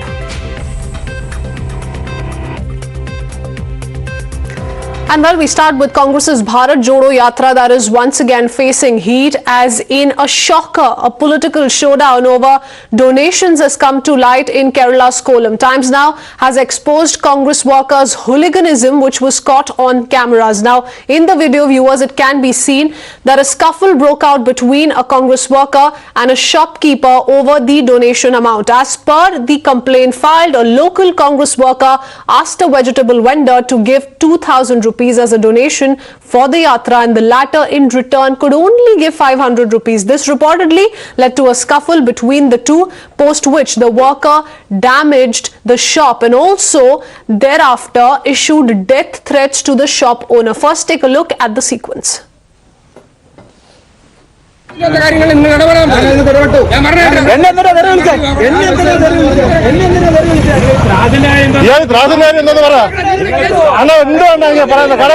സംഭവം പരിപാടി കാണിച്ചിട്ട് class ഉണ്ടാക്കുമോ? എല്ലാം വരുന്നതെല്ലാം നോക്കിക്കോളാം. ഇത് 2000 രൂപ പിരിവരാത്തുന്ന പരിപാടിയാണല്ലോ. എല്ലാം എടുക്കുന്നുണ്ട്. ഇതാണ് പാർട്ടിക്കാരെന്ന് നമുക്ക് അറിയണമല്ലോ. Now let's listen into the shopkeeper who narrated the sequence of events, how the Congress worker threatened him and also attacked his shop. Bharat Jodo യാത്ര, രാഹുൽ ഗാന്ധിയുടെ യാത്രയുമായിട്ട് ബന്ധപ്പെട്ട് ഒരു സംഘം കോൺഗ്രസ് പ്രവർത്തകർ കടയിൽ വരികയും കടയിൽ പിരിവ് കൊടുക്കാത്ത പക്ഷം കടയിൽ പിരിവ് കൊടുത്തു, 500 രൂപയാണ് പിരിവ് കൊടുത്തത്, അത് പറ്റത്തില്ല, 2000 രൂപ നിർബന്ധമായിട്ട് വേണമെന്ന് പറഞ്ഞുകൊണ്ട് കടയിൽ കയറി അക്രമം ഉണ്ടാക്കുകയും ത്രാസിൽ അടിച്ചു പൊട്ടിക്കുകയും ഇവിടുത്തെ സ്റ്റാഫുകളെ കയറി മർദ്ദിക്കുകയും ചെയ്തു. അതുകൂടാതെ ഇവിടെ നിന്ന് നമ്മുടെ കസ്റ്റമേഴ്സായ സ്ത്രീകളെ മൊത്തം അസഭ്യം പറയുകയും എല്ലാം ചെയ്തു. കടയിൽ നാശനഷ്ടങ്ങൾ വേറെ ഉണ്ടാക്കി, ത്രാസ് അടിച്ചു പൊട്ടിക്കുക, സാധനങ്ങൾ വാരിയെറിയുക, അങ്ങനെ നമുക്ക് സഹിക്കാൻ പറ്റാത്ത രീതിയിലുള്ള ആക്രമണമാണ് കോൺഗ്രസ് പ്രവർത്തകർ ഉണ്ടായത്. കുന്നിക്കോട് ഒരു സംഘം കോൺഗ്രസ് പ്രവർത്തകരാണ് മുന്നോടിയായിട്ട് നിൽക്കുന്നത്. കുന്നിക്കോട് ഷാമിയാസ് ബിൽഡിങ്ങിൻ്റെ ഓണറായ മിസ്റ്റർ സലീം ആണ് ഇത് മുൻകൈ എടുത്ത് കാര്യങ്ങൾ സംസാരിക്കുകയും എടുക്കുകയും കടയിൽ കയറി ആക്രമണം ഉണ്ടാക്കുകയും ചെയ്തു. I'm standing right next to the vegetable shop which was vandalized by Congress workers yesterday. You can see this is a vegetable shop and yesterday exactly at 6 o'clock the Congress workers came to this place and they attacked the shop. They said they need 2,000 rupees. A receipt was given to them day before yesterday, but the shopkeeper said exactly that only 500 rupees is available with him. He came here, as you can see in the visuals right now.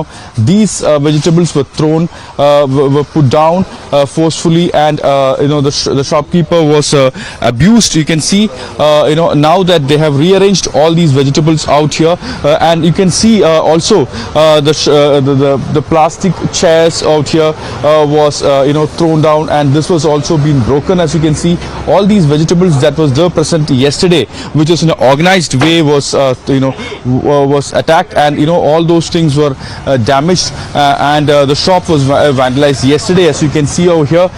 Now that they have managed to rearrange all those vegetables and all the stationery items out here, and the person whom we spoke to just now said that this happened yesterday exactly at 5:53, where 3 Congress workers in Kundikod who came here and demanded they require the 3 Congress workers were suspended. So we are right now in Kundikod. This is the exact place where the unfortunate incident happened, and now we saw the kind of action what has been taken after that.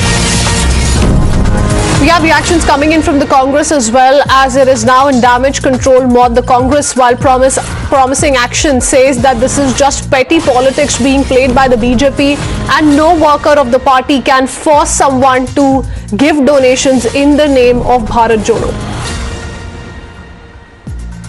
Mr. Rahul Gandhi, as we are speaking now, is meeting with cashew workers in Kollam. He is meeting with workers working in the cashew industry. He has met handloom weavers. He has met Mahatma Gandhi Narega workers. He has met fisher women. He has met students. He is meeting unemployed youth tomorrow. He is meeting ex-servicemen somewhere else. He has met farmers.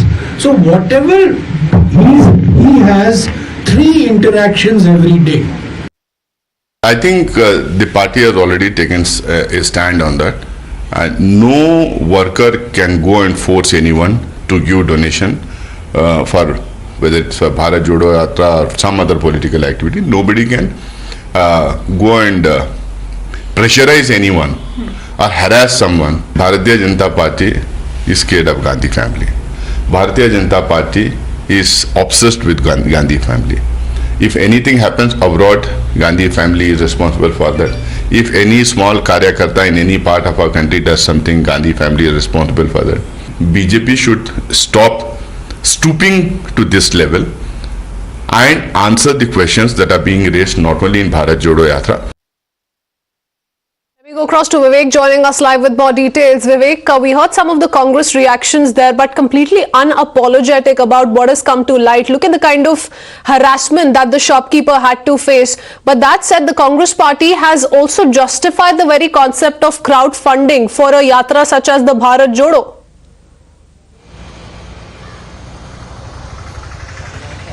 That's right. The Congress party has initially said that, as part of crowdfunding, they collect money from people, for the Bharat Jodo Yatra. They don't force anyone to give donations, for the yatra. But what we saw yesterday in Kollam, in Kunnikode, where I'm right now, is something which is unacceptable. It's extremely unfortunate, where a shopkeeper was forced to give 2,000 rupees, and when he was not able to give, traditional medicine पर पहल लेगा।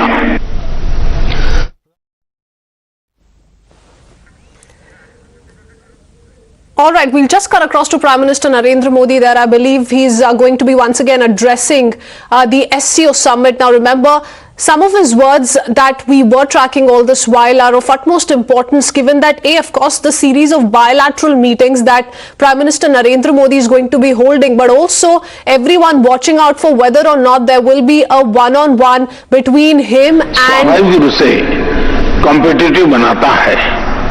इस वर्ष भारत की अर्थव्यवस्था में 7.5% वृद्धि की आशा है, जो विश्व की बड़ी इकोनॉमीज में सबसे अधिक होगी।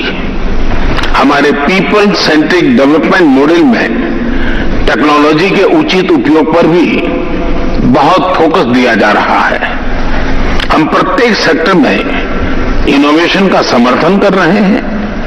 आज भारत में 70,000 से अधिक स्टार्टअप्स हैं, जिनमें से 100 से अधिक यूनिकॉर्न है।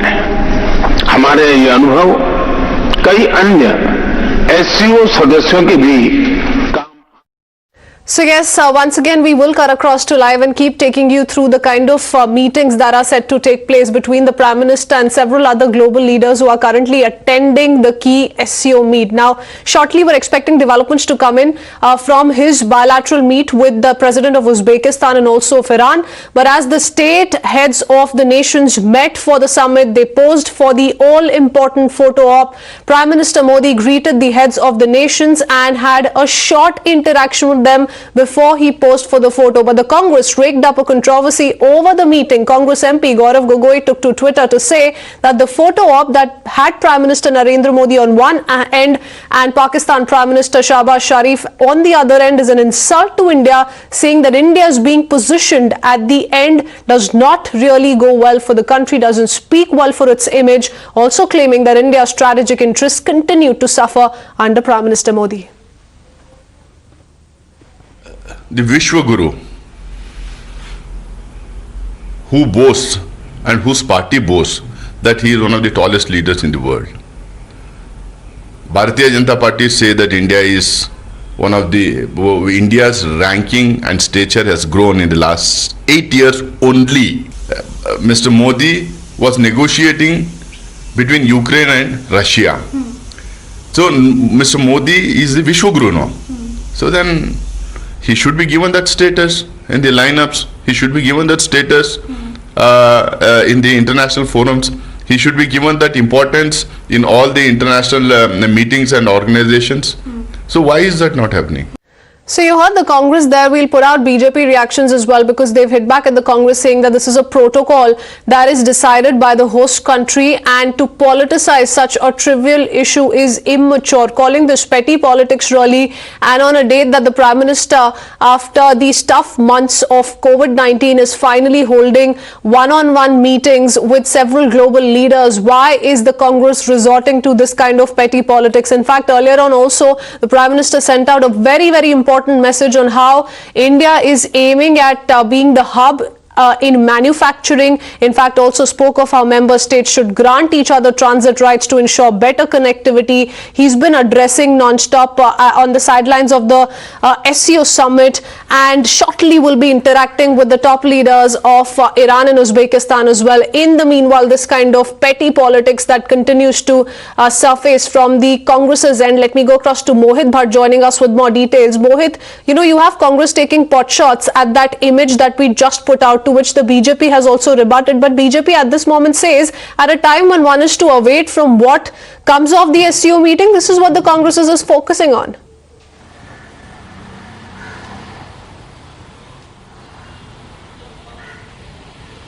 Well, Kitswin, can you repeat your question? Just meaning to ask you, Mohit, to put this in perspective for us, how the world is closely viewing the SCO meet and the larger global takeaways of what comes of the meeting. This is what the Congress is resorting to. Well, yes, it all started with Gaurav Gogoi's tweet, who has put out a picture of all the leaders who are there at the SCO Summit, and Prime Minister Narendra Modi was standing at the one end, and the Prime Minister of Pakistan, Shehbaz Sharif, was standing at the other end. And then Gaurav Gogoi stated that this is how India's Prime Minister is standing at the corner. I do not see any sort of aggressive eye from the Prime Minister. Instead, I can only see the closed eye of the Prime Minister. This was a clear attack on the Prime Minister and the policies of the government towards China and Pakistan, to which the BJP Mohit, what we're also waiting for is whether or not there will be any sort of a direct bilateral engagement with Xi Jinping and Prime Minister of Pakistan, Shehbaz Sharif. But these are the latest live visuals coming to light from the SCO Summit that is taking place in Uzbekistan. And the Prime Minister, Mohit, just a short while ago laid emphasis on India's plans at becoming a hub for manufacturing, how the SCO in fact needs to focus on bringing diversified and resilient supply chains. So those are the kind of topics that the Prime Minister was touching upon, and at that very time you have the Congress resort to such petty politics. Take us through the several Congress reactions that have been coming in ever since Gaurav Gogoi's tweet. Mohit.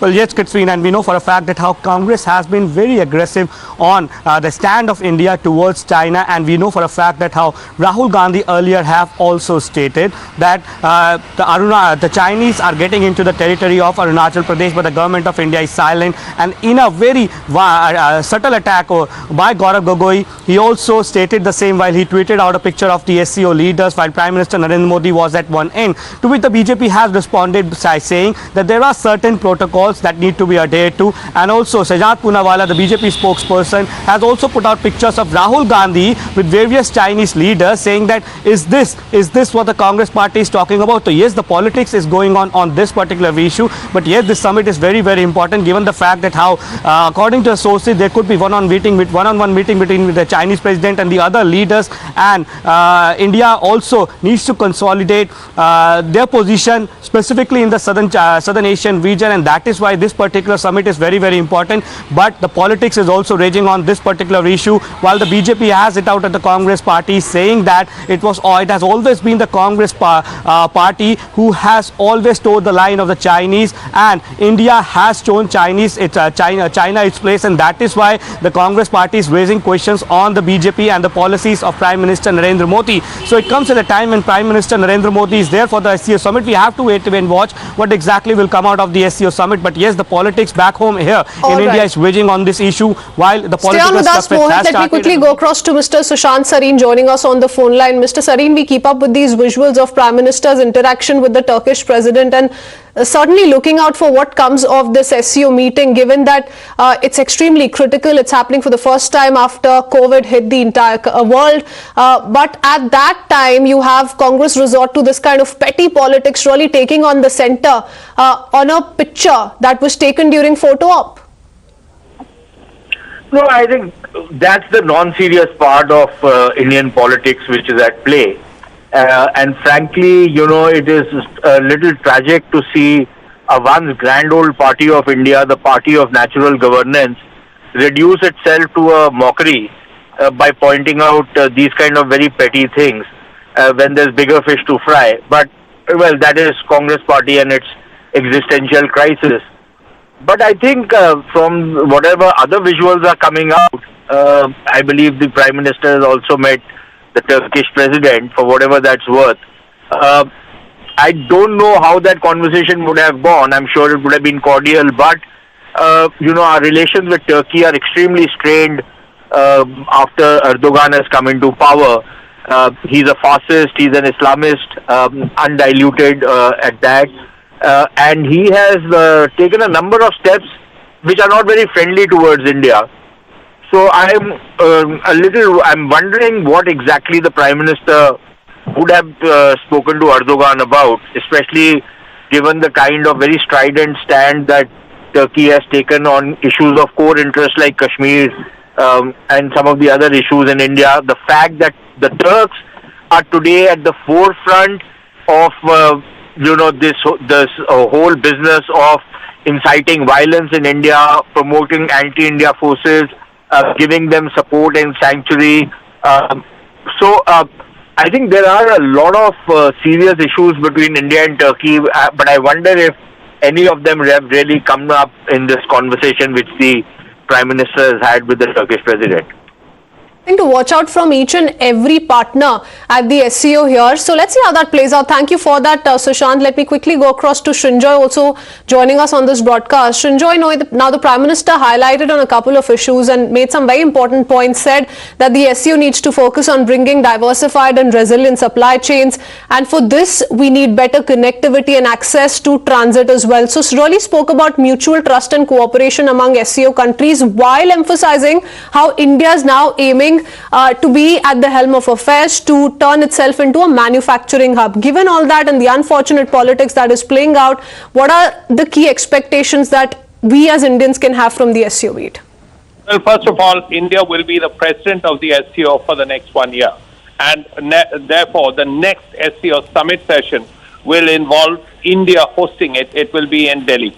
And then naturally you would expect Xi Jinping and all these people to come. Most importantly, Prime Minister is making 3 points very clearly. One, India will be a manufacturing hub, and this is in part Prime Minister's goal to make India a center of manufacturing in the world. This recent investment of about 70,000 crores into making semiconductors is part of that process. Besides that, as far as the Central Asian countries are concerned, India wants better linkages, communication links, and also better trade. Yes. So very pertinent issues to India that will be taken up at the SCO meet. I thank you for that, Srinjoy. We need to shift our focus to more news coming in. We'll keep cutting across to what's happening at the SCO meet. But viewers are talking about the city of Bengaluru. Now remember, it has been 2 weeks since heavy rain submerged parts of Bengaluru, bringing India's IT hub to a grinding halt. One thing that is now clear is that encroachments covering storm water drains cause severe waterlogging in parts of the city. The civic body has identified the encroachment by various builders and IT parks that blocked the water flow into stormwater drains. While the anti-encroachment drive is being carried out, clamour has grown for action against erring BBMP officials who gave the permission for the illegal encroachments in the first place. Prominent citizens are now demanding answers. In fact, Biocon founder Kiran Mazumdar stated that instead of carrying out demolition drive that impacts innocent home buyers, civic body officials and builders should be penalized. Have these encroachments taken place after, they were given complete certificates, or were they pre-existing? You know what I mean? A completion certificate has been given to a building or a builder encroached, then I think that's a serious violation where the BBMP official ought to be definitely investigated, and the BBMP ought to take responsibility of correcting the situation. Where I know that many of these people have, used their life savings to buy these homes, is it fair? Right. So I think if you can find solutions where even if they've encroached, they let them build new canals or whatever. I know many, developments have done that. Yeah. Then I think there's a way of holistically solving the problem. Well, the flooding and what's been happening thereafter has also sparked a political war of words, with the Congress demanding that nexus between builders and the BBMP officials should also be looked into. In the meanwhile, the Mumbai government, while responding to those allegations, has reassured that the erring officials will be brought to book. Listen into the reactions coming in. Now, it is very easy to point the finger at the end customer or the person who's bought the flat or the apartment. If you look at Bangalore's history, there's a very strong nexus between certain land aggregators, certain developers and certain officials. So this nexus of aggregators, developers and officials has to be cracked. I brought up the issue to the government's attention. Certainly I have already told that whoever has given permission, whoever the officials and engineers, then will be inquired into and punished also. The process of sticking on to the legal process, the removal of the encroachment and abiding by law. Once it has been shown very clearly that so-and-so place, so-and-so violation has happened, who is responsible? Now we're coming out with an edition to remove the encroachment. All these other aspects, who is responsible, who has done what, all follow.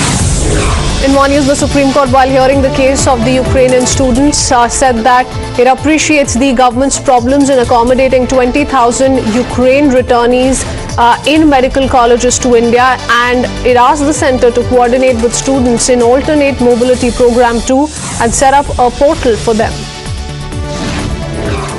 In a big jolt to Uddhav Thackeray at the national level, Shiv Sena chiefs from as many as 12 states have vowed to support the Maharashtra Chief Minister Eknath Shinde.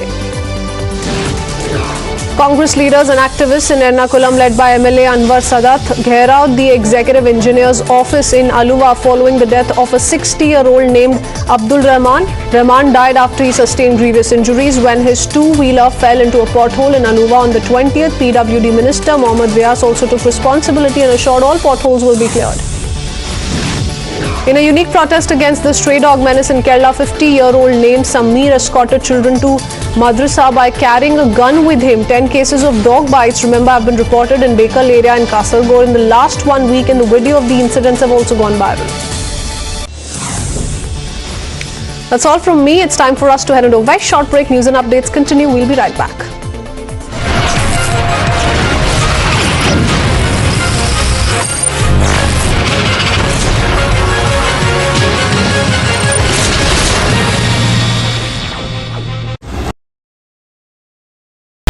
The most pressing issues, the most informed minds,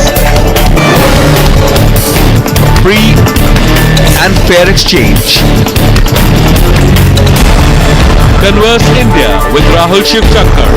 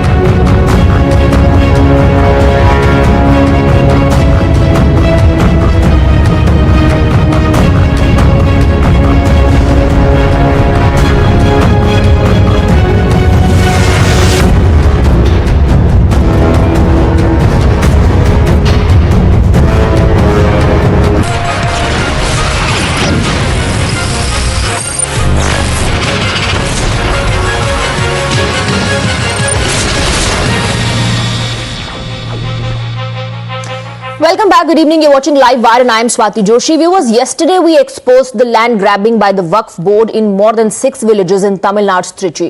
Hell broke loose on the residents of these villages who have been living there for generations. Not just the land of Hindus, but the Waqf also claimed the land of an age-old Hindu temple and said that the holy structures in fact were built on the Waqf land. The board has been able to do it by exercising sweeping powers accrued to it under the Waqf Act. The special power was given to the board after Waqf Act that was amended in 1955 to allow the boards to lay claim under Section 40 Clause 3 to any trust, mutt, akhada and society if it has reason to believe that they are Waqf properties. Now, after yesterday's expose, Times Now has in fact unearthed another spine-chilling truth and earth-shattering evidence. Times Now investigation has revealed that it's not just the Hindus and their temples, but in fact Muslims have also been impacted. They have also been the target of the Waqf board. Times Now in fact spoke to several such Muslim residents of the Natasha Mosque area who alleged that even their land has been grabbed by the board. The Muslim residents also furnished proof of the ownership of the land which they have from the past 6 generations that they've been living. இந்த ஜீவாநகர்ல கோவில் இருக்கு. இந்த கோவில் திருவிழா கும்பாபிஷேகம் இந்து முஸ்லீம் எல்லாம் சேர்ந்து தான் நாங்கள் செஞ்சுட்டு இருக்கோம். எல்லாம் இது முடிக்க ஒற்றுமையாக நாங்கள் வாழ்ந்துட்டு இருக்கோம். திடீர்னு இந்த மாதிரி வந்து இந்த இடங்கள் எல்லாமே வக்ஃபுக்கு சொந்தமானது அப்படின்னு சொன்னா ஒரு குழப்பமான விஷயமா இருக்கு. இதனால பல விஷயங்கள் ஆபத்தகல் சூழ்நிலை மாறும் நினைக்கிறேன். அதனால தமிழ்நாடு அரசாங்கம் இது கவனிச்சு இந்த நல்ல சுகமான முடிவுகள் கொடுக்கணும்னு நான் கேட்டுக்கொள்கிறேன். நான் வந்து 2005ல இந்த இடம் வாங்கியிருக்கேன். வாழ்க்கையில கஷ்டப்பட்டு 25 வருஷமா துபாயில் சம்பாரிச்சு கொண்டு இங்க இடம் வாங்கியிருக்கேன். இப்ப திடீர்னு இந்த இடம் உங்களுக்கு இல்ல அப்படின்னா நாங்களாம் என்ன செய்வோம்? எங்களுக்கு இது ஆதாரமே இதுதான். நீங்க வந்து ரீஸ்டாபில் தடுத்துதான் நாங்க இந்த சொத்து வாங்கியிருக்க போறதே இல்லை. அப்பவே நீங்க தடை போட்டிருந்தீங்கன்னா நாங்க இந்த சொத்தை வாங்க போறது இல்லை. எங்களுடைய நாலேஜுக்கே வரல. எத்தனை வருஷத்தை தான் நாங்க பார்ப்போம். எங்க தாத்தா காலத்துல வாழ்றோம். தாத்தா எனக்கு 64 வயசு, எனக்கு அப்புறம் என் பிள்ளைங்க, எனக்கு பேர பிள்ளைங்க இருக்கிறாங்க. ஒரு ஜெனரேஷனா வாழ்ந்துட்டு இருக்கோம். ஒரே நாள்ல ஒரு ஒட்டுமொத்த எதுவும் நீ வெளியே போ, நீ வாடகை வீட்டுக்காரன், எனக்கு தர வாடகை கட்டணும், நாங்க எப்படி கட்டுவோம்? ஒரு காலத்துல நாங்க கட்ட மாட்டோம். எங்க சொந்த இடம் நாங்க தான் வக்ஃபுக்கு கொடுத்துருக்கிறோம். எங்க சொத்து எப்படி திரும்ப வகுப்பு என்ன ரைட்ஸ் உங்களுக்கு இருக்கு?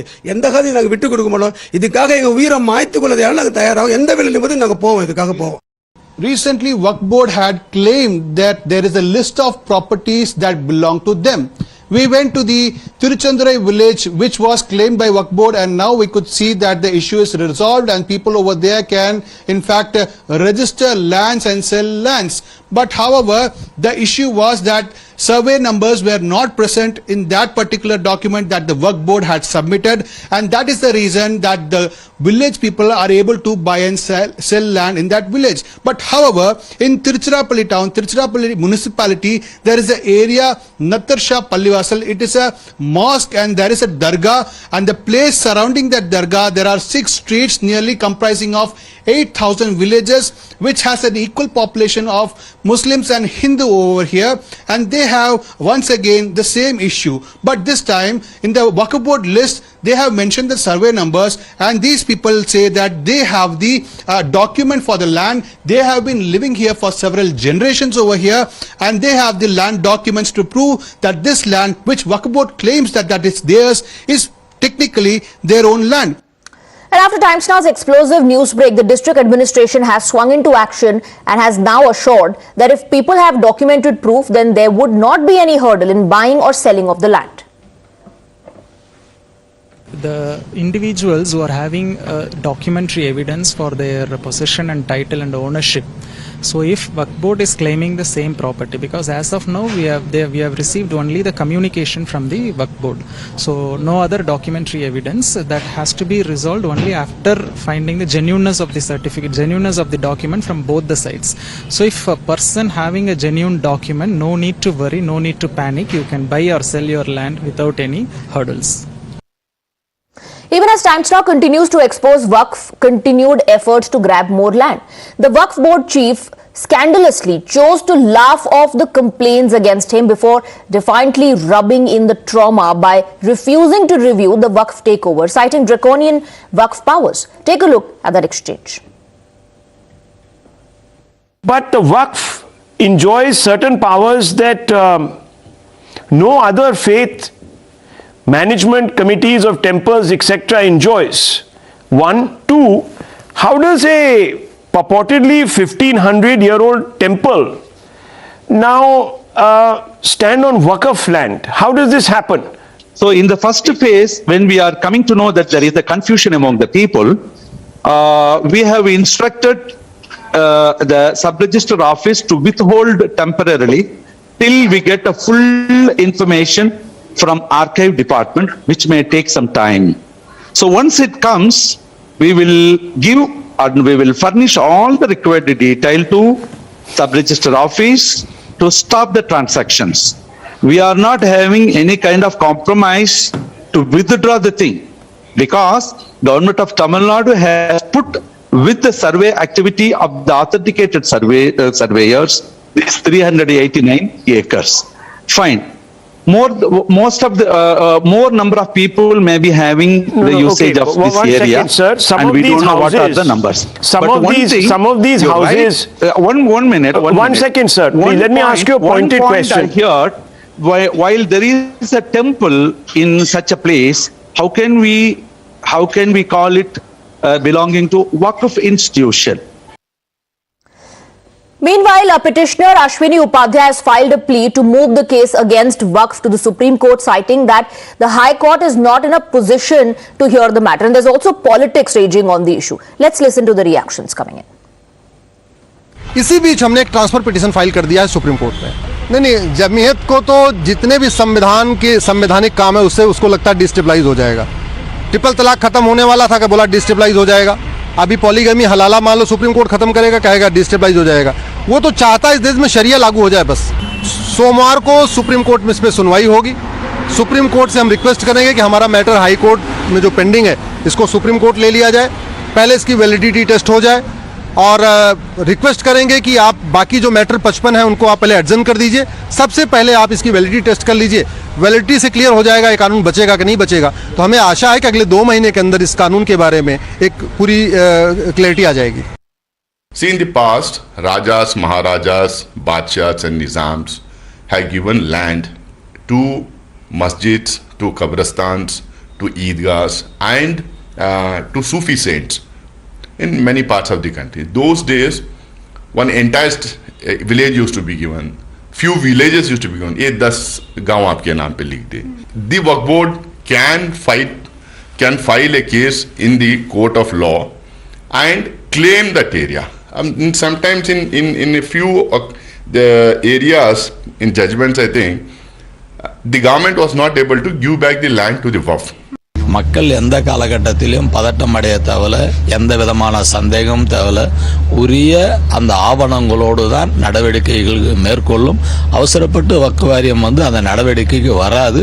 அதால எந்த விதமான பதட்டமும் பொதுமக்கள் அடைய தேவையில்லை என்பதுதான் தெரிவித்துக் கொள்கிறேன். तमाम जमाने से एक मांग चल रही थी कि दोनों वक्फ बोर्डों की सीबीआई जांच कराई जाए। आपने भी उठाया था इस इशू को, और समाजवादी पार्टी और बहुजन समाज पार्टी की सरकार के दौरान ये सवाल उठते रहे थे, लेकिन उन लोगों में साहस इसलिए नहीं था कि उन्होंने भ्रष्टाचार का अड्डा बना रखा था दोनों वक्फ बोर्डों को। तो इसलिए आदरणीय अमित शाह जी जब गृह मंत्री बने और उनसे जाकर यहाँ के लोग मिले, हमारे मुस्लिम समाज के लोग मिले जाकर, तो उसकी संस्तुति करके माननीय गृह मंत्री आदरणीय अमित शाह जी ने उसकी जांच के आदेश कर दिए।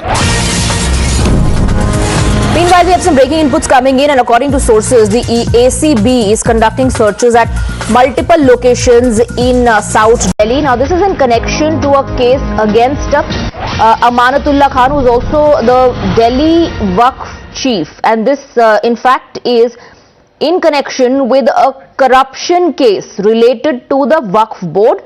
Let's go across to Sabyasachi for more on this. Sabyasachi, now searches being conducted. Well, absolutely. See, searches are being conducted in the South Delhi area in several locations and in Amanatullah's residence as well. That's what we are getting from the official sources here in ACB. And these searches are being carried out on 3 bases. There are 3 complaints which has been registered against Amanatullah Khan, under which he has been summoned today by ACB for questioning. One of the major aspects is the irregularities in recruitment. The second is giving Waqf Board land for illegal use, and third is the financial irregularities which the ACB has got. What about the government money which was being sent to the Waqf Board? How did they utilize it? Where did the money go? So these are the angles which the ACB is questioning. Today, Amanatullah Khan had reached the ACB office at around 2:45, where immediately after reaching, the questioning began. And here also you can see right in front of the ACB office, the security also has been intensified in case there is some protest which takes place from the supporters of Amanatullah Khan, because searches are being carried out at his residence as well. But till now the questioning is underway. As we proceed, more details are likely to come up, though we have spoken to Amanatullah Khan, where he has said that he has followed all the norms and this is just a conspiracy to make him guilty. And he has said that there are certain people who are continuously targeting him. There are already 23 to 24 FIRs which has been lodged against Amanatullah Khan, but this particular aspect... In fact, Sabyasachi, the ACB has also levelled some very serious allegations against Amanatullah Khan, saying that he has been bullying the witnesses in the case registered against him. They also, in fact, I believe, wrote to the LG seeking his removal as the Delhi Waqf Board chief. Well, absolutely. See, the ACB had earlier written to the LG Secretariat demanding the removal of Amanatullah Khan from the Waqf Board, because the ACB has been saying that he has been bullying the witness and also tampering with the evidence, and that is the reason why they had written this letter to the LG Secretariat asking the LG Secretariat to remove Amanatullah Khan from the Waqf Board post. But clearly he has denied all these charges which has been levelled against him. But this particular investigation has been going on for quite some time, and now the ACB is carrying out searches at his residence. All right, Sabyasachi, keep tracking the developments. For the moment, thank you for getting us those details. We're moving on now. News coming in from Mandya in Karnataka, where over 30 kids who consumed midday meals have now been admitted to a hospital after they reported sick. The children are being treated at the Mandya Institute of Medical Sciences, and most of them are experiencing symptoms like vomiting and diarrhea. So 30 kids consumed midday meal that was served to them at their school, the government school in Maddur. They fell ill after consuming the midday meal. They were immediately taken to a hospital for medical treatment. We're now being told that most of them are experiencing symptoms like vomiting and diarrhea. The kids have been admitted at the Mandya Institute of Medical Sciences. We are trying to get more information, also trying to connect with our reporters. I believe Deepak is joining us live. Deepak, 30 kids who consumed midday meal have reported sick. They are being treated at the Mandya Institute of Medical Sciences. Yes, this incident has taken place at a government school in Maddur. This is the information that we've got. There are about 30 students who've consumed the midday meals. After that, they were experiencing symptoms of diarrhea and vomiting. Immediately after that, some of the students who started to complain that they're feeling unwell, they were taken to the hospital. A few more again began to complain. So what they've done is they've taken about 30 students who consumed this food. All of them have been admitted to the Mandya Institute of Medical Sciences, where they're receiving treatment. Some of the kids there are experiencing most of the symptoms than the others. The necessary line of medical treatment is being given to them. As of now, the doctors suspect it to be a case of food poisoning. The reason for this food poisoning is something that needs to be looked into, because it has to be addressed at the earliest. And if the same batch of food had gone to any other school nearby as well, the health condition of those students as well needs to be looked into at the earliest. Absolutely. As of now, the officials are saying that they have taken stock of the situation and everything is under control. All right, Deepak, thank you very much for getting us the details. We're shifting our focus to more breaking inputs coming in, and this is in connection to Sonali Phogat's mysterious death. The CBI team, in fact, has reached Goa Police Headquarters. CBI and CFSL are going to inspect. These teams are going to inspect the crime spots. We're being told that the central agency, in fact, would be visiting Anjuna Police Station and other spots that are related to this case in North Goa. Shweta is getting us more details. Yes, Shweta, we are being told that the CBI team, along with the CFSL team, are going to be visiting the members of the team, the other crime spots.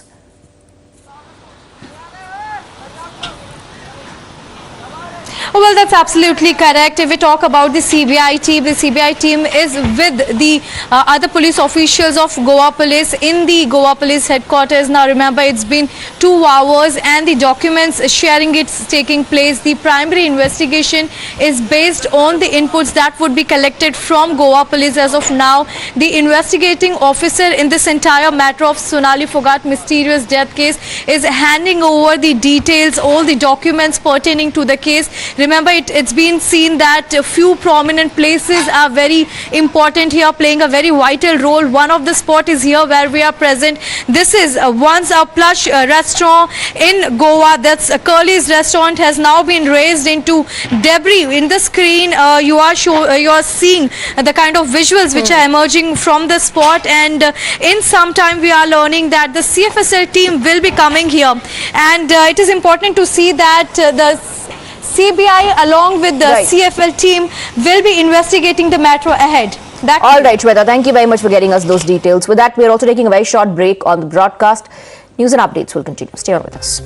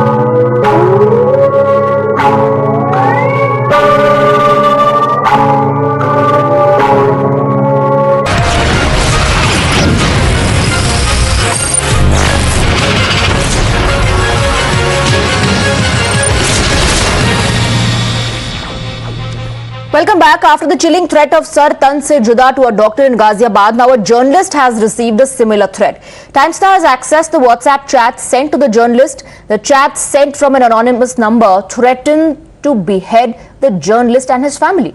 But unlike the previous cases, the journalist had never even posted any anti-Islam post on social media. Message आता है कि stop writing against इस्लाम और otherwise हम तुम्हें मार देंगे, और जो सरतन से जुदा वाली जो आजकल जो ट्रेंड चल रहा है कह सकते हैं, वो भी मैसेज आता है कि गुस्ताख नबी की एक सजा सरतन से जुदा। उसके बाद ये था कि हम जानते हैं कि तुम कहाँ रहते हो, यू आर फ्रॉम बिहार। मैंने उसके साथ इंगेज की, मैंने बात किया कि तुम मुझे दिखाओ कि मैंने कहाँ ऐसा क्या लिखा है। तो उसने मेरे साथ एक स्क्रीनशॉट शेयर किया जो मैंने जो अभी भारत जोड़ो यात्रा जो कांग्रेस का अभियान शुरू हुआ है, और उसमें एक ट्वीट उन्होंने किया था जो काफ़ी कंट्रोवर्शियल रहा, जिसमें संघ के पैंट में कहते हैं खाकी पैंट में आग लगाई होती है उस फोटो में, और उसके ऊपर मेरा रिस्पांस रहता है। वो ट्वीट उसने शेयर किया है, तो मैं उससे यही पूछ रहा था कि तुम मुझे दिखाओ कि मैंने कहाँ मोहम्मद साहब या फिर क्या कहते हैं इस्लाम के खिलाफ लिखा है। Well, you heard the journalist. Nishant Kumar says that his only fault seemed to be a tweet against Congress's Bharat Jodo Yatra. And now the cyber cell has also been roped in to trace the accused. थाना इंदिरापुरम पे निशांत आजाद जी की तहरीर पे उनको WhatsApp पे एक message प्राप्त हुआ था। उस संबंध में सुसंगत धाराओं में अभियोग पंजीकृत कर दिया गया है तथा साइबर सेल और एसपी सिटी सेकंड साहब की टीम और थाना इंदिरापुरम की टीम के द्वारा घटना के अनावरण के प्रयास किए जा रहे हैं। जल्दी घटना का अनावरण किया जाएगा। And without a quick break, lot more is lined up on the other side. Stay on with us.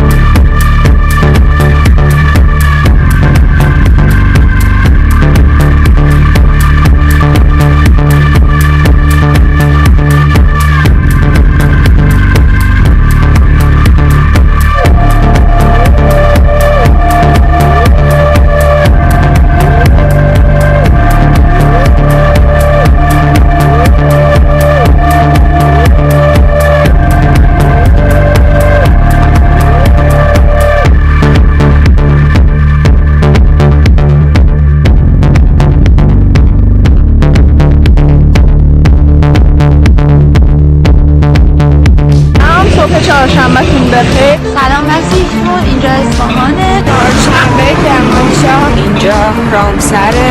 من از ثابت ما در تهران هستیم مشغول پیاده روی بدون حجاب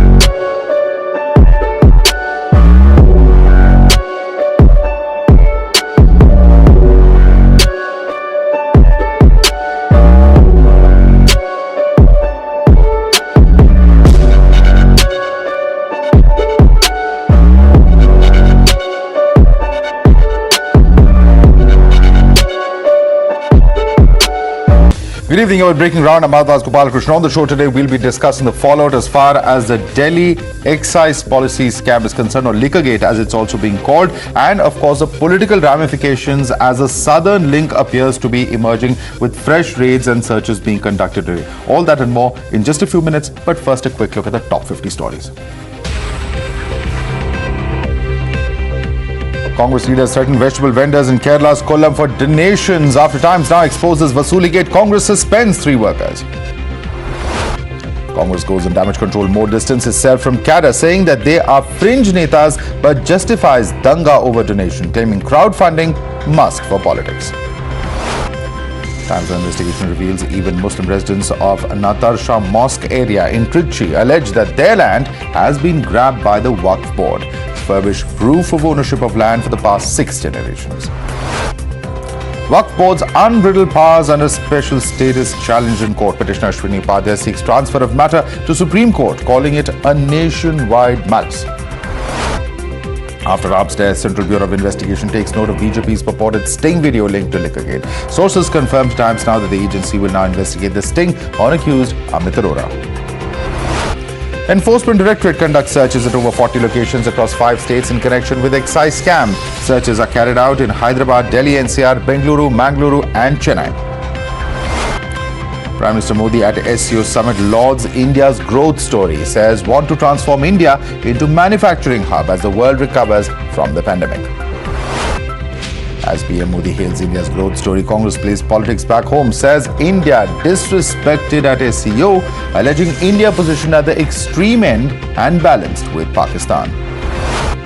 Sartan Juda threat turns into a standard operating procedure for hate brigade. Beheading threat issued to Ghaziabad journalist after a doctor.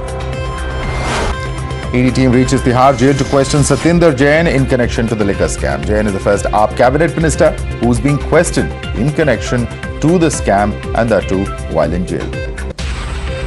ED raids Robin distilleries in Hyderabad in connection with Delhi liquor scam. Raids were conducted at Rai Durgam and other places as well.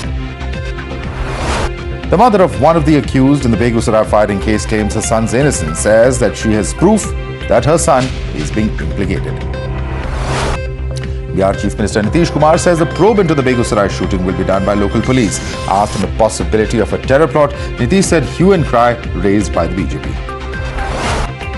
Meanwhile, Union Minister Giriraj Singh demanded a CBI inquiry in Begusarai firing incident. 2 people arrested from Kolkata in connection with assault on cops on September 13 during BJP's Nabanna Chalo rally. The 2 accused had shaved off their heads to escape the law.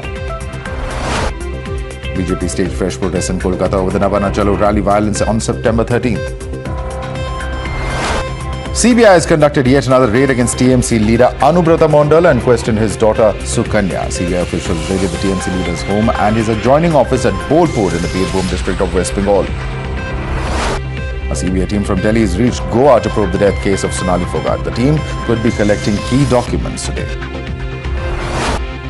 Anti-encroachment drive has been carried out in Bengaluru after encroachments covering stormwater drains caused severe waterlogging.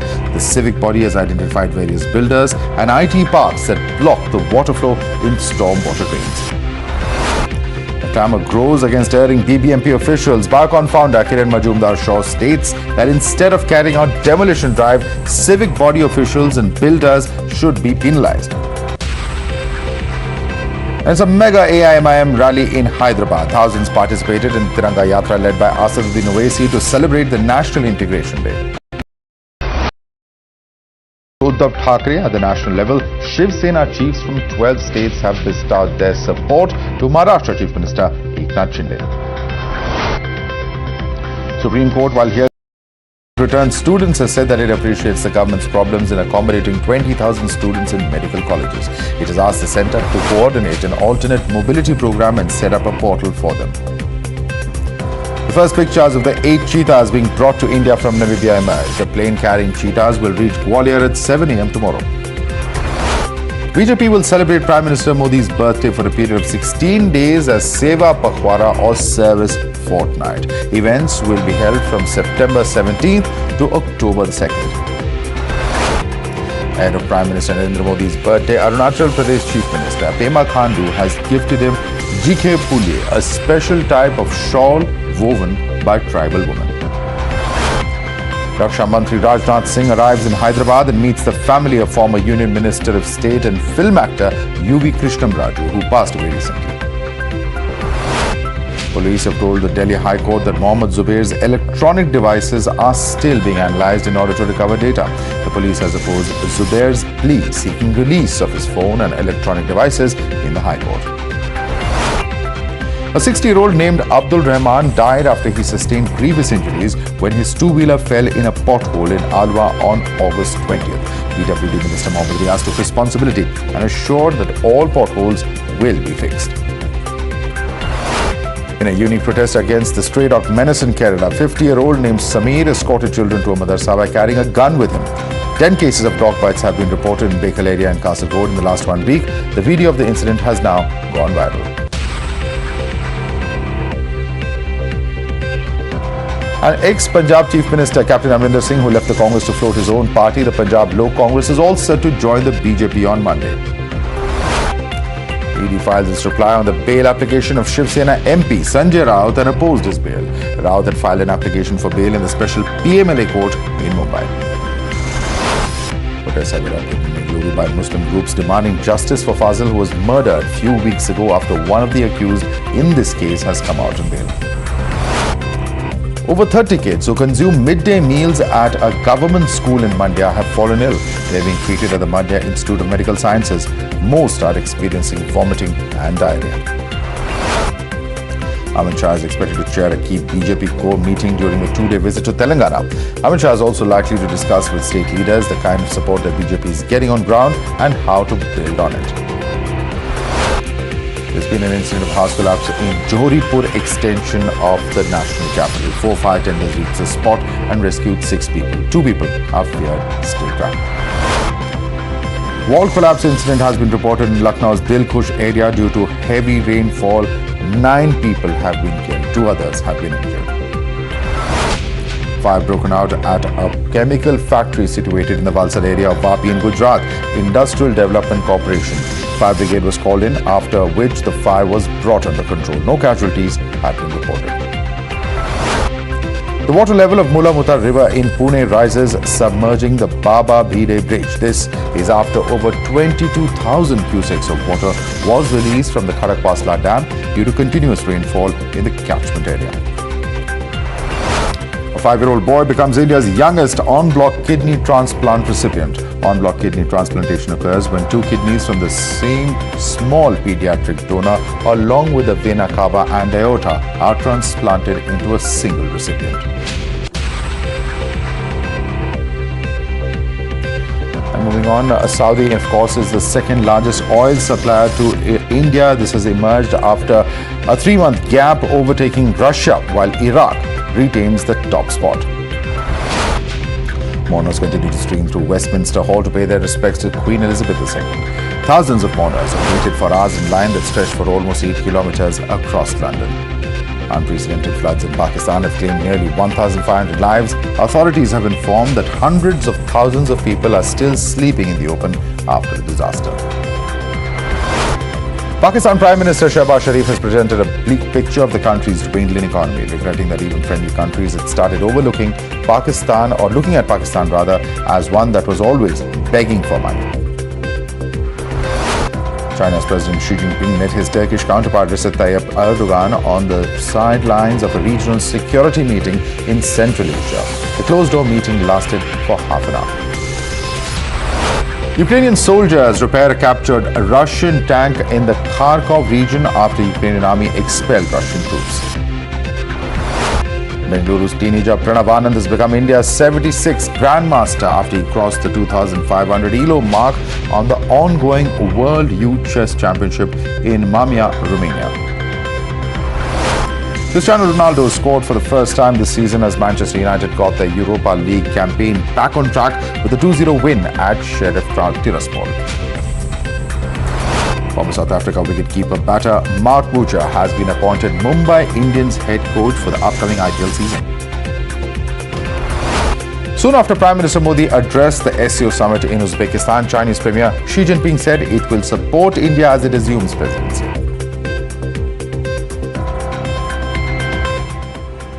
And moving on to the top focus story at this hour. It is today a crackdown that has been launched by the Enforcement Directorate in the Delhi liquor scam. The central agency has raided more than 40 locations across India, including in southern states such as Telangana, Andhra Pradesh and Karnataka. Now, these raids are part of a money laundering investigation into alleged irregularities in the now scrapped Delhi excise policy.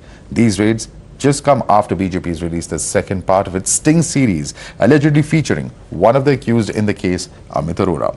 Now, Arora had claimed in this sting that the excise policy was allegedly rigged to benefit selected businessmen and reeked of corruption.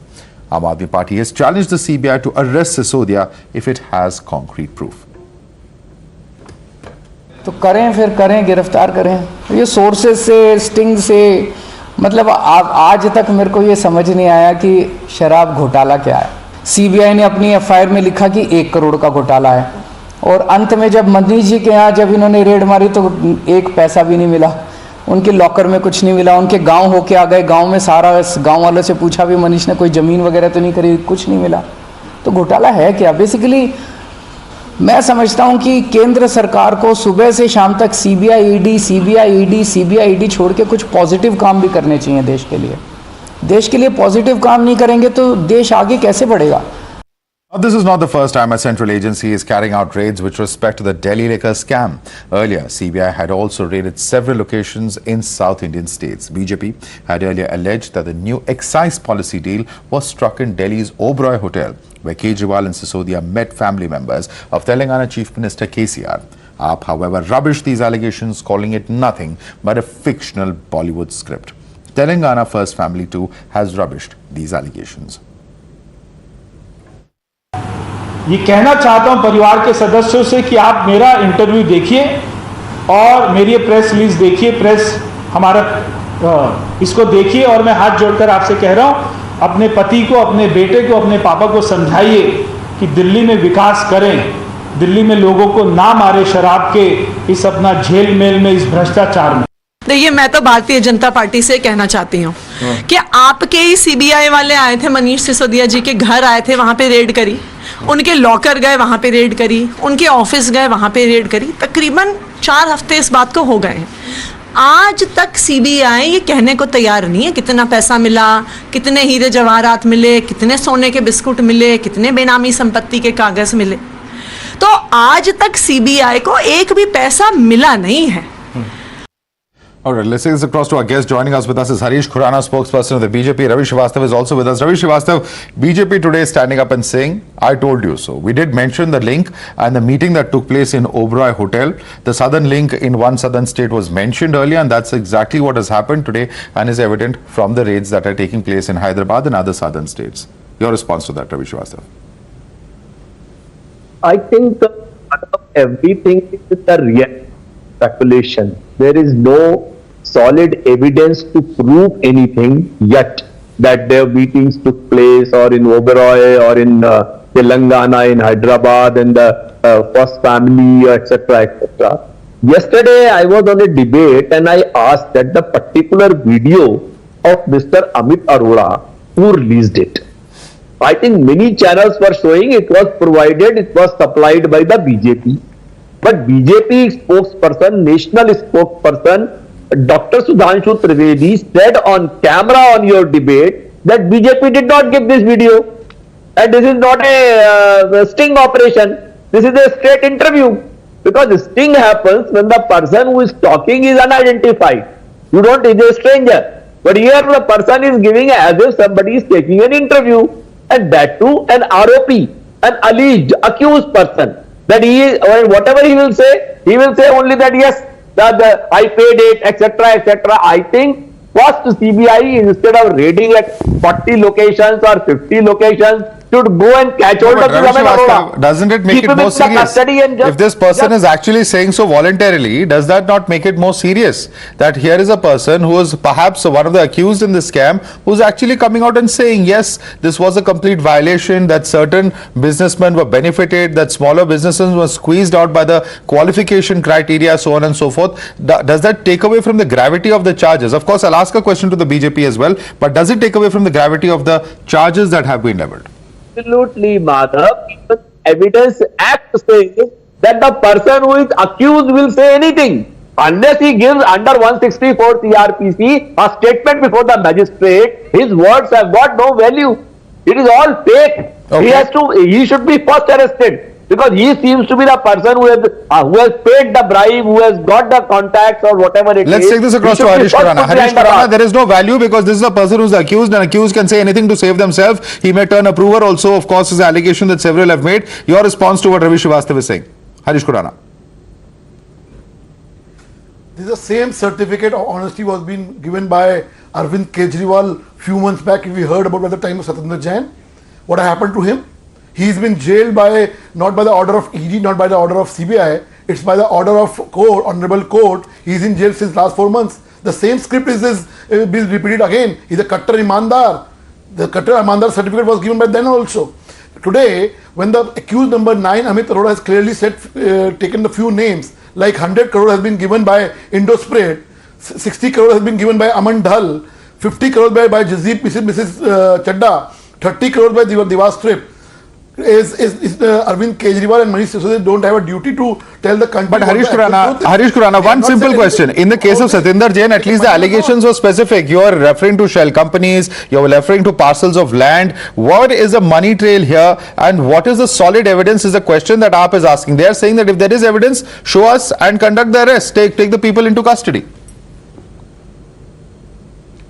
See, first of all, Aam Aadmi Party is on the court where they have to show all the documents. It will be the court who will decide whether documents which will be submitted by CBI or ED are correct or permissible or no. But the fact is, we are asking a political and a moral question from them. Point number one, when the policy was, recommendation was there that no wholesale business will be given to private hands. Why they have given to private hands? Point number one. When they have said retail business should be given to individuals and it has to be given to the individuals and through a lottery system. Why they have given to their friends on 32 zones, 27 shops each. And also, this is the first time in the history of whole country. Listen me. 2% commission from 2% commission, it was given 12% commission decided by the government. Over here, it has never been happened that excise commission of wholesale was decided by the government of Delhi. Why? Okay. These are moral questions which we are asking. All right, we'll have to leave it there, Harish. We're completely out of time. Harish, Khurana and Ravi Srivastav, certainly this is a debate that is nowhere close to coming to an end. Certainly a lot more that is expected in terms of political developments and, of course, the investigation as well. For the moment, we're slipping into a very quick break.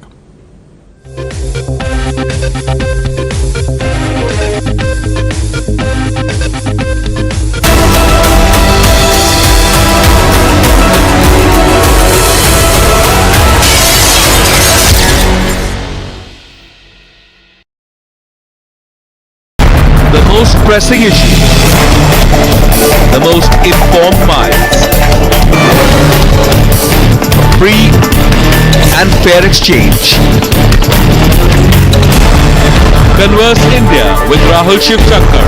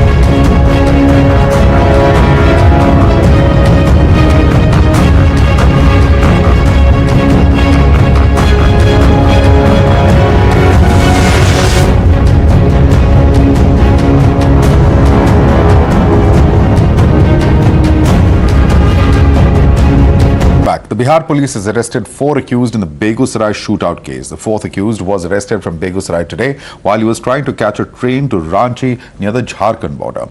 Keshav Kumar is a resident of Bihat village in Begusarai who was allegedly amongst the 4 men on 2 bikes who fired indiscriminately along a national highway and left 1 person dead and 10 others wounded on September 13th. को बता दूं कि इस घटना को गंभीरता से लेते हुए डीआईजी बेगूसराय और पुलिस अधीक्षक बेगूसराय के द्वारा 4 स्पेशल टीमों का गठन किया गया था। ये टीम लगातार अपना काम कर रही थी और इसमें हम लोग को नजदीक के जो 6 जिले हैं पटना, समस्तीपुर, खगड़िया, जमुई, लखीसराय, मुंगेर, रेल पुलिस जमालपुर से वेल कोऑर्डिनेटेड सपोर्ट मिला। साथ में एसटीएफ, सीआईडी, स्पेशल ब्रांच, आर्थिक अपराध इकाई, एंटी टेररिस्ट स्क्वाड और पुलिस मुख्यालय के वरीय पदाधिकारियों की भी हम लोग को लगातार इसमें मदद मिली। However, the family of the accused Keshav have cried foul and alleged the police have picked the wrong man. They've alleged that their son wasn't at the crime scene and they showed CCTV footage of the hotel where Keshav was at the same time when the shootout took place in Begusarai. The family says their son is innocent and the police haven't trapped him. भी गाली दे रहे हैं, SP भी गाली दे रहे हैं और दरोगा भी गाली दे रहे हैं। क्या आरोप लगा रहे हैं ये लोग? क्या आरोप लगा रहे हैं आपके बेटा पर? ये आरोप यही लगा रहा है कि गोली चलाया है बेटा आपको क्राइम किया है और नहीं तो आप क्या बोल रहा है कि लाइनिंग दिया है। तो लाइनिंग दिया है तो उसको पास मोबाइल है ना, अगर जो क्राइम कर रहा है उसको पास भी मोबाइल होगा, वो लाइनिंग तो दोनों को मिलेगा। कि झूठ का बोलेगा तो लाइनिंग होगा। जिस दिन घटना आपके पास घर पर है। Union Minister and BJP MP Giriraj Singh has hit out at Chief Minister Nitish and claimed that Begusarai shootout is not just an incident but a terror attack. Giriraj Singh has also demanded that the NIA or the CBI must probe this incident. देखिए, बेगूसराय की घटना में वो एक महज 10 लोगों के ऊपर गोलीबारी नहीं हुआ बल्कि उसमें सरकार के चेहरे बेनकाब हो गए। उस समय तक अपराधी नहीं पकड़ा पाया लेकिन अपराधियों का जात भी बता दिया। Chief Minister Nitish Kumar has outrightly rejected the demand for a CBI probe. Listen into what he had to say. घटना घटी है जहां पर तो वहां का न करेगा पुलिस वाला जांच, वो जांच कर ही रहा है और जिन लोगों को भी वो उसको जो पता चला है और सारी बात से मालूम को अपना पकड़ा और पूरी बात वही लोग बताएगा, पूरी जानकारी देगा। कौन क्या वो लोग बोलते हैं कोई मतलब कोई मतलब।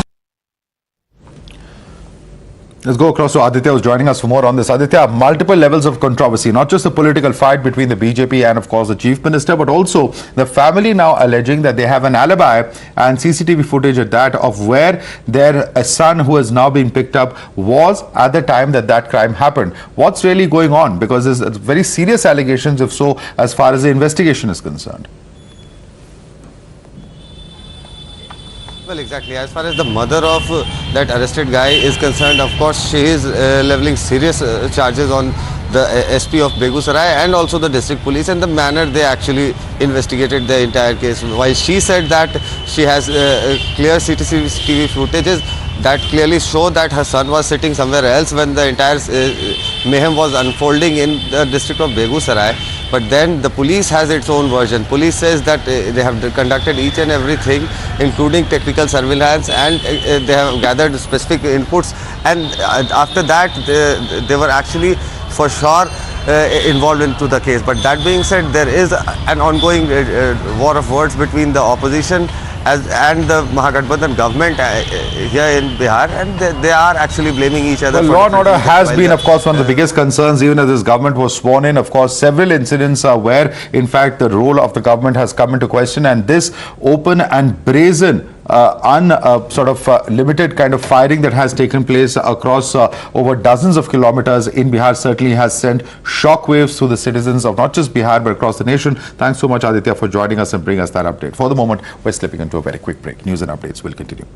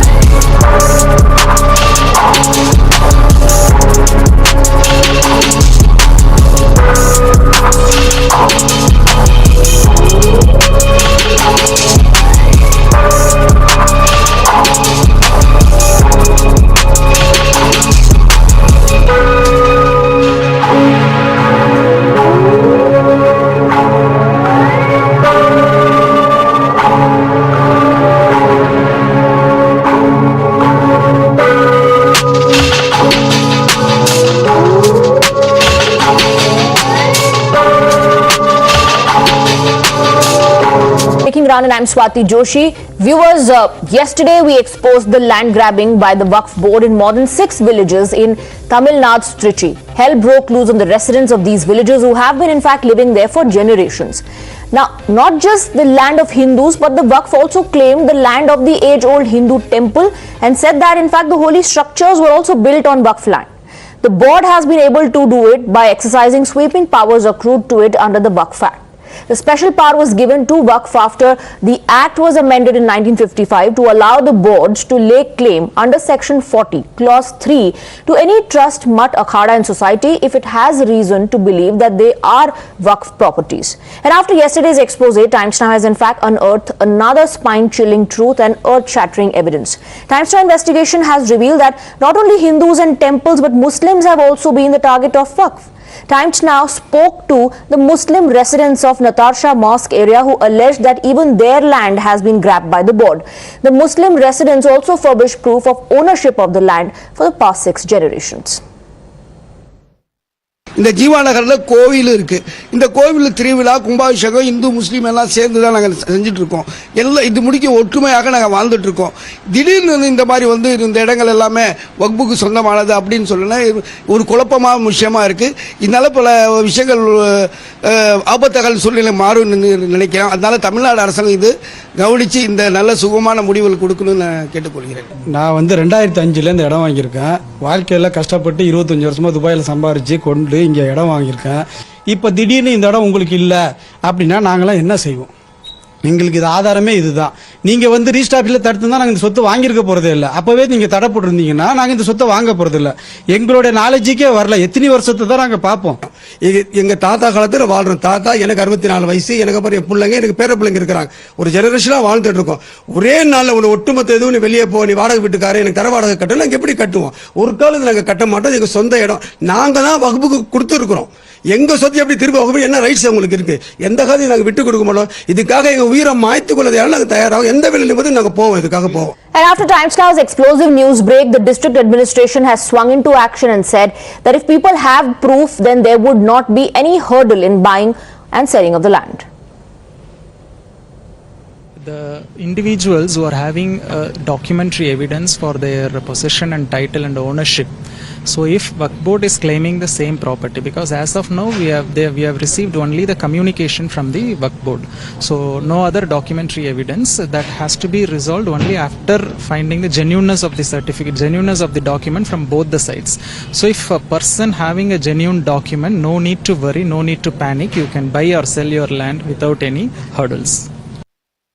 And even as Times Now continues to expose Waqf continued efforts to grab more land, the Waqf board chief scandalously chose to laugh off the complaints against him before defiantly rubbing in the trauma by refusing to review the Waqf takeover, citing draconian powers. Take a look at the exchange. But the Waqf enjoys certain powers that no other faith management committees of temples etc. enjoys. 1, 2, how does a purportedly 1500-year-old temple now stand on Waqf land? How does this happen? So in the first phase, when we are coming to know that there is a confusion among the people, we have instructed the sub-register office to withhold temporarily till we get a full information from archive department, which may take some time.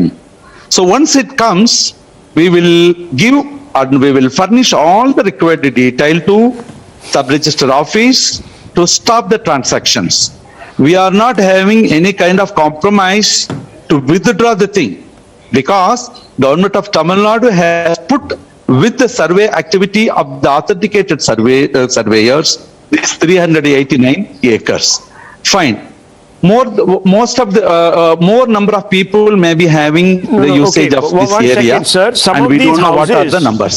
Some of these houses. Right, one minute. One second, sir. Please, let me ask you a pointed question. I heard, while there is a temple in such a place, how can we call it belonging to Waqf institution? Meanwhile, the petitioner Ashwini Upadhyay has filed a plea to move the case against Waqf to Supreme Court, citing that the High Court is not in a position to hear the matter. इसी बीच हमने एक transfer petition file कर दिया है supreme court में। नहीं, जमीयत को तो जितने भी संविधान के संवैधानिक काम है उससे उसको लगता है डिस्टेबलाइज हो जाएगा। ट्रिपल तलाक खत्म होने वाला था कि बोला डिस्टेबलाइज हो जाएगा। अभी पॉलीगमी हलाला मान लो सुप्रीम कोर्ट खत्म करेगा, कहेगा डिस्टेबलाइज हो जाएगा। वो तो चाहता है इस देश में शरिया लागू हो जाए बस। सोमवार को सुप्रीम कोर्ट में इस पर सुनवाई होगी। सुप्रीम कोर्ट से हम रिक्वेस्ट करेंगे कि हमारा मैटर हाई कोर्ट में जो पेंडिंग है इसको सुप्रीम कोर्ट ले लिया जाए, पहले इसकी वैलिडिटी टेस्ट हो जाए, और रिक्वेस्ट करेंगे कि आप बाकी जो मैटर 55 है उनको आप पहले एडजन कर दीजिए। सबसे पहले आप इसकी वैलिडिटी टेस्ट कर लीजिए। वैलिडिटी से क्लियर हो जाएगा ये कानून बचेगा कि नहीं बचेगा। तो हमें आशा है कि अगले 2 महीने के अंदर इस कानून के बारे में एक पूरी क्लैरिटी आ जाएगी। Well, we have some developments being reported as far as this Times Now expose newsbreak is concerned. Our reportage has rattled the Stalin Sarkar in the state, and justice has been promised now after the Waqf land loot. In fact, Stalin Sarkar vows to correct irregularity. We spoke to the minister and posed some very tough questions. Minorities Welfare Minister of Tamil Nadu was confronted by Times Now. The government is now hiding behind confusion for patronage as an excuse, and assuring at the same time that a resurvey will be ordered to segregate the Waqf claim. மக்கள் எந்த காலகட்டத்திலும் பதட்டம் அடைய தேவையில்ல, எந்த விதமான சந்தேகமும் தேவையில்ல. உரிய அந்த ஆவணங்களோடு தான் நடவடிக்கைகள் மேற்கொள்ளும். அவசரப்பட்டு வக்ஃப் வாரியம் அந்த நடவடிக்கைக்கு வராது. அதால எந்த விதமான பதட்டமும் பொதுமக்கள் அடைய தேவையில்லை என்பதுதான் தெரிவித்துக் கொள்கிறேன். Let's go across to Prapanch for more on this. Prapanch, clearly there has been an impact and the government seems rattled now. Assurances coming in that a resurvey will be ordered.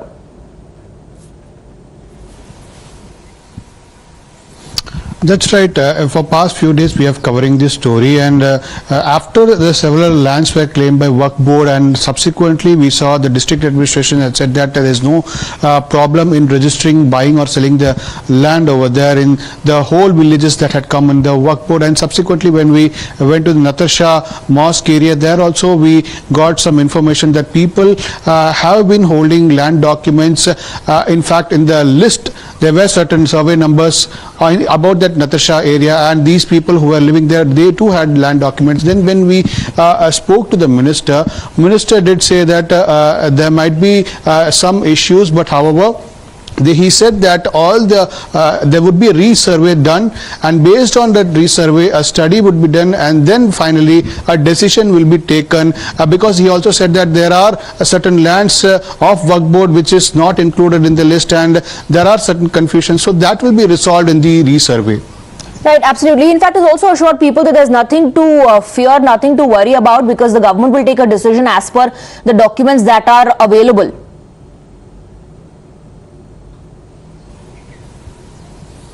That's right. He has given a detailed statement that they will go through the documents. They have, in fact, we've told them that the people living over there had documents, and they said that they will compare the documents, they will study the documents, and then resolve this whole issue. If at all they are found to have occupied the Waqf land without any proper documents, they would be evicted, and those people who do have proper documents, they would be, in fact, they could continue living there because that is their land. So after a detailed study report, a report will be furnished, and based on that report actions would be taken. Right, absolutely, but nothing really on the kind of powers that the Waqf board enjoys, given the amendment that was made in the act. If the Waqf board feels that it has a reason to believe that a particular piece of land belongs to them, they can actually stake claim on that.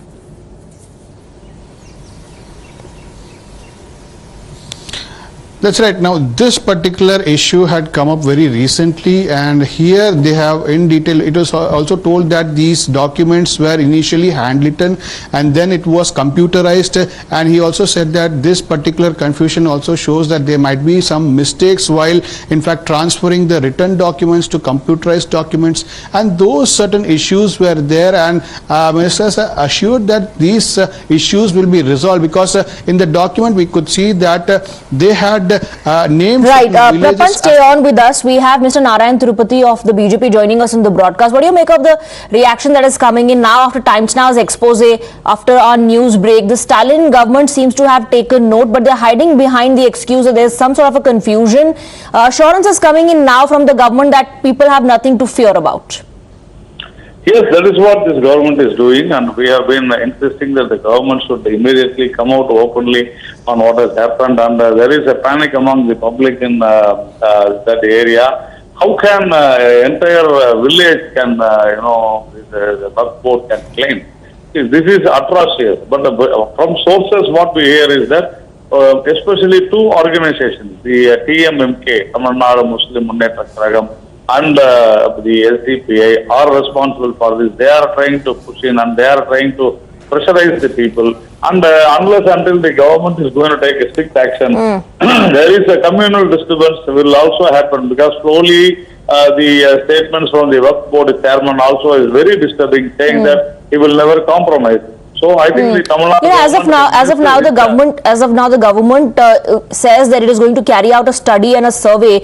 And as far as people living there for generations are concerned, the minister says whether they have a right or not on that piece of land will be told or decided only after the survey. Thank you very much, Mr. Tirupati and Prapanch, for getting us those details.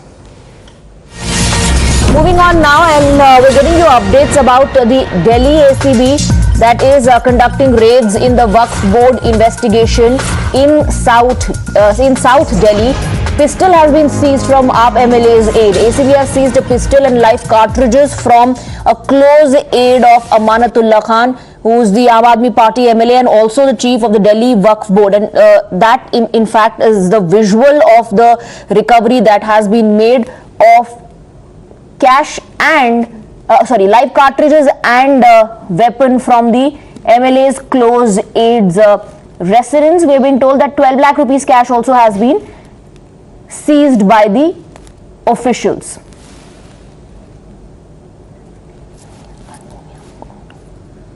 This is a 2-year-old case that continues to haunt Amanatullah Khan, the Aam Aadmi Party MLA, and he's also, remember, the chief of the Delhi Waqf board. Raids are being conducted by the ACB this time around from the close aide of Amanatullah Khan. The officials have recovered weapons, live cartridges and 12 lakh rupees cash. We have Priyank and Sabyasachi getting us more details. Let's go across to Priyank first. Priyank, raids are being conducted and now recovery is being made. Pistol, live cartridges and cash seized as well. Yeah, certainly, Swati, this is very shocking because we are talking about an MLA from the Aam Aadmi Party, which is certainly ruling in the national capital. And after conducting raid at Hamid Ali Khan and Masood Usman's location, who is said to be the business partner of Amanatullah Khan, the Delhi government's anti-corruption bureau itself has made this kind of seizure. We know that this case pertains to the irregularities in the Waqf board, following to which Amanatullah Khan was summoned today. This is a case which was related to appointment of 32 employees with allegations of corruption and violating government protocol. Also, the allegation was there that the financial irregularities have been done on the behest of Amanatullah Khan, as well as the Waqf board properties which were managed by the Waqf board were also given on rent to some other individuals, so that was certainly a loss to the Waqf board. Right. But this kind of huge seizure, where pistols, multiple live cartridges and 12 lakhs of cash have been seized from these locations, which is very shocking. Right, Priyank, stay on with us. Let's in fact play out this response that came in from Amanatullah Khan on him being summoned by the officials for questioning. Ahmad की कोई हाफिज इरशाद की कोई FIR है, complain है, उस पर इन्होंने FIR की थी 2020 में, जिसमें 18 और 19 के जो भी था उसके लिए था, 2018 और 2019 के लिए। लेकिन अब ये जो उसके अंदर नहीं है, जैसे मैंने रिलीफ कमेटी बनाई थी, वो तो बनी 2020 मार्च में थी, इन्होंने एफआईआर जनवरी 2020 में की थी, लेकिन उसके बाद के सारे आज तक के सारे रिकॉर्ड इनको चाहिए। मुझे समझ में नहीं आ रहा भाई किसके इशारे पर ये काम कर रही हैं। जब भी हम इनसे बात करते हैं कि भाई आपका तो ये बनता नहीं है, जो एफआईआर है, एफआईआर का जो कंटेंट है और जो पीरियड है कानूनी तौर से आप सिर्फ उसके बारे में पूछ सकते हैं। Let's go to Sabyasachi now. Sabyasachi, Amanatullah Khan says you not question me about issues that are not mentioned or registered in the FIR. The officials are investigating angles that are not part of the complaint. Well, absolutely. See, this is the allegation which the which the Aam Aadmi Party MLA Amanatullah Khan has thrown towards the ACP. While he was being summoned, he said that they are questioning on the lines which is not mentioned in the complaint copy.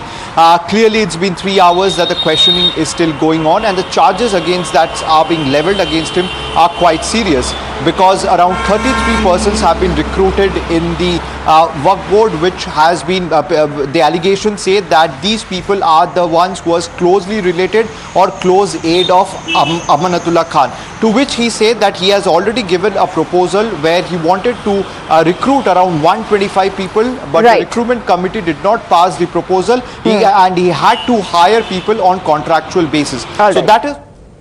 All right, Priyank and Sabyasachi, thank you for getting us those details. With that, we're slipping into a very short break.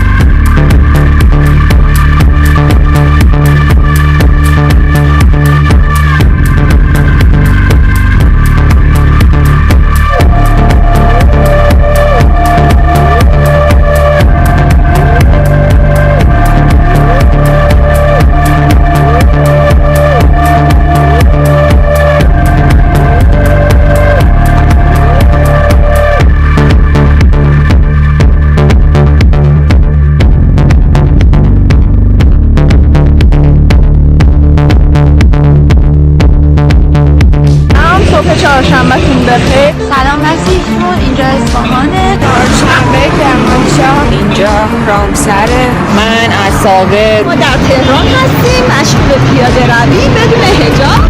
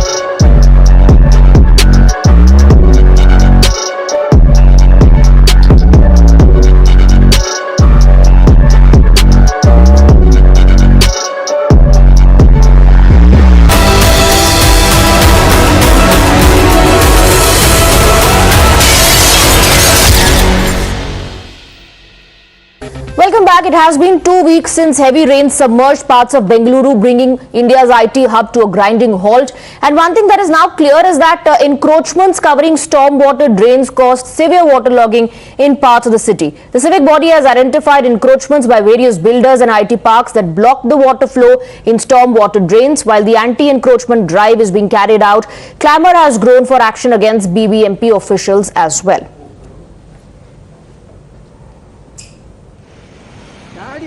Have these encroachments taken place after, they were given complete certificates, or were they pre-existing? You know what I mean? A completion certificate has been given to a building or a builder encroached, then I think that's a serious violation where the BBMP official ought to be definitely investigated, and the BBMP ought to take responsibility of correcting the situation. Where I know that many of these people have, used their life savings to buy these homes, is it fair?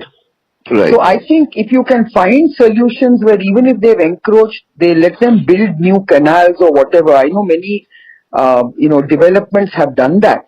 Yeah. Then I think there's a way of holistically solving the problem. A quick break. With that, news and updates will continue.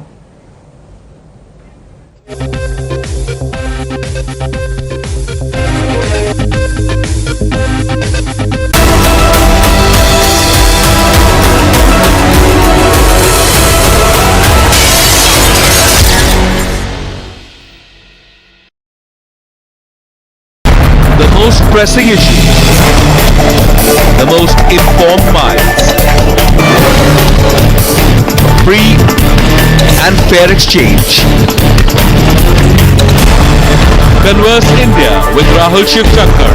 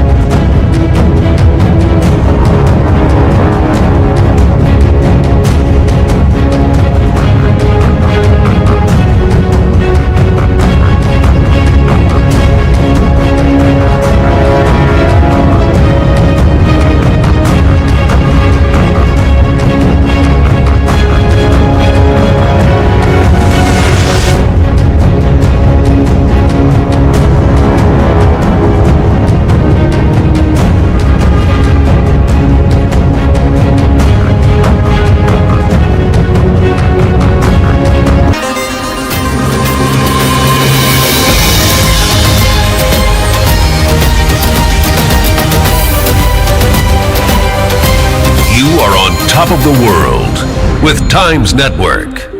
And you're watching Times Now.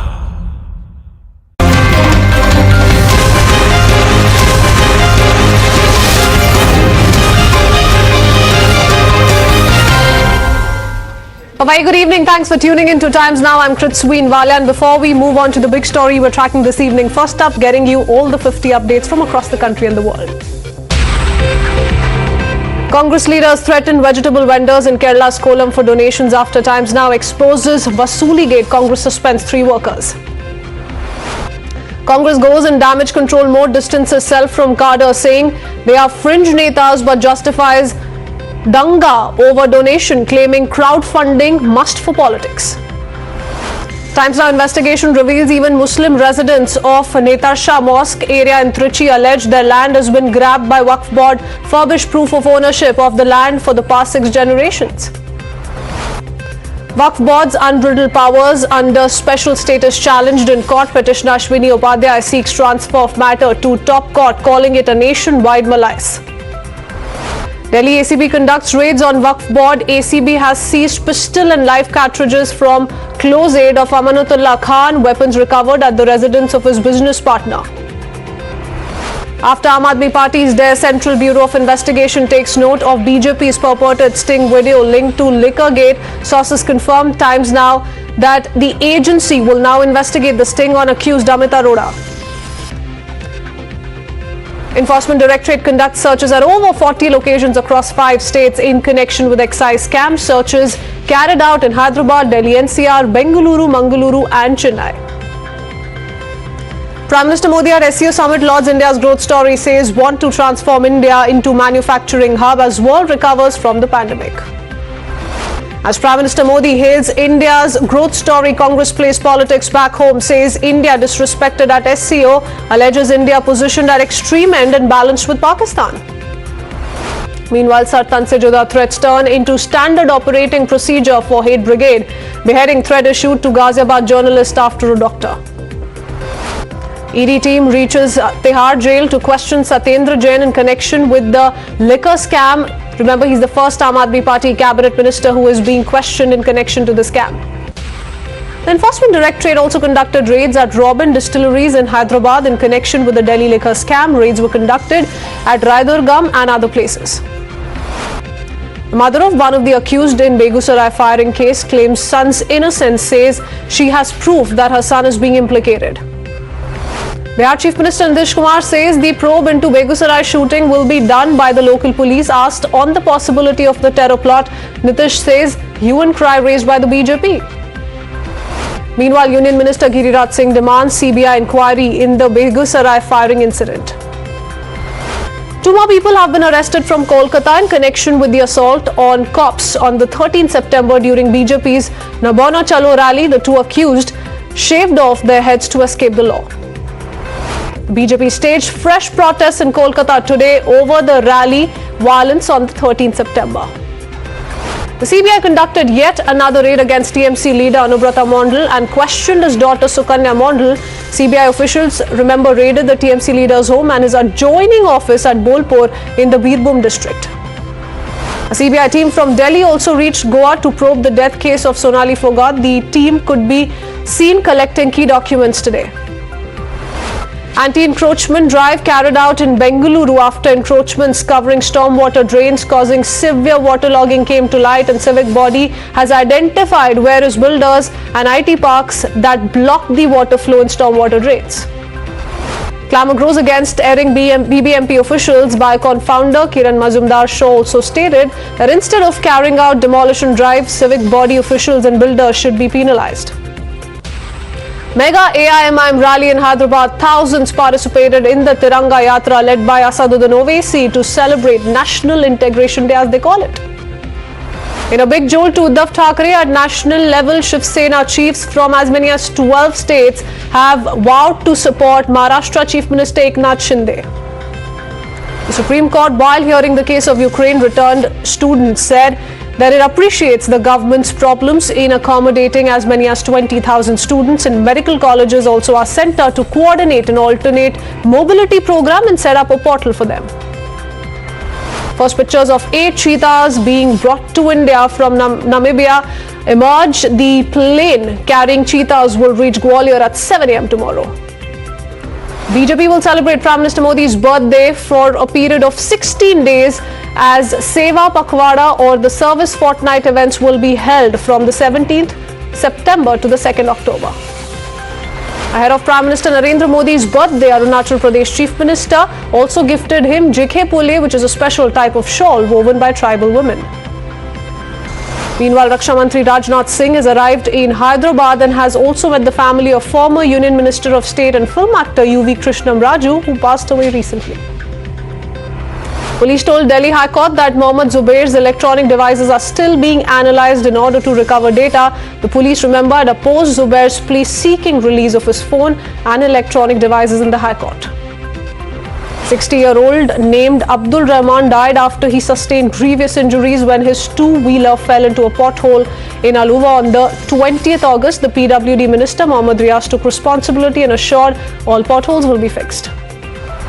In a unique protest against the stray dog menace in Kerala, 50-year-old named Samir escorted children to madrasas by carrying a gun with him. 10 cases of dog bites, remember, have been reported in Bekal area in Kasargod. And moving on, ex-Punjab Chief Minister Captain Amrinder Singh, who left the Congress to float his own party, the Punjab Lok Congress, is reportedly now all set to join the BJP this Monday. ED files its reply on the bail application of Shiv Sena MP Sanjay Raut and opposed his bail. Raut, remember, had filed an application for bail in the special PMLA court in Mumbai. Protests erupted in Bengaluru by Muslim groups demanding justice for Fazil, who was murdered few weeks ago after one of the accused in the case came out on bail. Over 30 kids who consume midday meals at a government school in Mandya have fallen ill. They are being treated at the Institute of Medical Sciences. And Union Home Minister Amit Shah to chair key BJP core meeting during his 2-day visit to Telangana. He's likely to discuss with state leaders the kind of support the BJP is getting on ground and how to build on it. A house collapsed in Jodhpur extension area in the national capital. 4 fire tenders thereafter reached the spot and rescued 6 people. 2 people were feared trapped still. Wall collapse incident in Lucknow's Begusarai area due to heavy rainfall also killed 9 people and 2 others sustained injuries. A fire broke out in a chemical factory situated in Valsad area of Vapi, Gujarat. Industrial Development Corporation Fire Brigade was called, after which the fire was then brought under control. Water level of Mulla Mutta River in Pune has risen, submerging Baba Bede Bridge, and this is after over 22,000 cusecs of water was released from the dam due to continuous rainfall in the catchment area. A 5-year-old boy becomes India's youngest en bloc kidney transplant recipient. En bloc kidney transplantation occurs when 2 kidneys from the same pediatric donor along with the vena cava and aorta are transplanted into a single recipient. And moving on, Saudi Arabia emerged as the second biggest oil supplier to India after a 3-month gap, overtaking Russia, while Iraq retains the top spot. Mourners continue to stream through Westminster Hall to pay their respects to Queen Elizabeth II. Thousands of mourners waited for hours in a line that stretched for almost 8 kilometers. Unprecedented floods in Pakistan have claimed nearly 1,500 lives. Authorities informed that hundreds of thousands of people are still sleeping in the open after the disaster. Pakistan Prime Minister Shehbaz Sharif has presented a bleak picture of the country's dwindling economy, regretting that even friendly countries had started looking at Pakistan as one that was always begging for money. China's President Xi Jinping met his Turkish counterpart Erdogan on the sidelines of the regional security meeting in Central Asia. Now, the closed-door meeting lasted for half an hour. Ukrainian soldiers repair captured Russian tanks in the Kharkov region after Ukrainian army expelled Russian troops. Bengaluru teenager Pranav Anand becomes India's 76th Grandmaster after he crossed the 2,500 elo mark in the ongoing World Youth Chess Championship in Romania. Cristiano Ronaldo scored for the first time this season as the Manchester United got their Europa League campaign back on track with a 2-0 win at Sheriff Tiraspol. Former South Africa wicketkeeper batter Mark Bauscher has been appointed Mumbai Indians head coach for the upcoming IPL season. Soon after Prime Minister Modi addressed the SCO Summit in Uzbekistan, Chinese Premier Xi Jinping said it will support India as it assumes presidency. And on to the big story this evening, viewers. This is with regards to what we're expecting in days to come in Telangana. Now, there has been a lot of controversy that has been going on with regards to the naming of the 17th of September, whether it will be called the Liberation Day and celebrated as Liberation Day, or whether it's going to be celebrated as the National Integration Day. A lot of words that certainly has been ongoing, which involves the BJP, the TRS. The Congress, of course, has been standing on the sidelines, not really commenting on the issue. We're picking up a lot of reactions before we build up to what's really happened and play out an exclusive reaction. Here are some political updates. जो रजाकार थे वो पाकिस्तान भाग गए, जो वफादार थे आज मोदी के हाथ में हाथ डाल कर एक जहती हम क्यों कहते हैं? लोगों को एक करना है, लोगों को एक करना है, दिलों को मिलाना है। मगर बीजेपी दिलों को तोड़ने का नाम, बीजेपी लोगों में नफरत पैदा करना चाहती है। और मैं आज खुलकर कह रहा हूं कि निजाम की हुकूमत थी और निजाम की हुकूमत में निजाम ने मंदिरों को पैसे दिए थे। And Bharatiya Janata Party talking about this issue is really hilarious, because in the 1980s they have identified 13,500 of freedom fighters who participated in the Hyderabad Liberation movement, and that they should be given the pension. But that was opposed by none other than the then Bharatiya Janata Party state president Shri Vidyasagar Rao ji. So that itself explains that Bharatiya Janata Party does not have any sincerity, but they just want to do politics over this issue. See, national integrity has more sense and value because taking pride to be a part of the Union of India matters the most. What is wrong in having national integrity? What is wrong in being a part of India? That is what we want to ask the Bharatiya Janata Party. ये आज़ाद का अमृत महोत्सव में देश भर में Bharatiya Janata party सरकार नरेंद्र मोदी जी के नेतृत्व में केंद्र सरकार अलग अलग कार्यक्रम कर रहे हैं। उससे अंतर्गत जो हैदराबाद लिबरेशन डे का भी 75 ईयर्स होने वाला है, इसके लिए भारत सरकार एक कार्यक्रम जैसा देश भर में अलग अलग कार्यक्रम करे, वैसा ही नरेंद्र मोदी जी के नेतृत्व में केंद्र सरकार की ओर से हम कार्यक्रम करने वाले हैं। जो भी नाम पे करने दो, मगर हम तो पहली बार ये नाम लेने का जो विपक्ष में थे, टीआरएस भी लिबरेशन डे बोलता था। आज मजलिस पार के कारण स्वर बदल गया, बात बदल गया, काम करने का तरीका बदल गया। वोट बैंक के लिए मजलिस पार्टी के जो आज जी हुजूर करते हुए मजलिस पार्टी जो आदेश दिया है, वो आदेश आज तेलंगाना सरकार कर रहे हैं। Politics aside, we tried to dig deep into what is it that the stakeholders feel. We spoke to some of the victims of the Razakars atrocities and also dissidents of the Nizams. Now, here's where they stand and what they feel about the ongoing controversy. It's been a political war of words. The two sides essentially have been claiming that none hold stake in renaming whatever they want to Hyderabad to the 17th of September as per their convenience. Listen in. మన హిందువులను ఇల్లు దోసుడు, ఇల్లు గాలబెట్టుడు ఈ ప్రకారంగా జరుగుతా అంటే వాళ్ళకు మేము కొంతమంది తయారై వాళ్ళని రాకుండా ఊళ్ళకు గెదిగేది. వాళ్ళు తుపాకు దెబ్బలు, మాయి తుపాకు దెబ్బలు ఇట్లా ఏగి వాళ్ళ ఆస్టొచ్చి వాళ్ళు పోయేది, ఆస్టొచ్చి చికటనాక మా ఇళ్ళకి మేము వచ్చేది. కేసీఆర్ చేసింది కరెక్ట్ కాదు. Celebrating 17th September as the Liberation Day is not only incorrect but also alters the history. The Nizam was not a foreigner, hence the question of liberation does not arise. There was no participation of the people and much less of politicians. The respect won by my beloved grandfather is not because he was the king of an independent state, but because of his deeds and action. tolerance and respect of all religions was hallmark of Dakhini culture.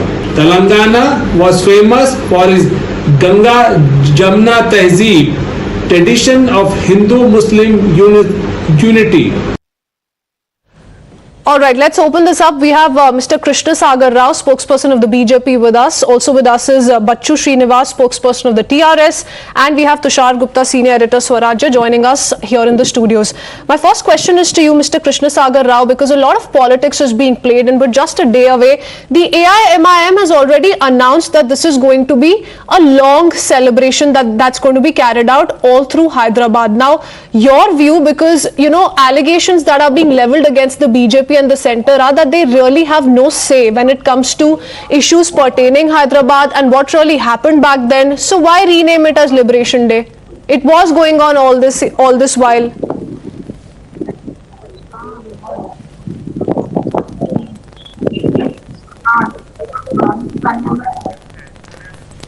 So if you could just unmute yourself. We're unable to hear you.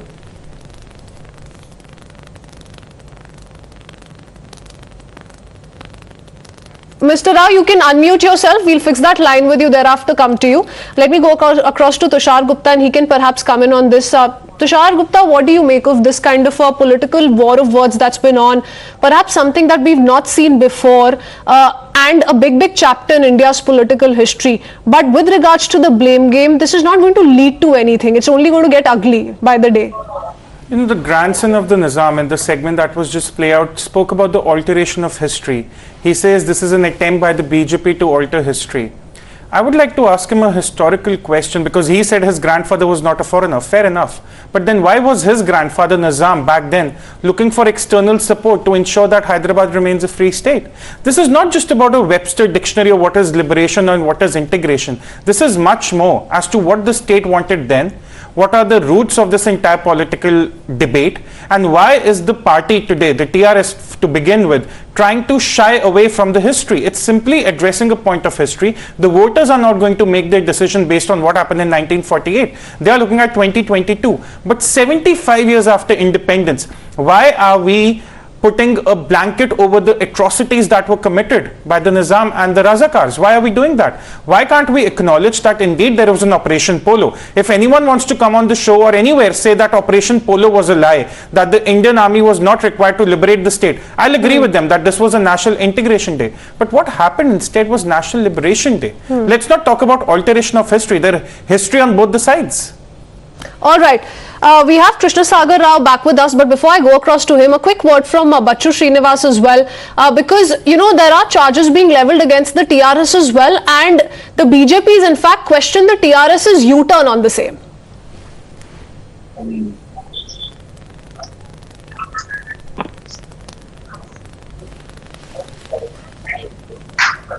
Mr. Srinivas, can you hear me? Yeah, now I am able to hear you. Okay, the BJP says that the TRS has taken a U-turn. I'm afraid, gentlemen, we'll have to quickly cut across live. You can see Prime Minister Narendra Modi with President Putin. Let's cut across. On the holiday, once again, I would like to welcome all of you and congratulate the friendly nation of India on the holiday that you celebrated last month. I refer to the 75th anniversary of the proclamation of independence of the Republic of India. I would like to wish India all the best. I also know that tomorrow, my dear friend, you are about to celebrate your birthday. As per the Russian tradition, we never offer congratulations in advance, so I cannot do that right now. But I would like you to know that we know about that, and we wish you all the best. We wish all the best to the friendly Indian nation, and we wish prosperity to India under your leadership. The relations between Russia and India are developing. They have the nature of a strategic privileged partnership, and they continue to develop very rapidly. We are actively engaging at international platforms. We're in discussion on all the international issues. Sometimes these issues are something that is not very good news. I know about your position on the conflict in Ukraine, and I know about your concerns. I know that you share these concerns, and we want all of this to end as soon as possible. But the other party, the leadership of Ukraine, has claimed that they refuse to engage in negotiating process. They said that they want to achieve their objectives, as they say, on the battlefield militarily. We will keep you abreast of everything that is happening over there. We are actively working with you on the SCO platform, and our today's meeting and our today's summit is a very good testament to that. It's important that we constantly coordinate our positions in spite of the coronavirus-induced restrictions. We spoke 4 times on the phone, and our teams are in contact as well. I would like to thank you for the video address to the participants of the Eastern Economic Forum that took place in Vladivostok. I have very warm memories of my last visit to Delhi in December last year. And I would like to take this opportunity to invite you to visit Russia. We have constructive relations in economy. Our trade is growing, in particular thanks to the supplies, as per your request, additional supplies of Russian fertilizers to the Indian market. The supplies of Russian fertilizers have grown more than 8-fold. So it's not just several percent, it's more than 8-fold. I am hopeful that this is going to be a huge help to the agricultural sector of India. They will be able to provide with food all the population of the country. We are also steadily implementing projects in oil, gas, in the nuclear energy. Russia is traditionally interested in the rich history and culture of India, and that is why we suggest that we should intensify the negotiations on the visa-free tourist exchanges. We could also think about holding cross years of Russia and India in 2024.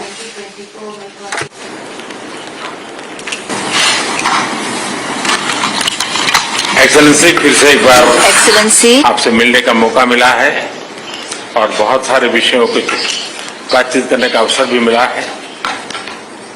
गत वर्ष दिसंबर में जब आप आए थे तब कई विषयों पर हमारी चर्चा हुई थी, और उसके बाद भी जैसा आपने कहा कि अनेक बार हमारी टेलीफोन पर भी चर्चा हुई है, और उसमें भारत और रशिया के बायलैटरल संबंध की भी बातें हुई है, और दुनिया की जो समस्याएं हैं उसके संबंध में भी काफी विस्तार से हमारी बातचीत हुई है। आज फिर एक बार हम मिल रहे हैं, और आज भी दुनिया के सामने जो सबसे बड़ी चिंता है, और खास करके डेवलपिंग कंट्रीज को फूड सिक्योरिटी के, फ्यूल सिक्योरिटी की, फर्टिलाइजर की, ऐसी जो समस्याएं हैं, हमें जरूर उनके रास्ते निकालने होंगे, और आपने भी उसमें पहल करनी होगी। उन विषयों पर भी आज चर्चा करने का मौका मिलेगा। एक्सेलेंसी, मैं आपका और यूक्रेन दोनों का इस बात के लिए आभार व्यक्त करना भी चाहूंगा, क्योंकि जब शुरू के दिनों में इस संकट के काल में हमारे हजारों स्टूडेंट्स यूक्रेन में फंसे हुए थे, आपकी और यूक्रेन की मदद से हमारे स्टूडेंट को हम सुरक्षित रूप से बाहर निकाल पाए, उनके घर तक हम पहुंचा पाए, और इसके लिए मैं आप दोनों देशों का आभारी हूं। एक्सेलेंसी, मैं जानता हूं कि आज का युग युद्ध का है नहीं, और हमने फोन पर भी कई बार आपसे इस विषय में बात की है कि डेमोक्रेसी और डिप्लोमेसी और डायलॉग, ये सारी बातें ऐसी हैं कि जो दुनिया को एक स्पर्श करती हैं। आने वाले दिनों में शांति के रास्ते पर हम कैसे बढ़ सके, उसके विषय में जरूर आज हमें चर्चा करने का मौका मिलेगा। आपका व्यू पॉइंट समझने का मुझे भी एक अवसर मिलेगा, लेकिन फिर भी जो विषय हैं जिसकी बातें मैं करता रहता हूं। एक्सेलेंसी, भारत और रशिया के संबंध अनेक गुना बढ़े हैं। हम इन संबंधों को इसलिए भी महत्व देते हैं कि हम एक ऐसे मित्र रहे हैं, जो पिछले कई दशकों से हर पल एक दूसरे के साथ रहे हैं, और पूरी दुनिया भी जानती है कि भारत के साथ रशिया का नाता कैसा रहा है और रशिया के साथ भारत का नाता कैसा रहा है। और इसलिए दुनिया के मन में भी ये बात है कि एक अटूट मित्रता है। और व्यक्तिगत रूप से मैं कहूं कि एक प्रकार से हम दोनों की यात्रा समान शुरू हुई। मैं सबसे पहले आपको 2001 में मिला, जब आप हेड ऑफ द गवर्नमेंट के रूप में जाए, और मैं head of the state government के रूप में काम शुरू किया। आज 22 साल हो गए। हम लगातार, हमारी दोस्ती बढ़ती चली जा रही है। लगातार हम दोनों देश मिलकर के इस रीजन की भलाई के लिए, लोगों की भलाई के लिए काम कर रहे हैं। आज SCO समिट में भी आपने भारत के लिए जो कुछ भी भावनाएं व्यक्त की है, मैं इसके लिए आपका बहुत आभारी हूं। एक्सेलेंसी, मुझे विश्वास है कि आज की हमारे बायलैटरल भी, आज की हमारी बातचीत भी आने वाले दिनों में हमारे संबंधों को भी गहरे करेंगे। विश्व की जो आशा अपेक्षाएं हैं उसको पूर्ण करने में भी बहुत काम आएगी, ऐसा मुझे पूरा भरोसा है। मैं फिर एक बार आज समय निकालने के लिए आपका बहुत बहुत आभारी हूं।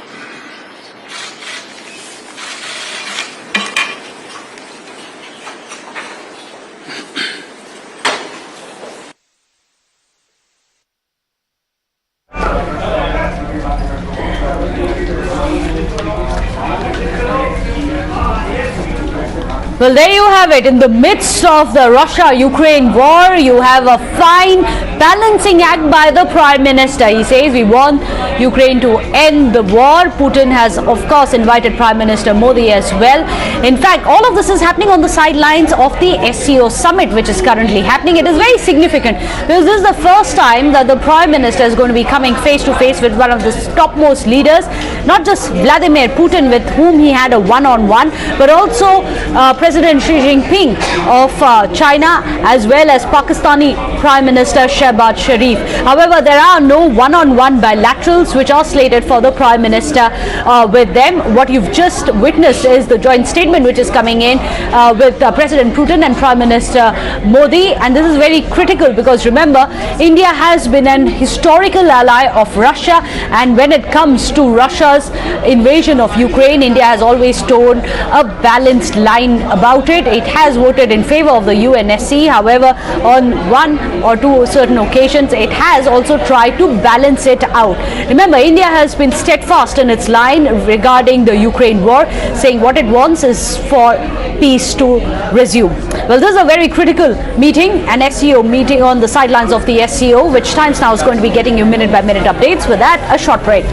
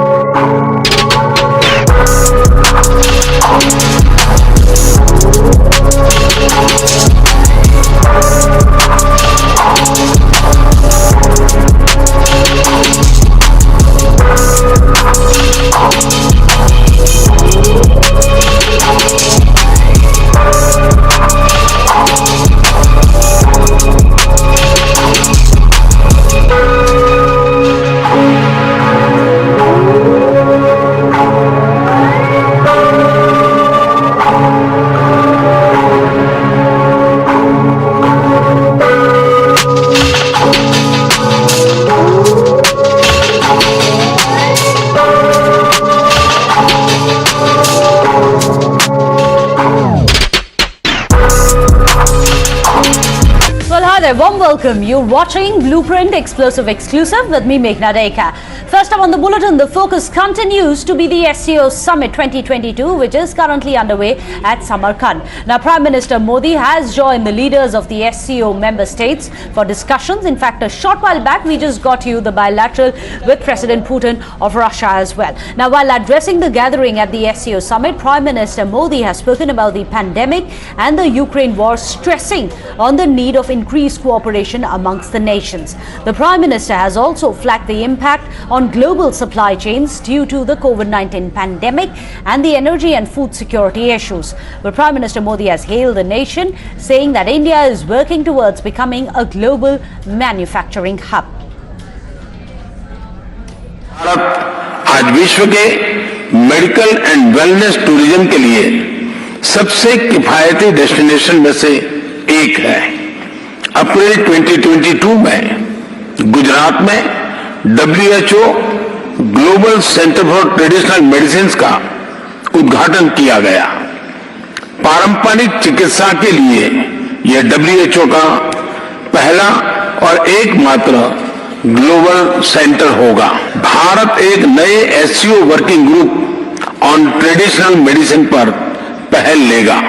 हम प्रत्येक सेक्टर में इनोवेशन का समर्थन कर रहे हैं। आज भारत में 70,000 से अधिक स्टार्टअप्स हैं। हमारे ये अनुभव कई अन्य SCO सदस्यों के भी काम आ सकता है। SCO को हमारे क्षेत्र में विश्वस्त, रेजिलिएंट और डाइवर्सिफाइड सप्लाई चेन्स विकसित करने के लिए प्रयत्न करने चाहिए। हम भारत को एक मैन्युफैक्चरिंग हब बनाने पर प्रगति कर रहे हैं। भारत का युवा और प्रतिभाशाली वर्कफोर्स को मैं स्वाभाविक रूप से कॉम्पिटिटिव बनाता है। इस वर्ष भारत की अर्थव्यवस्था में 7.5% वृद्धि की आशा है।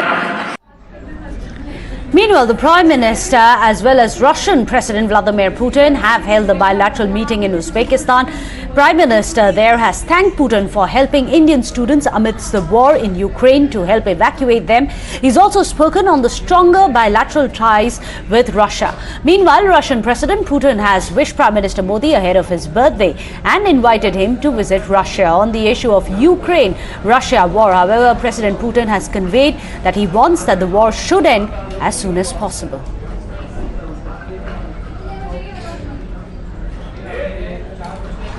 Prime Minister, from the outset, at the beginning of our meeting, I would like to personally once again congratulate you and our friendly nation of India on the holiday. Once again, I would like to welcome all of you and congratulate the friendly nation of India on the holiday that you celebrated last month. I refer to the 75th anniversary of the proclamation of independence of the Republic of India. I would like to wish India all the best. I also know that tomorrow, my dear friend, you are about to celebrate your birthday. As per the Russian tradition, we never offer congratulations in advance, so I cannot do that right now. But I would like you to know that we know about that, and we wish you all the best. We wish all the best to the friendly Indian nation, and we wish prosperity to India under your leadership. The relations between Russia and India are developing. They have the nature of a strategic privileged partnership, and they continue to develop very rapidly.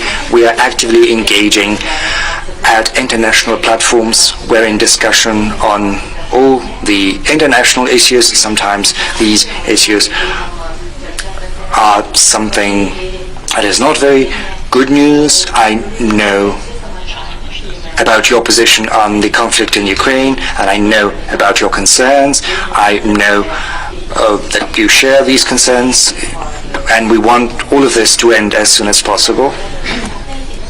But the other party, the leadership of Ukraine, has claimed that they refuse to engage in negotiating process. They said that they want to achieve their objectives, as they say, on the battlefield militarily. We will keep you abreast of everything that is happening over there.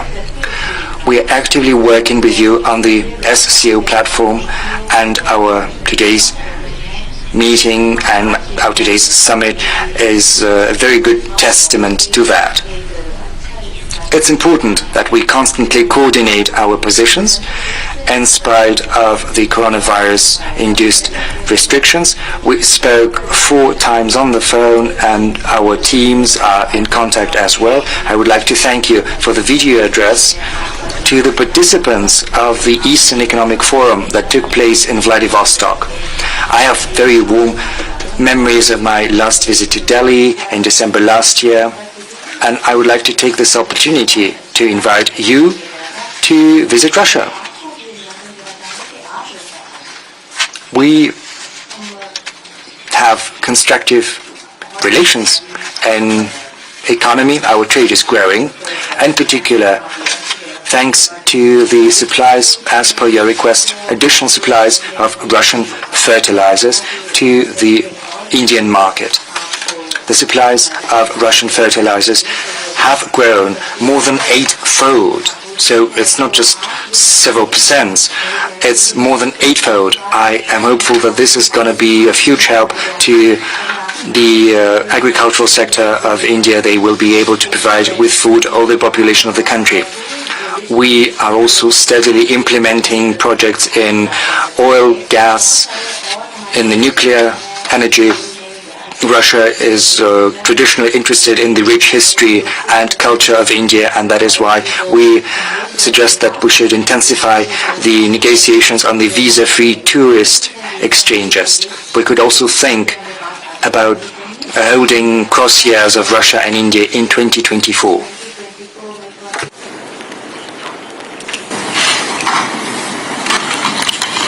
Excellency, फिर से एक बार आपसे मिलने का मौका मिला है और बहुत सारे विषयों पे बातचीत करने का अवसर भी मिला है। गत वर्ष दिसंबर में जब आप आए थे तब कई विषयों पर हमारी चर्चा हुई थी, और उसके बाद भी जैसा आपने कहा कि अनेक बार हमारी टेलीफोन पर भी चर्चा हुई है, और उसमें भारत और रशिया के बायलैटरल संबंध की भी बातें हुई हैं, और दुनिया की जो समस्याएं हैं उसके संबंध में भी काफी विस्तार से हमारी बातचीत हुई है।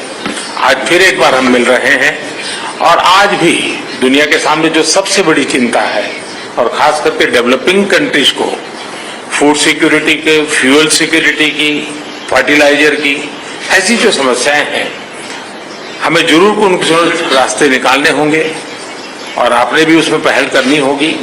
उन विषयों पर भी आज चर्चा करने का मौका मिलेगा। एक्सेलेंसी, मैं आपका और यूक्रेन दोनों का इस बात के लिए आभार व्यक्त करना भी चाहूंगा, क्योंकि जब शुरू के दिनों में इस संकट के काल में हमारे हजारों स्टूडेंट्स यूक्रेन में फंसे हुए थे, आपकी और यूक्रेन की मदद से हमारे स्टूडेंट को हम सुरक्षित रूप से बाहर निकाल पाए, उनके घर तक हम पहुंचा पाए, और इसके लिए मैं आप दोनों देशों का आभारी हूं। एक्सेलेंसी, मैं जानता हूं कि आज का युग युद्ध का है नहीं, और हमने फोन पर भी कई बार आपसे इस विषय में बात की है कि डेमोक्रेसी और डिप्लोमेसी और डायलॉग, ये सारी बातें ऐसी हैं कि जो दुनिया को एक स्पर्श करती हैं। आने वाले दिनों में शांति के रास्ते पर हम कैसे बढ़ सके, उसके विषय में जरूर आज हमें चर्चा करने का मौका मिलेगा। आपका व्यू पॉइंट समझने का मुझे भी एक अवसर मिलेगा, लेकिन फिर भी जो विषय हैं जिसकी बात मैं करता रहता हूं। एक्सेलेंसी, भारत और रशिया के संबंध अनेक गुना बढ़े हैं। हम इन संबंधों को इसलिए भी महत्व देते हैं कि हम एक ऐसे मित्र रहे हैं जो पिछले कई दशकों से हर पल एक दूसरे के साथ रहे हैं, और पूरी दुनिया भी जानती है कि भारत के साथ रशिया का नाता कैसा रहा है और रशिया के साथ भारत का नाता कैसा रहा है, और इसलिए दुनिया के मन में भी ये बात है कि एक अथूट मित्रता है। और व्यक्तिगत रूप से मैं कहूं कि एक प्रकार से हम दोनों की यात्रा समान शुरू हुई। मैं सबसे पहले आपको 2001 में मिला, जब आप हेड ऑफ द गवर्नमेंट के रूप में जाए और मैं head of the state government के रूप में काम शुरू किया। आज 22 साल हो गए। हम लगातार, हमारी दोस्ती बढ़ती चली जा रही है। लगातार हम दोनों देश मिलकर के इस रीजन की भलाई के लिए, लोगों की भलाई के लिए काम कर रहे हैं। आज SCO समिट में भी आपने भारत के लिए जो कुछ भी भावनाएं व्यक्त की है, मैं इसके लिए आपका बहुत आभारी हूं। एक्सेलेंसी, मुझे विश्वास है कि आज की हमारे बायलैटरल भी, आज की हमारी बातचीत भी आने वाले दिनों में हमारे संबंधों को भी गहरे करेंगे। विश्व की जो आशा अपेक्षाएं हैं उसको पूर्ण करने में भी बहुत काम आएगी, ऐसा मुझे पूरा भरोसा है। मैं फिर एक बार आज समय निकालने के लिए आपका बहुत बहुत आभारी हूं। So the historical ties between India and Russia still continue strong. Without a short break, don't go anywhere.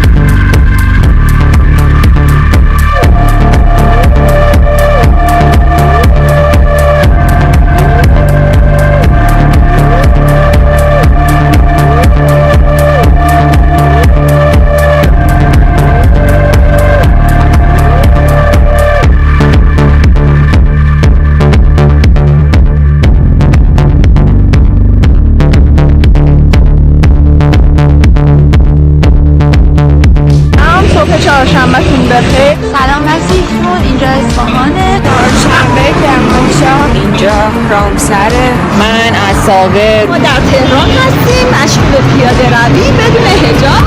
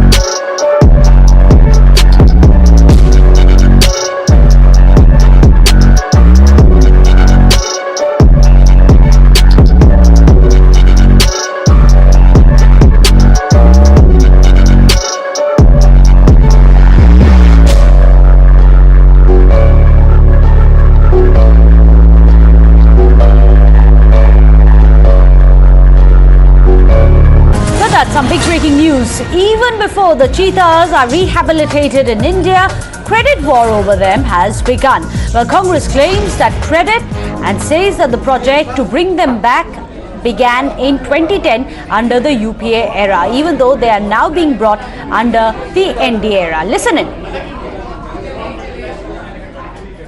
Well, in fact, on your screens, you can see Jairam Ramesh's tweet there. He was, of course, the UPA era environmental ministers, very quick to try and take some of the glory of the cheetahs being rehabilitated back in India. Now you have a credit war which has broken out. In fact, Jairam Ramesh has said that as the cheetahs arrived today at the Kunu National Park from Namibia, I'm sharing an article I had written in the Economic Times of July 30th. Economic Times, of course, is part of the Times network, and he says that it gives the history of why and how India's events today was made possible, saying that it is way back in 2010 when the efforts began under the UPA era to try and rehabilitate these cheetahs. Let me go across to Mohit Bhatt, who's joining us, the then Environment Minister. Mohit, very interesting to see trying to grab some of the glory today and claim some of the credit for the cheetahs. Well, we'll try and reconnect with Mohit, but on your screens you can see how the cheetahs are finally back home. They have been rehabilitated from Namibia. But on the other hand, you have unsavory credit war which has also broken out. This time around it is UPA era Mantri Jairam Ramesh who says they may have been brought back now, but the efforts had begun way back in 2010 when the UPA was in power. Let me go across to Shehzad Poonawala, who's joining us, BJP spokesperson. Shehzad, your first reaction. UPA now claims that it is under Congress's UPA era in 2010 when the entire process began. You know, this is going to the point of being laughable that even on an issue like this, the Congress party wants to steal or take credit. I mean, after stealing the money of a vegetable vendor, perhaps they want to steal credit for this. The point is that 1952, the cheetah got extinct. From 52 to 2014, they had ample opportunity, except for a period of 6 years they were in government. They could have got it done. The Supreme Court order, etc., staying it came only in 2013.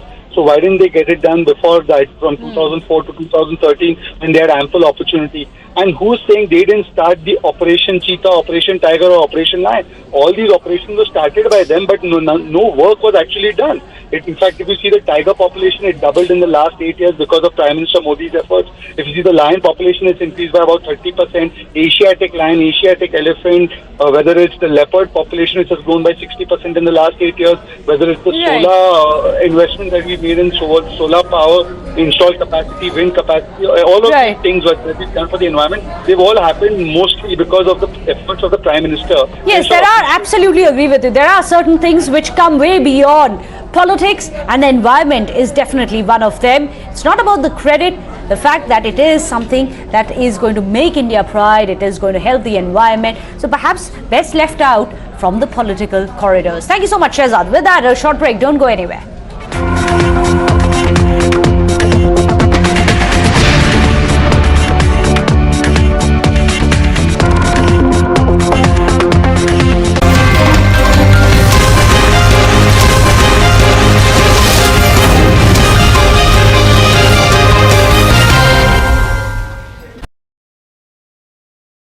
The most pressing issues, the most informed minds, free and fair exchange. Converse India with Rahul Shiv Shankar.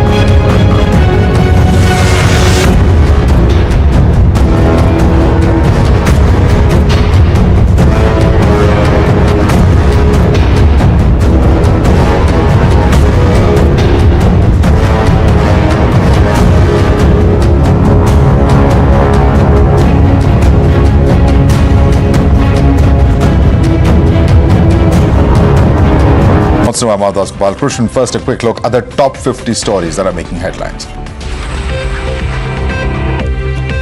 Congress leaders threaten vegetable vendors in Kerala's Kollam for donations. After Times now exposes Vasuli Gate, Congress suspends 3 workers. The party goes into damage control mode, distances itself from cadre, saying that they are fringe netas, but justifies danga over donation, claiming crowdfunding a must for politics. Times Now investigation reveals even Muslim residents of Natasha Mosque area in Trichy allege their land has been grabbed by the Waqf board, furbished proof of ownership of the land for the past 6 generations. Raids at 4 locations over Delhi Waqf board case in which AAP MLA Amanatullah Khan appointed 32 employees with allegations of corruption, financial bungling in renting Waqf properties and managing Waqf accounts. After AAP's death, the Central Bureau of Investigation takes note of BJP's purported sting video leaked to Liquorgate. Sources confirmed to Times Now that the agency will now investigate the sting on accused Amit Arora. Enforcement Directorate conducts searches over 40 locations across 5 states in connection with the excise scam. Searches have been carried out in Hyderabad, Delhi NCR, Bengaluru, Mangaluru and Chennai. Prime Minister Modi at the SCO Summit lauds India's growth story, says want to transform India into manufacturing hub as world recovers from the pandemic. As Prime Minister Modi hails India's growth story, Congress plays politics back home, says India disrespected at SCO, alleging India positioned at extreme end and balanced with Pakistan. Sartan se juda threat turns into standard operation procedure for the hate brigade. Beheading threat issue to Ghaziabad journalist after a doctor. AD team reaches Tihar jail to question Satyendar Jain in connection with the liquor scam. Officials of the agency recorded Jain's statement according to the provisions of the Prevention of Money Laundering Act. ED raids Robin distilleries in Hyderabad in connection with the Delhi liquor scam. Raids were conducted at Rai Durgam and other places. The mother of one of the accused in the Begusarai firing case claims son's innocence, says that she has proof that her son is being implicated. Bihar Chief Minister Nitish Kumar says the probe into the Begusarai shooting will be done by local police. Asked on the possibility of a terror plot, Nitish says hue and cry has been raised by the BJP. Meanwhile, Union Minister Giriraj Singh has demanded a CBI inquiry in the Begusarai firing incident.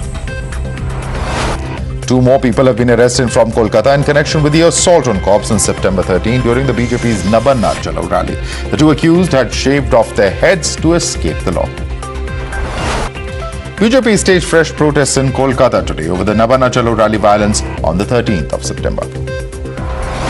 CBI has conducted yet another raid against TMC leader Anubrata Mondal and questioned his daughter Sukanya. CBI officials have raided the TMC leader's home and his adjoining office at Bolpur in the Birbhum district of West Bengal. A CBI team from Delhi reached Goa to probe the death case of Sonali Phogat. Apart from meeting Goa police officers, the CBI team also visited Sonali Phogat's residence and spoke to her family members in Hisar, though no statement has been recorded yet. An anti-encroachment drive has been carried out in Bengaluru after encroachments covering stormwater drains have caused severe waterlogging. The civic body has identified various builders and IT parks that block the water flow in stormwater drains. The clamour grows against erring BBMP officials. Barcon founder Kiran Majumdar-Shaw said that instead of carrying out a demolition drive, the civic body officials and builders should be penalised. Mega AIMM rally in Hyderabad. Thousands have participated in the Tiranga Yatra led by Asaduddin Owaisi to celebrate the National Integration Day. In a big jolt to Uddhav Thackeray at the national level, Shiv Sena chiefs from 12 states have bestowed their support to Maharashtra Chief Minister Eknath Shinde. Supreme Court, while hearing the case of Ukraine returned students, said that it appreciates the government's problems in accommodating 20,000 students in medical colleges. It has asked the centre to coordinate an alternate mobility program and set up a portal for them. First pictures of 8 cheetahs being brought back to India from Namibia emerged. The plane carrying cheetahs will reach Gwalior at 7 a.m. tomorrow. BJP will celebrate Prime Minister Modi's birthday for a period of 16 days as Seva Pakhwara or the Service Fortnight. Events will be held from the 17th of September to October 2nd. Prime Minister Modi and Russian President Putin have held bilateral talks on the sidelines of the SCO Summit. Putin has wished Prime Minister Modi a happy birthday and invited him to Russia. Putin also assured that he will end conflict with Ukraine as soon as possible. Raksha Mantri Rajnath Singh arrives in Hyderabad and meets the family of former Union Minister of State and film actor U.V. Krishnamraju, who passed away recently. Police have told Delhi High Court that Mohammad Zubair's electronic devices are still being analysed in order to recover data. Police has opposed Zubair's plea, seeking release of his phone and electronic devices in the High Court. A 60-year-old named Abdul Rahman died after he sustained grievous injuries when his two-wheeler fell into a pothole in Alva on the 20th of August. The PWD Minister Mohammad Riaz has taken responsibility and assured that all potholes will be fixed. In a unique protest against the stray dog menace in Kerala, a 50-year-old named Samir escorted children to a madrasa by carrying a gun with him. 10 cases of dog bites have been reported in the Bengal area in Kasaragod in the last 1 week. A video of the incident has now gone viral. Ex-Punjab Chief Minister Captain Amarinder Singh, who left the Congress to float his own party, that is the Punjab Lok Congress, is now all set to join the BJP on Monday. Enforcement Directorate says Sanjay Raut is fully involved in money laundering via his associate Praveen Raut. He's also been giving false information to the court regarding his non-involvement. Protests have erupted in Bengaluru by Muslim groups demanding justice for Fazal, who was murdered a few weeks ago after one of the accused in the case came out on bail. Over 30 kids who consume midday meals at a government school in Mandya have fallen ill. They are being treated at the Mandya Institute of Medical Sciences. Most are experiencing vomiting and diarrhea. Amit Shah is to chair a key BJP core committee meeting during the two-day visit to Telangana. He's likely to discuss with state leaders the kind of support that BJP is getting on ground and how to build on it. A Nigerian woman has tested positive for monkeypox in Delhi. Of the 8 reported cases, 1 is an Indian and the rest are of African origin. The Nigerian woman has no recent travel history and is stable. A wall collapse incident has been seen in Lucknow's Dil Khusha area due to heavy rainfall, killing 9 people. 2 others have been injured. A fire broke out in a chemical factory situated in the Valsad area of Vapi in Gujarat Industrial Development Corporation. The fire brigade was called in, after which the fire was brought under control. No casualties have been reported. Water level of the Mulamota River in Pune rises, submerging the Baba Bhide Bridge. This after over 22,000 cusecs of water was released from the Khadakwasla Dam due to continuous rainfall in the catchment area. A 5-year-old boy becomes India's youngest en-bloc kidney transplant recipient. En-bloc kidney transplantation occurs when 2 kidneys from the same small pediatric donor, along with the vena cava and the aorta, are transplanted into a single recipient. Saudi Arabia has emerged as the second biggest oil supplier to India after a 3-month gap, overtaking Russia, while Iraq retains the top spot. Mourners continue to stream through Westminster Hall to pay their respects to Queen Elizabeth II. Thousands of mourners waited for hours in line that stretched almost 8 kilometers across London. Unprecedented floods in Pakistan has claimed nearly 1,500 lives. Authorities have informed that hundreds of thousands of people are still sleeping in the open after the disaster. Pakistan Prime Minister Shehbaz Sharif has presented a bleak picture of the country's dwindling economy, regretting that even friendly countries had started looking at Pakistan as one that was always begging for money. China's President Xi Jinping met his Turkish counterpart Recep Tayyip Erdogan on the sidelines of a regional security meeting in Central Asia. The closed-door meeting lasted for half an hour. Ukrainian soldiers repair captured Russian tanks in the Kharkov region after the Ukrainian army expelled Russian troops. Bengaluru teenager Pranav Anand became India's 76th Grandmaster after he crossed the 2,500 ELO mark in the ongoing World Youth Chess Championship in Mamaia in Romania. Cristiano Ronaldo scored for the first time this season as Manchester United got the Europa League campaign back on track with a 2-0 win at Sheriff Tiraspol. Former South Africa wicketkeeper batter Mark Boucher has been appointed as Mumbai Indians head coach for the upcoming IPL season. Soon after Prime Minister Modi addressed the SCO Summit in Uzbekistan, Chinese Premier Xi Jinping said that it will support India as it assumes presidency.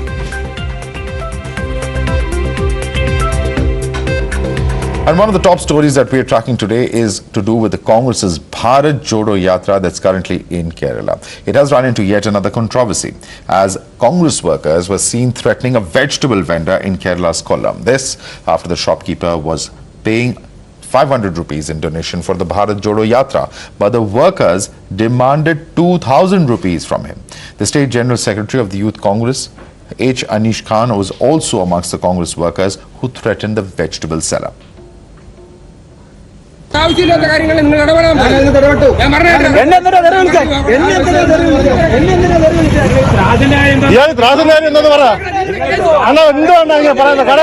സംഭവ പരിപാടി കാണിച്ചിട്ട് ത്രാസ് ഉണ്ടാക്കുമെന്നോ?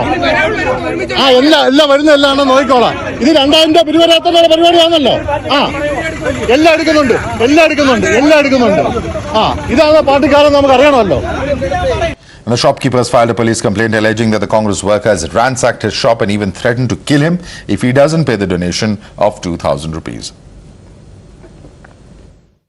ഭാരത് ജോഡോ യാത്ര രാഹുൽ ഗാന്ധിയുടെ യാത്രയുമായിട്ട് ബന്ധപ്പെട്ട് ഒരു സംഘം കോൺഗ്രസ് പ്രവർത്തകർ കടയിൽ വരികയും കടയിൽ പിരിവ് കൊടുക്കാത്ത പക്ഷം കടയിൽ പിരിവ് കൊടുത്തു 500 രൂപയാണ് പിരിവ് കൊടുത്തത്. അത് പറ്റത്തില്ല, 2000 രൂപ നിർബന്ധമായിട്ട് വേണമെന്ന് പറഞ്ഞുകൊണ്ട് കടയിൽ കയറി അക്രമം ഉണ്ടാക്കുകയും ത്രാസിൽ അടിച്ചു പൊട്ടിക്കുകയും ഇവിടുത്തെ സ്റ്റാഫുകളെ കയറി മർദ്ദിക്കുകയും ചെയ്തു.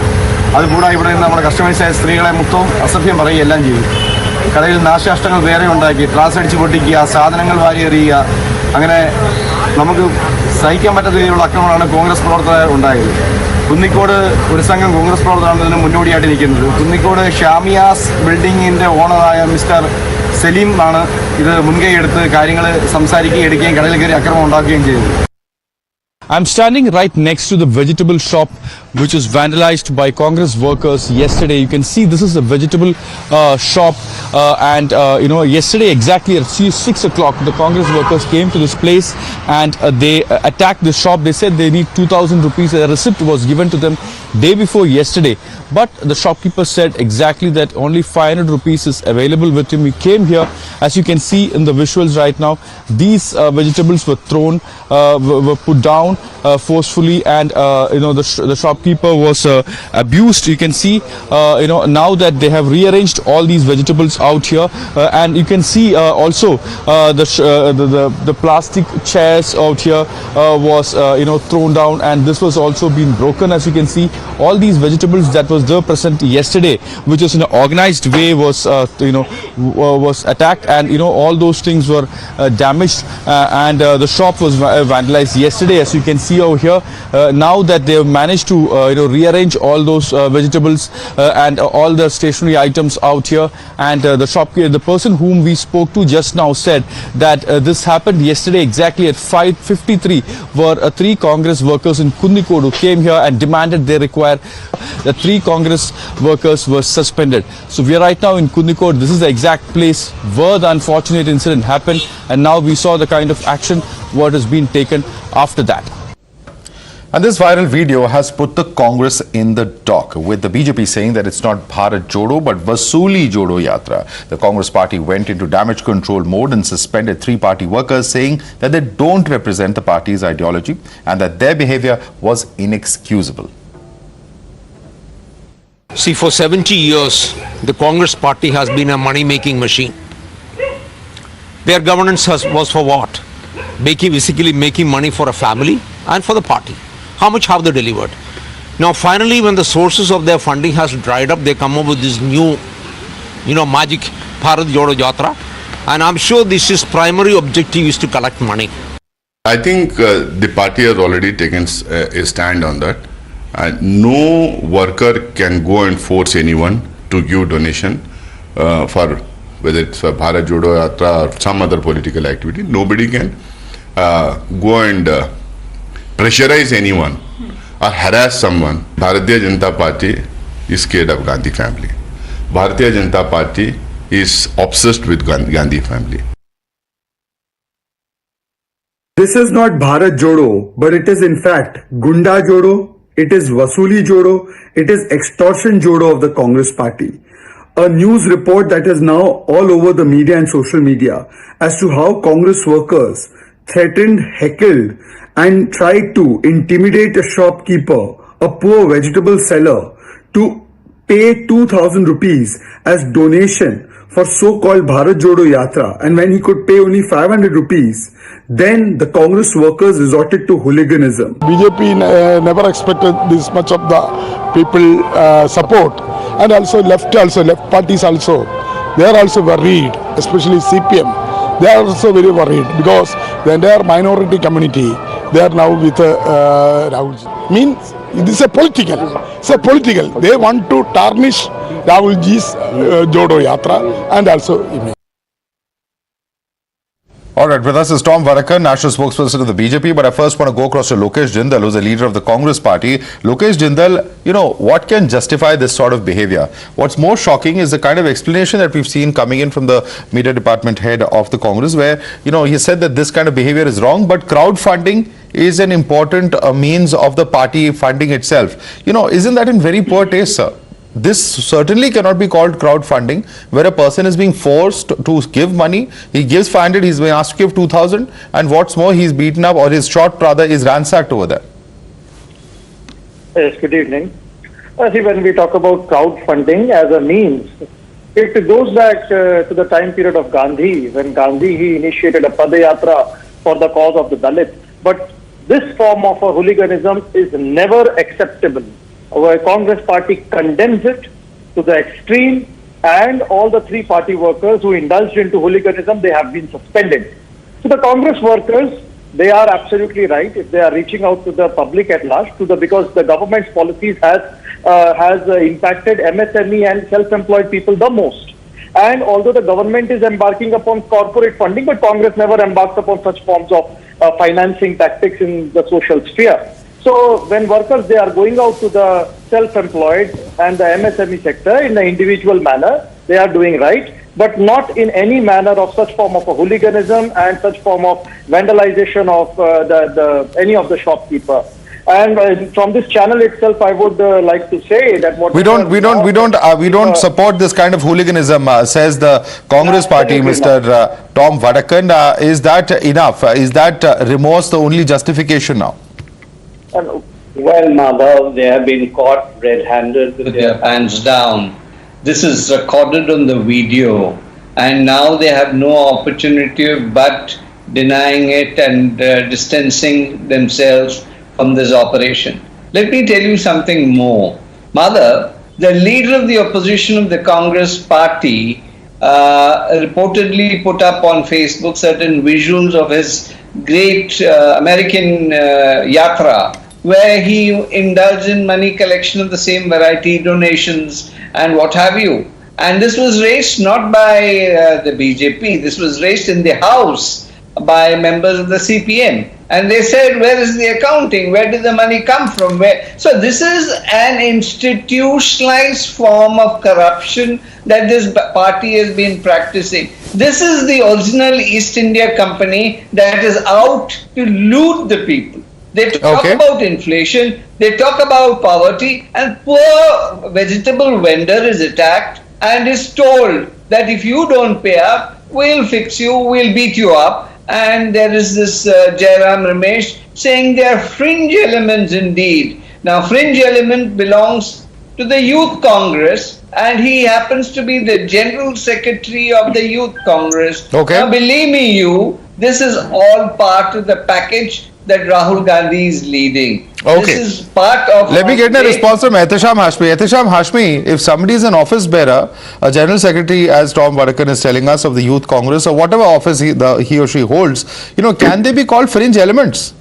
Somewhere the party has to take the responsibility for this kind of an action, if an office bearer indulges in this. Thank you so much for inviting me to this debate. And few things which I would like to inform all the viewers of your channel, that there are two things. One is Rajniti and second one is Rashtra-niti. Congress party is working on the Rashtra-niti, and process of punishment has been adopted. All those members of the party allegedly found in the crime have been removed from the party membership. And on one hand, you are discussing about this kind of things, and on another hand, that Adani has become the world's second richest by abusing resources of government of India and by abusing funds belongs to us. by misusing funds and by misusing financial ministry. Adani has become the second richest person in the world. On this, you are not going to conduct any debate, and we should concentrate. Bring the proof out, sir. Please bring the proof out before you make these kind of allegations. You bring out the proof here. It is caught on camera, the hooliganism. Are you comparing that to what Mr. Adani is doing? If you have proof, no. If you have proof of wrongdoing, please bring it to the fore. Bring it to the public domain. There's no harm in anybody discussing anything. But if you are saying, if you are making an allegation, please back it up with a strong claim. Congress has already initiated an action against those individuals, and police will take its own course. And according to BJP leader, this is the main core issue of all Indians, or we should focus on other important issues. What do you have to say about Adani? What do you have to say hooliganism and corruption is not an issue. What affects the common man is not an issue, sir, according to you. Allow me to. Hooliganism, corruption, vasuli, all these are not issues that affect the common man of the country, according to you, Mr. Ebrahim. I think you're living in a different country. I'm not saying that I'm living in a different country. You're saying hooliganism is not an issue, vasuli is not an issue, this kind of threat that a person faces is not an issue. These are not real issues. You just said that. Taking action on those accused, and Congress has also initiated action. Okay. Now what else do you want? Okay. No. The point is there are justifications coming in like crowdfunding, which is even more shocking. But let me bring in Tom Vadakan. Tom Vadakan, you cannot compare us to the BJP, which is banking completely on corporates, and corporates have benefited under this regime. That is the allegation of Mr. Ehtesham Hashmi. Please respond to him on that. Mr. Hashmi is an advocate.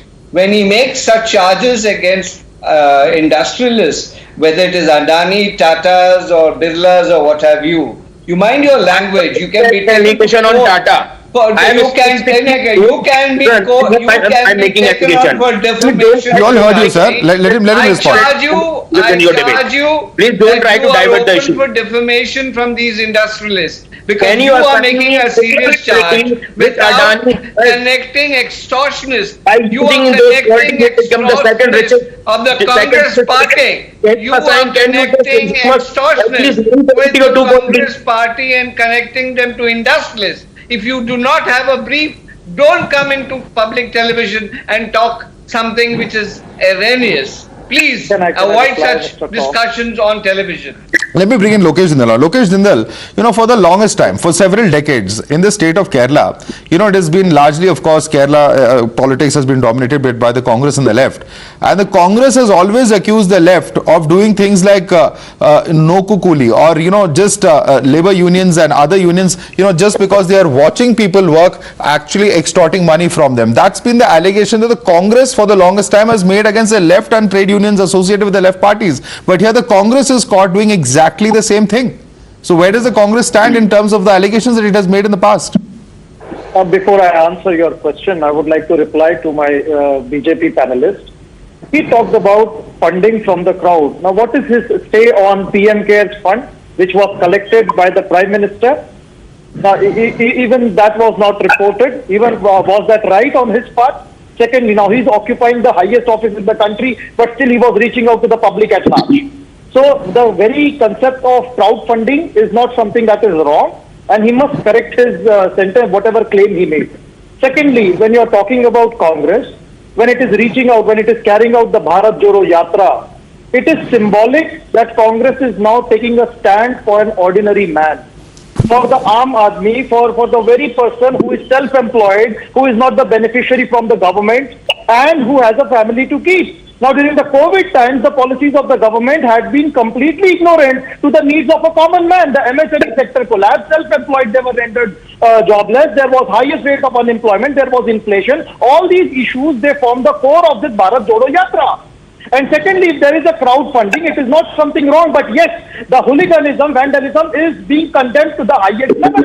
Any party worker who indulges into such form of an activity will be suspended immediately, and the strictest action would be taken. The Bharat Jodo Yatra is very much in consonance with non-violence and satyagraha. It forms the basis. Tom Vadakan, I want Tom to respond to those points that you made very quickly. Extortion Yatra is what we are objecting to. The meetings that this gentleman called Rahul Gandhi had with George Ponaiya, his other meetings, are indicative of the mindset of this yatra. And as to the question of the Prime Minister's Relief Fund, these are all, every penny is accounted for. and I said this again on record, the leader of the opposition in his Facebook account has shown a clipping of a valiant attempt of collecting money in US, and the issue has been raised by CPM members of the Legislative Assembly, and they've asked for accounting, but not a word till now. If this is not institutionalized corruption, Lokesh Jindal, you can wax eloquent on number of issues, but you've still not answered my question on Congress's own hypocrisy of criticizing the left, unions and left parties of, doing this kind of extortion of common citizens, and Congress doing exactly the same. Now, see, when you're talking about trade unionism and the party reaching out to individual members, a person who is self-employed is entirely different. Trade unionism acts as a civil society to which political parties reach out, and then via them... Does it matter to a common man, sir, whether it is a political party or a trade union that is doing this kind of behavior? Ultimately, if you're a common citizen, it is your own resources that someone is trying to extort from you. I mean, for a citizen, it is just the same. Does it really matter? No, sir. Sir, when we are reaching out to a common man, All right, I'm sorry, gentlemen, I have to cut across because there is a Prime Minister's pictures coming in from Samarkand in Uzbekistan, where the SCO Summit is currently underway. Let's cut across live to that.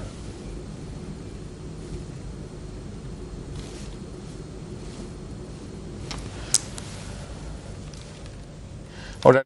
Pictures of Prime Minister Modi, who's in Samarkand for the SCO Summit. In fact, top leaders and bilateral meetings that are currently underway as far as Prime Minister Modi is concerned, as far as this leg of his visit to Uzbekistan is concerned. Let's go across to Srinjoy. Srinjoy, take us through the bilateral meetings that the Prime Minister has been engaging in. He's already met with Russian President Putin. Take us through the other meetings that are scheduled through the course of the day today.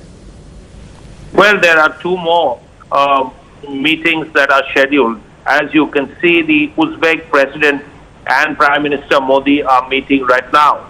And that's a particularly important meeting because Mr. Shavkat Mirziyoyev is actually the host. He is the one who has invited Prime Minister Modi technically. So it's important that they meet. It's also important primarily because India wants closer ties with the 5 Central Asian countries, 4 of which are part of the SCO. Now, what happens is that there is Pakistan in between, which is why these two issues, economic ties and also better links, have to be established, and that has to be established through Iran. That's All right, Srinjoy, thanks so much for joining us and bringing us that update. For the moment, we're going to slip into a very quick break. More news and updates coming up on the other side. Stay tuned.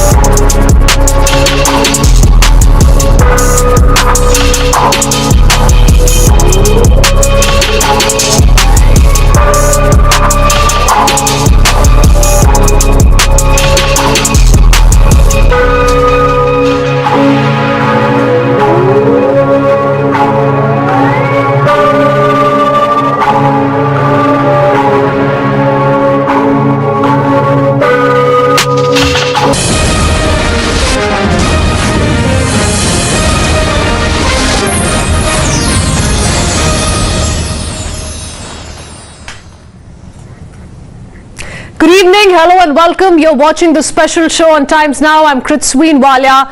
As Prime Minister Modi turns 72, history is to be made on the occasion. On his birthday, remember how Prime Minister will release into the wild 8 spotted arrivals from Namibia. These arrivals are 8 cheetahs who are being translocated to India from Windhoek. By the way, India was once home to this big cat, but rampant hunting by the British occupiers and the Indian royalty ensured that it was pushed into extinction in 1952. For 50 years, efforts were made to bring this Ferrari off the forest back into our country, but to no avail. Now, after crossing all legal and political hurdles, it's time to say namaste again to this magnificent animal.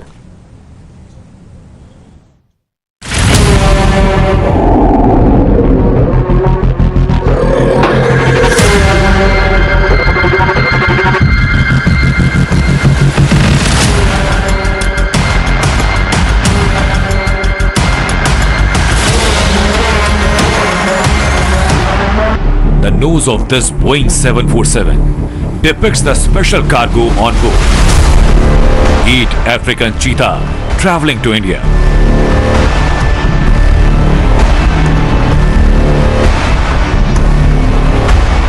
The fastest mammal on land.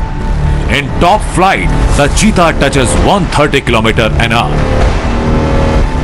Its one stride covers 30 feet.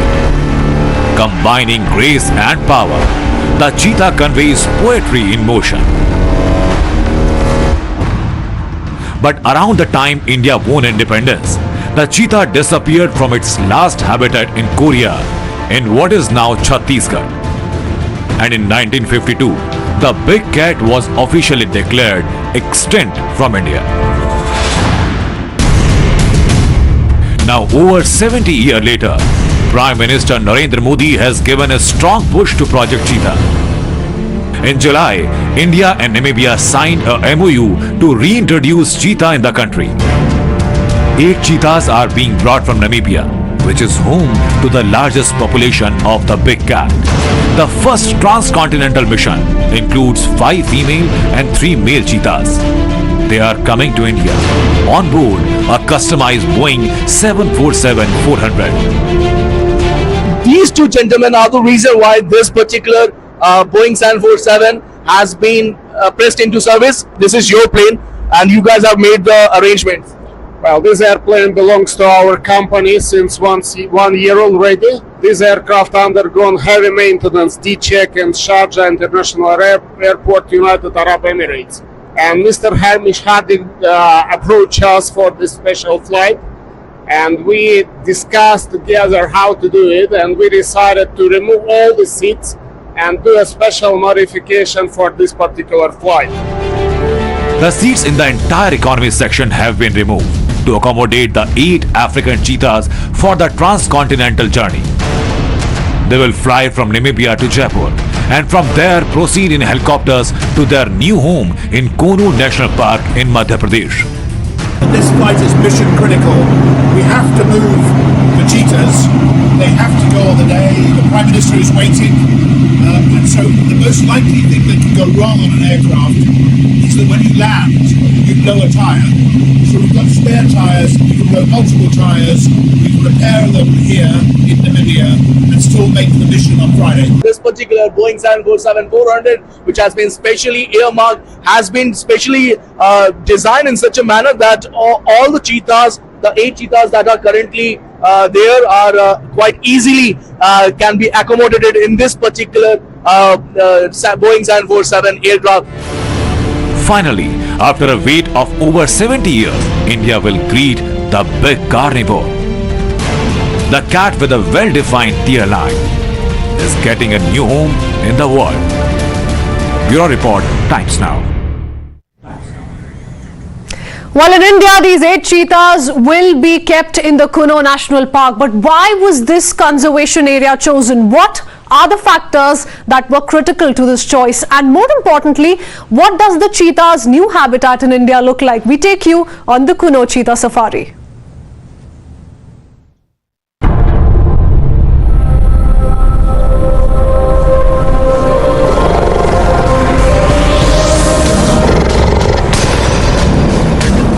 are the 8 magnificent animals who will soon call India their home. And this is the Kuno National Park in Madhya Pradesh, where they will be housed. Madhya Pradesh के श्योपुर में स्थित Kuno national park और Kuno national park के main entry gate पर इस वक्त मैं मौजूद हूं, जो कि टिकटॉली गेट के नाम से जाना जाता है। दरअसल इसके 2 एंट्री गेट हैं, एक ये सामने की एंट्री और एक नेशनल पार्क के पीछे से जो एंट्री होती है। लेकिन ये वही दरवाजा है, ये वही एंट्री है जहां से आप नेशनल पार्क के अंदर जाते हैं और यहां से लगभग 18 से 20 किलोमीटर अगर इसी कच्ची सड़क पर आप सीधा अंदर चले जाएं तो वो बाड़े मौजूद हैं जहां पर 8 चीताओं को रखा जाएगा। On the 72nd birthday of the Prime Minister, 8 cheetahs, 5 females and 3 males, will fly into Gwalior from Windhoek in Namibia. From there, they will move to Kuno. But why was this park in Madhya Pradesh chosen?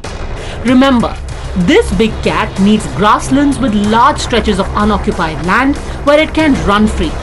Low humidity and medium temperature are also essential. चीता जो भी लाए जा रहे हैं उनमें सभी में पहले से ही रेडियो कॉलर लगाया जा चुका है और रेडियो कॉलर का सैटेलाइट के थ्रू, सैटेलाइट रेडियो कॉलर्स हैं, तो ये उसके माध्यम से उसको निगरानी कम की जाएगी। इसके अलावा हर एक चीता के पीछे एक डेडिकेटेड मॉनिटरिंग टीम होगी जो 24 घंटे उसकी लोकेशन और इसके बारे में वो हमेशा मॉनिटरिंग करती रहेगी।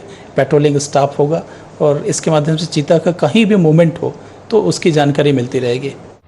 This national park in Madhya Pradesh has the Kuno River running right through it. Fenced in by low mountains, it also shares a boundary with the Panna Reserve, the habitat for another big cat, the tiger. मेरे पीछे ये नदी जो आप बहते हुए देख रहे हैं, ये श्योपुर की न सिर्फ पहचान है बल्कि यही वो नदी है जो कूनो नदी के नाम से जानी जाती है। आप देख पाएंगे कि नदी में आज जलबहाव बहुत ज्यादा है क्योंकि मानसून का वक्त है, लगातार कुछ दिनों से बारिश बहुत हो रही है, तो नदी का जलस्तर भी काफी ज्यादा बढ़ा हुआ है।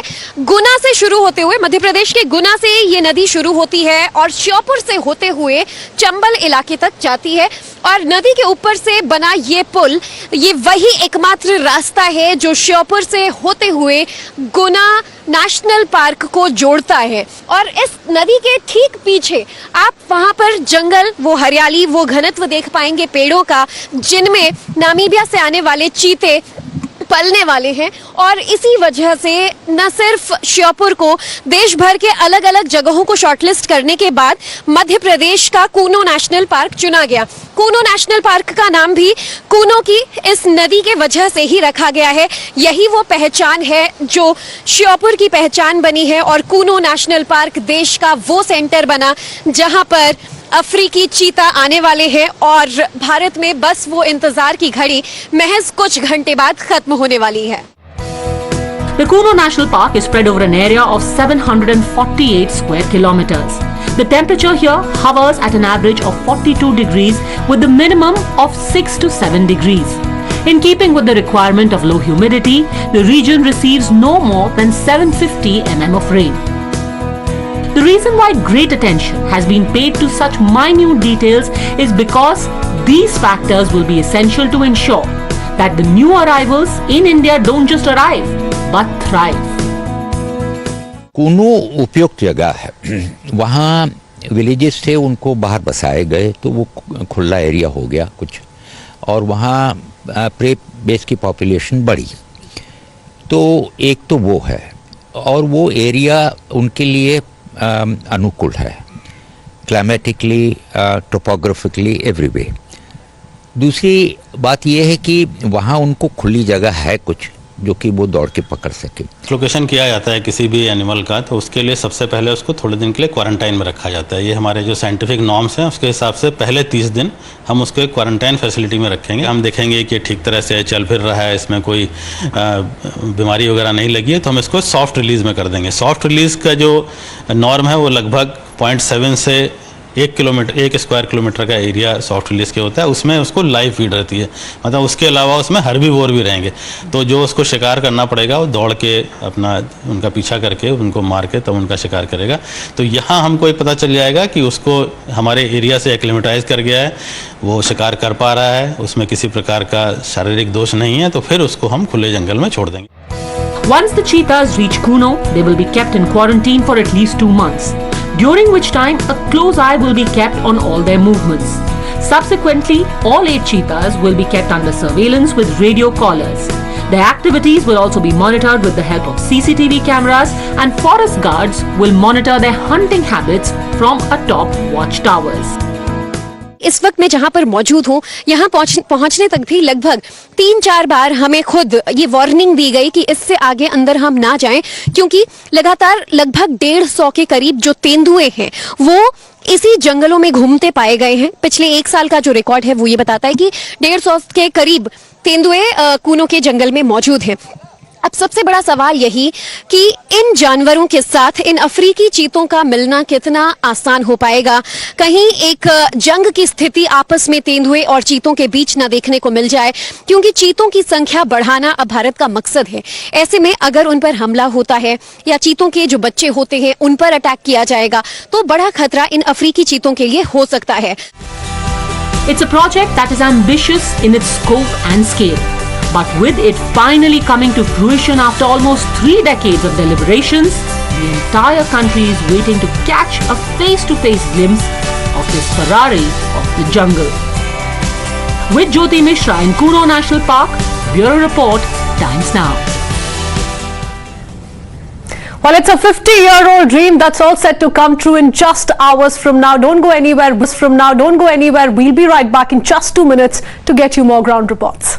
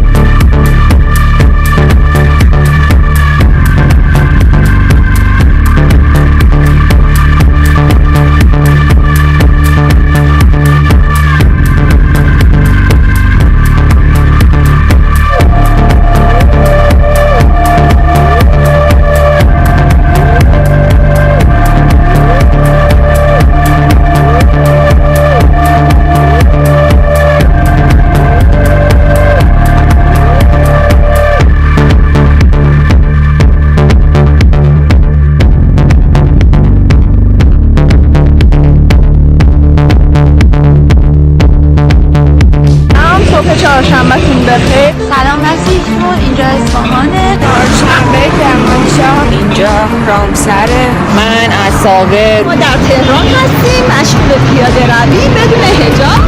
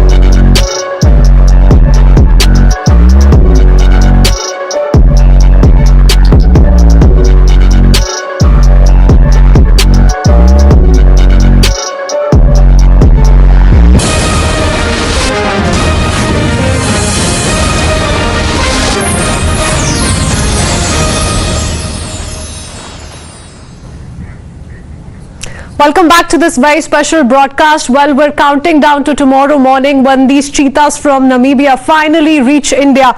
Well, the buzz created by the cheetah is being currently rivaled by only one man, a man who once spread terror in the ravines of Chambal region. Who is this gunslinger and what's his relation to the cheetah? Meet this very interesting man in this report. तो एक special programme जो सरकार ने चलाया वो था चीता मित्र का। और देखिए, हमारे साथ एक वक्त था 1970 से 80 में, जब मध्य प्रदेश हमेशा से टाइगर स्टेट के नाम से तो जाना ही गया है, लेकिन उस समय मध्य प्रदेश के जंगलों में बड़ी संख्या में बाघों की तादाद होती थी। अलग अलग जानवर